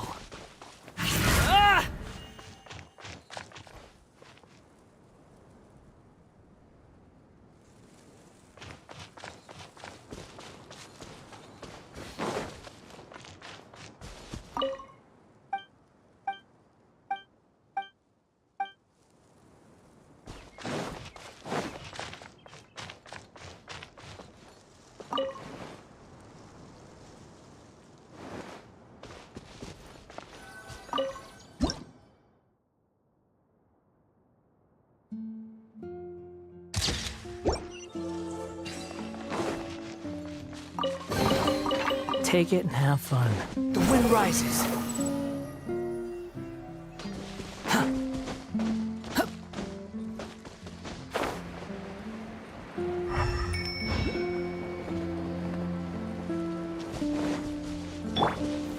Solidify!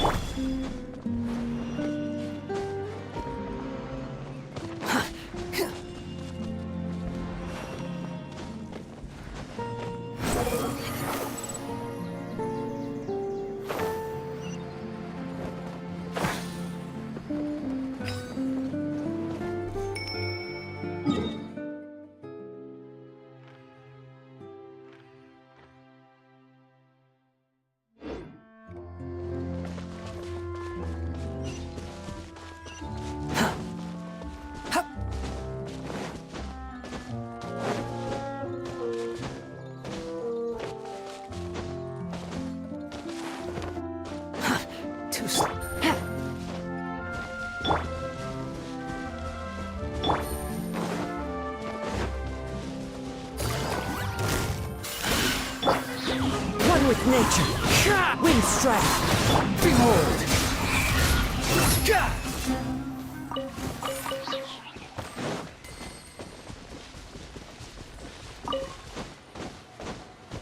The wind rises.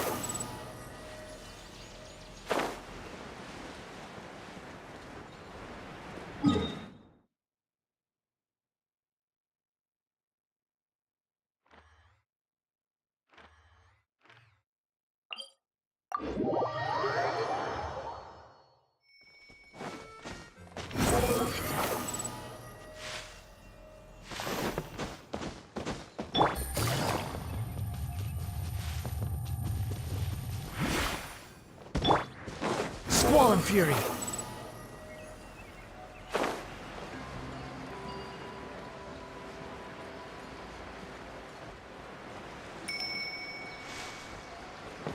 Behold.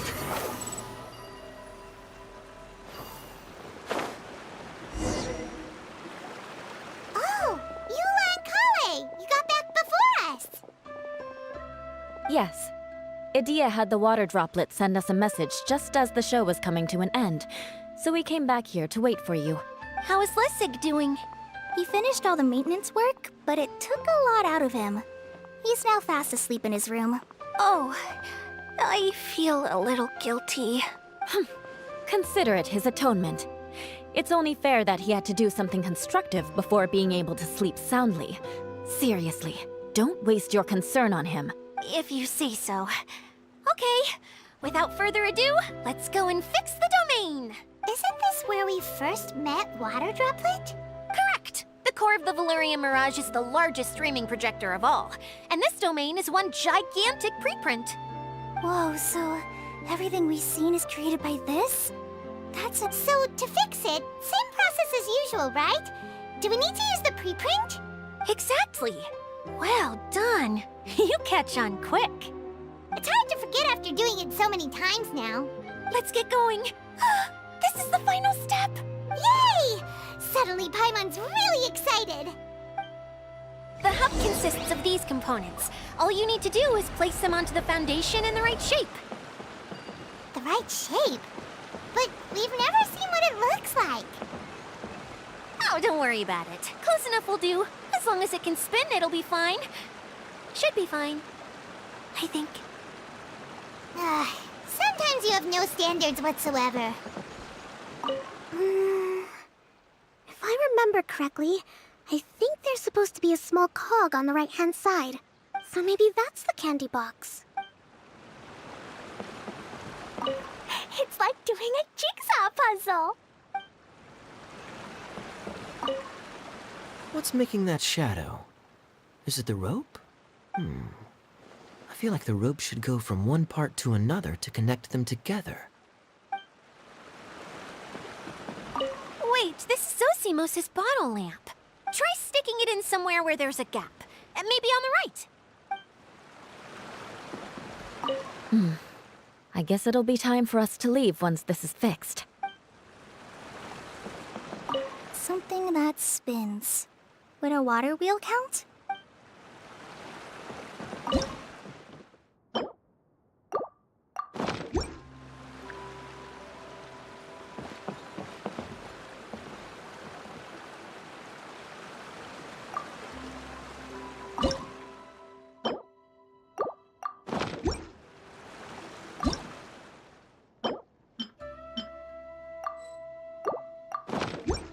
There's no such thing as pure freedom in this world.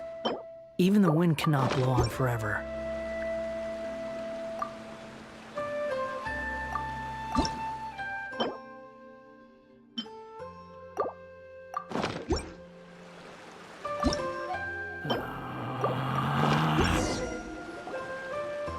We did it! But why isn't it turning? The components are back in the core, and the hub is restored to its proper shape again. That's all we needed to do. Like any wound, it just needs time to heal. It'll probably just start turning again one day in the middle of the night when no one's looking. Really?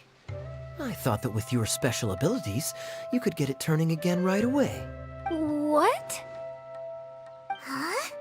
All of us are dying to see it. Not just how the domain looks when it's fixed, but also Idea. In her element. I want to see Idea using her magic powers too! I bet they're super awesome! What are you guys talking about? And how is Kleon on this, but Paimon isn't? Haven't you noticed, Paimon? They're referring to our mascot's true form. As I've said all along, there's much more to Idea than she gives herself credit for. She has a very special power. Though, I think some of us have sensed that already. Did you notice right away, General? I only found out when I was chatting with Eula. So our general was the first to notice. It seems like she's more perceptive than she lets on. I'd say the same about you, Kaya. What the? All of you? No? I mean, I wasn't trying to hide anything from you, I promise. It's just, for people who stumble upon this place by accident, I think my current form is more approachable than my true one. I don't want people to get scared when they see me. So... the water elementals. Got it. Figured. What? What is it? And whatever it is, how the heck does everyone know about it? Well, for one thing, I sensed elemental energy in the residents here, but none of them have visions. Then my mind started to wander as I was reading a storybook, and suddenly, I had a thought. Since hydroidolins can change into any form, why not human form? You hit the nail on the head. All right. In that case, please allow me to introduce myself once more. I am an Oceanid who was exiled here when the former Hydro Archon passed away. My name is Adia. An Oceanid. Wow, Idea! You're so pretty! Now that I'm in my true form, I suddenly feel a little embarrassed talking to you all. You look stunning. You should be flaunting this look at every opportunity. Oh, come on. I'm too shy. Wait, so does this mean that all the people we met in here are actually I'm guessing that the human counterparts to these Hydro alter egos are long gone. That's right. When they wanted to leave, I took them to the edge of the desert. The components are, in fact, gifts that they gave to me before they left. But I'm always curious about what brings people here. So I used the streaming projector to bring their wishes to life. The power to grant wishes, but only within the confines of the bottle. Exactly. It's a truly extraordinary light. I've just realized something. When the components fell from the core, it appeared as if they had returned to their respective owners. But actually, it was after the components landed where they did that their owners and the things associated with them arose around them to form the different zones. So now that the components have been retrieved, does that mean that all those things are gone? Don't worry, they'll be quite safe. As long as I remember them, they'll never disappear. However much we might criticize each other or get into scuffles, in this mirage, they will always be my friends. I had so much fun in the choo-choo cart and hanging out with Mr. Director. I'll never forget them either. Me neither. I'll always remember my adventures in this fantasy land. Very good. But it's probably time I set this wheel in motion. This one's all yours, Adia, our magical mascot. Please work!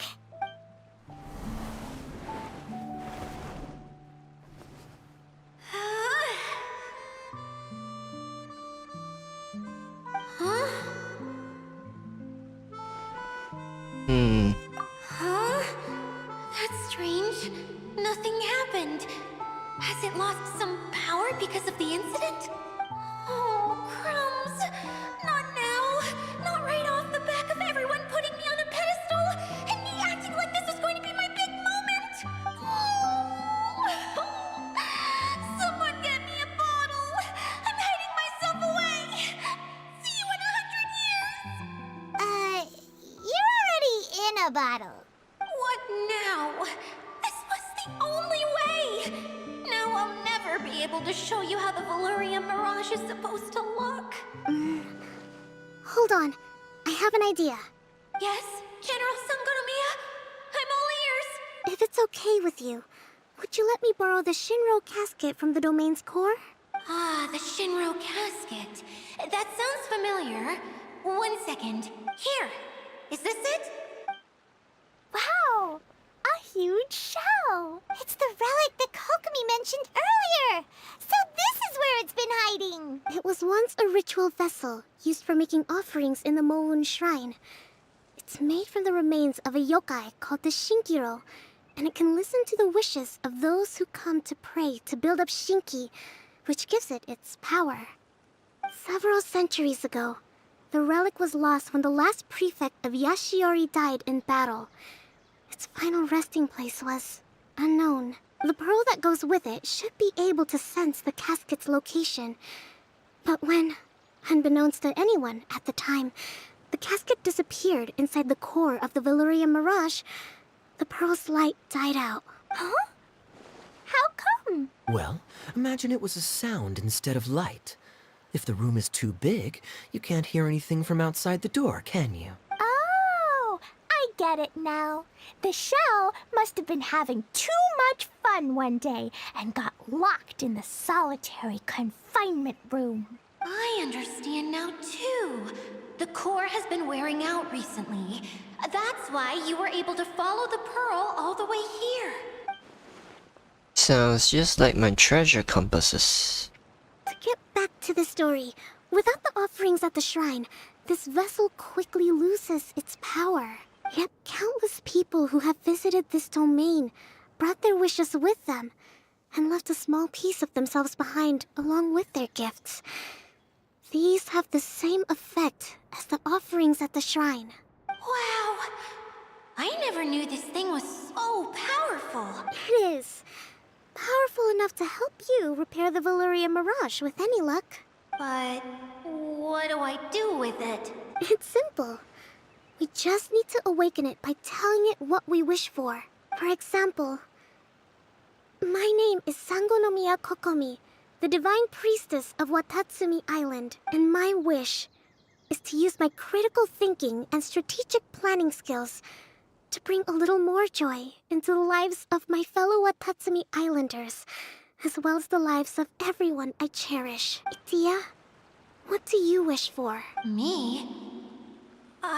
My wish is that all those who have sojourned to the Valurian Mirage in the past will achieve what they truly wish for. Not just in this domain, but out there, too. Even though I know full well that trying to build a railway in the outside world is just a pipe dream, and that Maimuna will probably just go back to being a scholar, and I know that Zosimos has a lot of improving to do as a playwright. It's going to be tough for him back in Fontaine. Chasing your dreams is hard work. Despite all of that, I still hope that somehow, someday, they will achieve their dreams.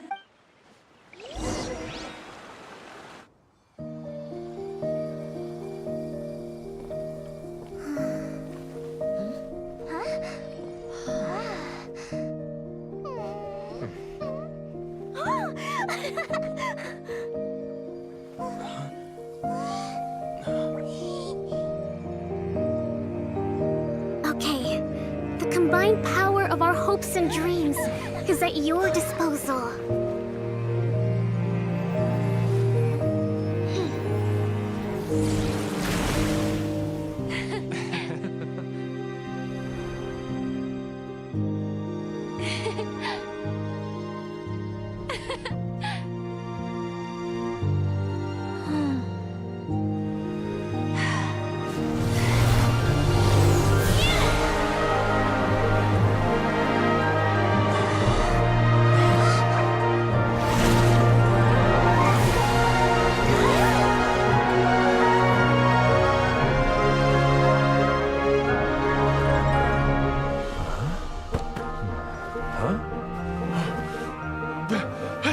Look!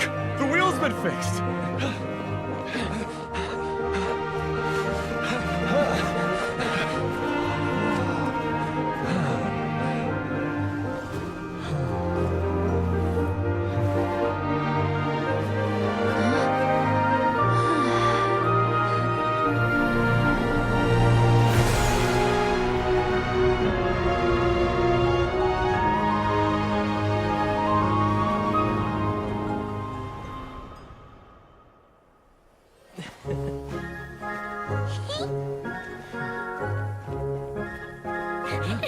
Come on, hurry!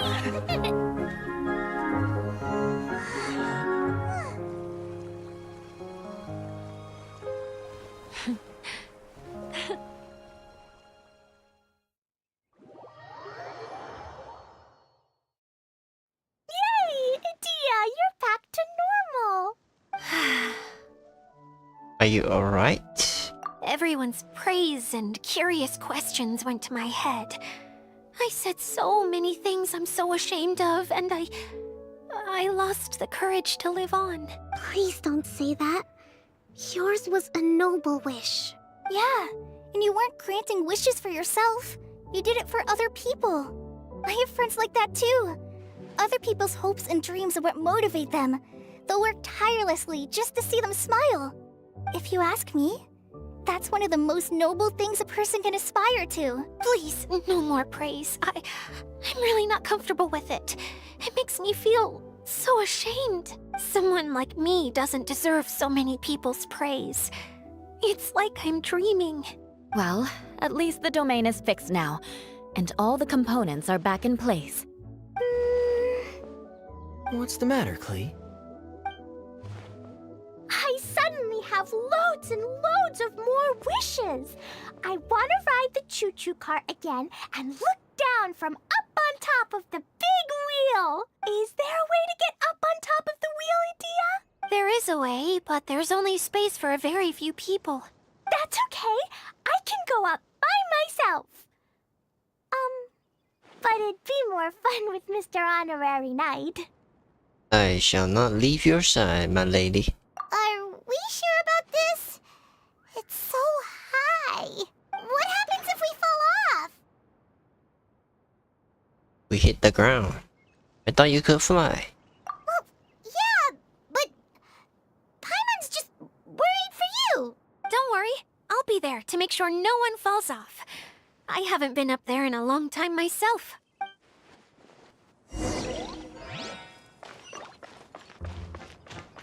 Central Hub?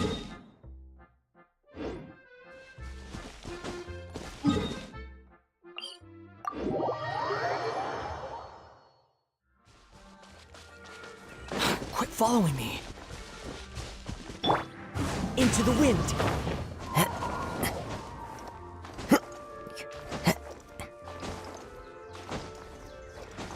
Follow the wind. Yeah.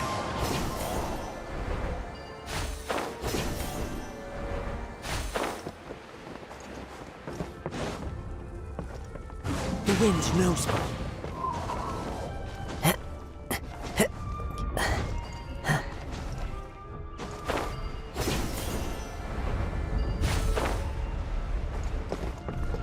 Oh, this was the location earlier. A fateful offering. Wait, what now?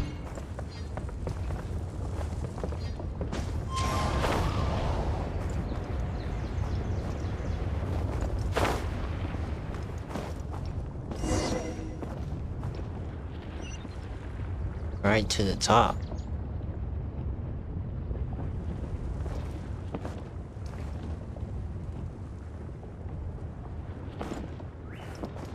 Wow! So high! I can see everything! Idia, next time you need to bring Kaya and the others up here. Sure thing.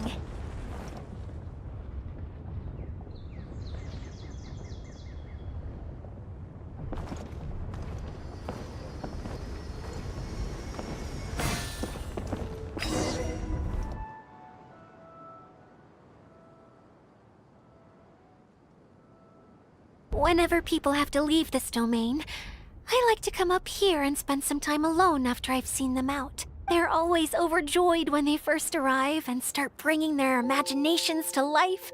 But once they realize that they can't take anything home with them, they get upset. Some of them can't bear to leave. Others regret ever setting foot in this place.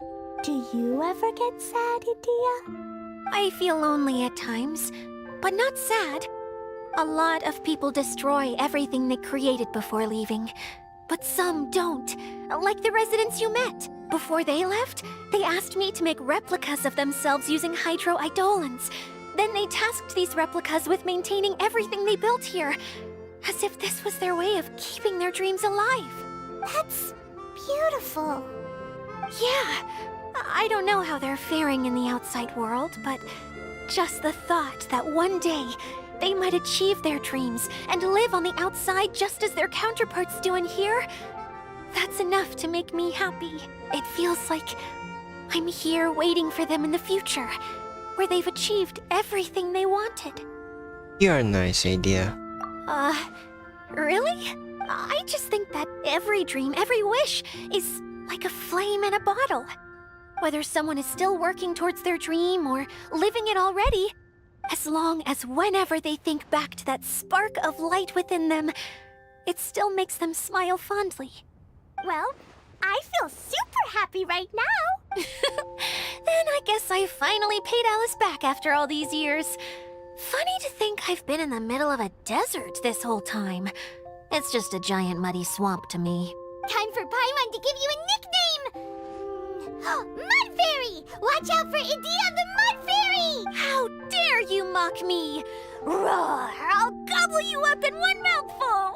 I'm still embarrassed to have shown you my uglier side, but I'm glad the Valorium Mirage is up and running again. This place is going to be bustling with activity again soon enough. I hope you'll take some time to enjoy yourselves. Well, we still have some dreams to attend to. Yep, I want to get everyone together for one last ride on the choo-choo cart. Alright.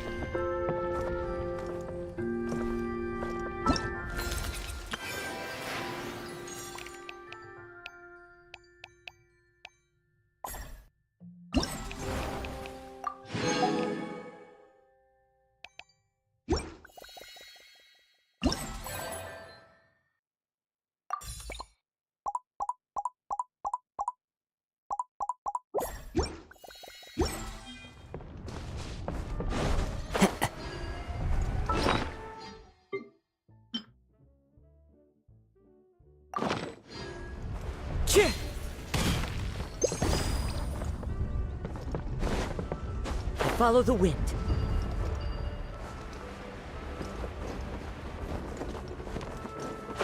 Yeah.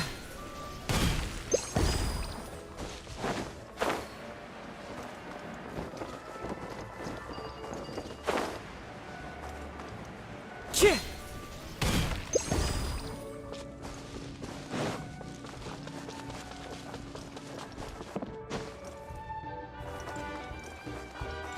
Yeah.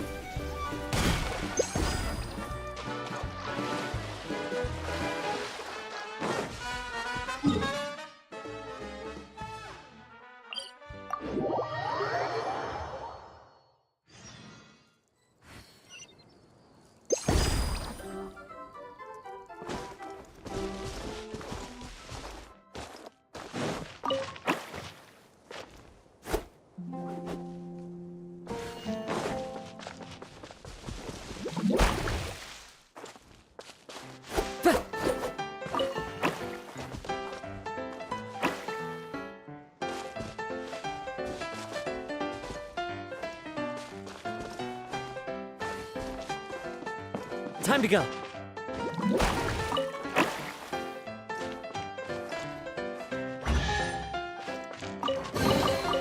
Brings a smile to my face.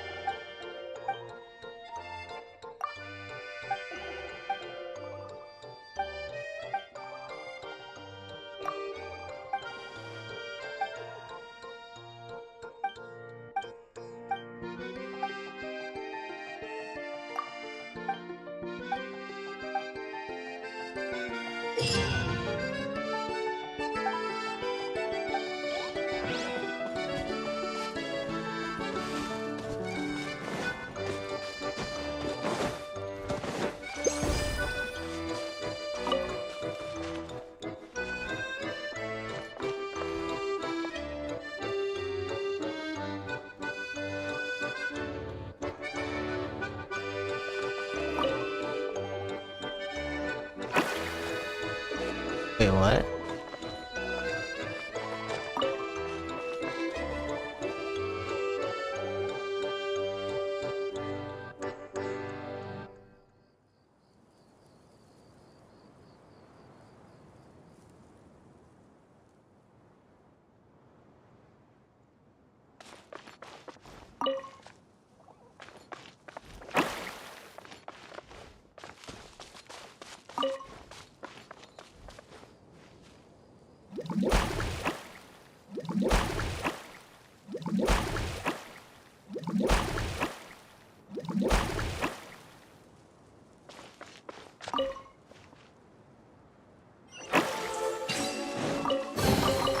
Take it and have fun.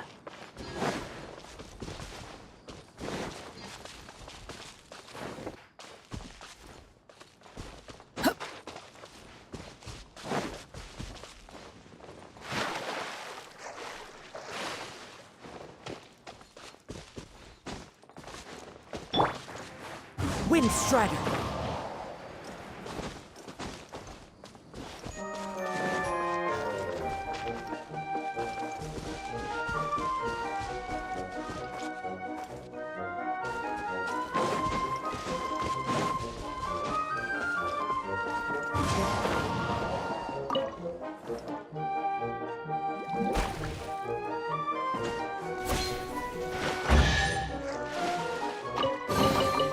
Brings a smile to my face.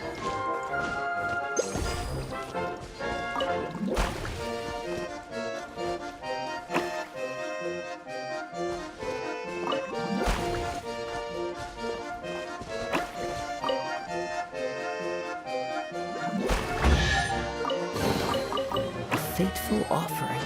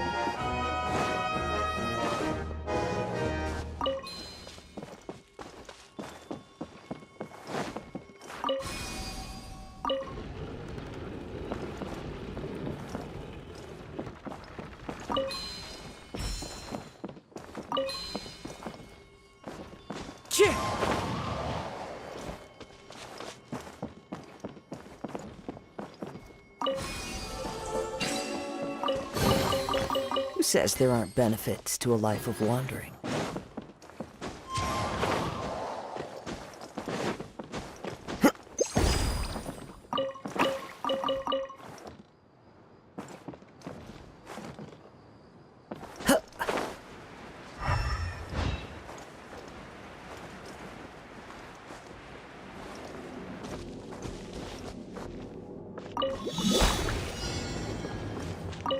Time to go.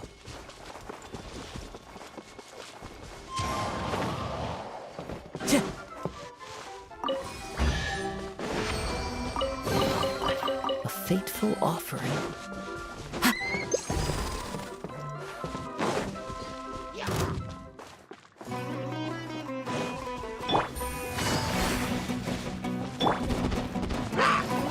Stabilize!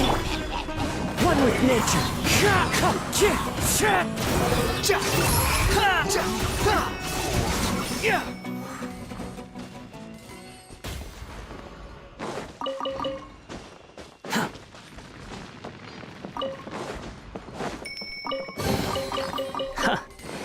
You even want this? Too slow.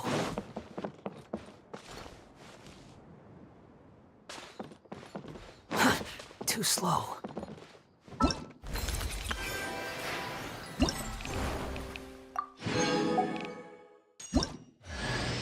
Alright.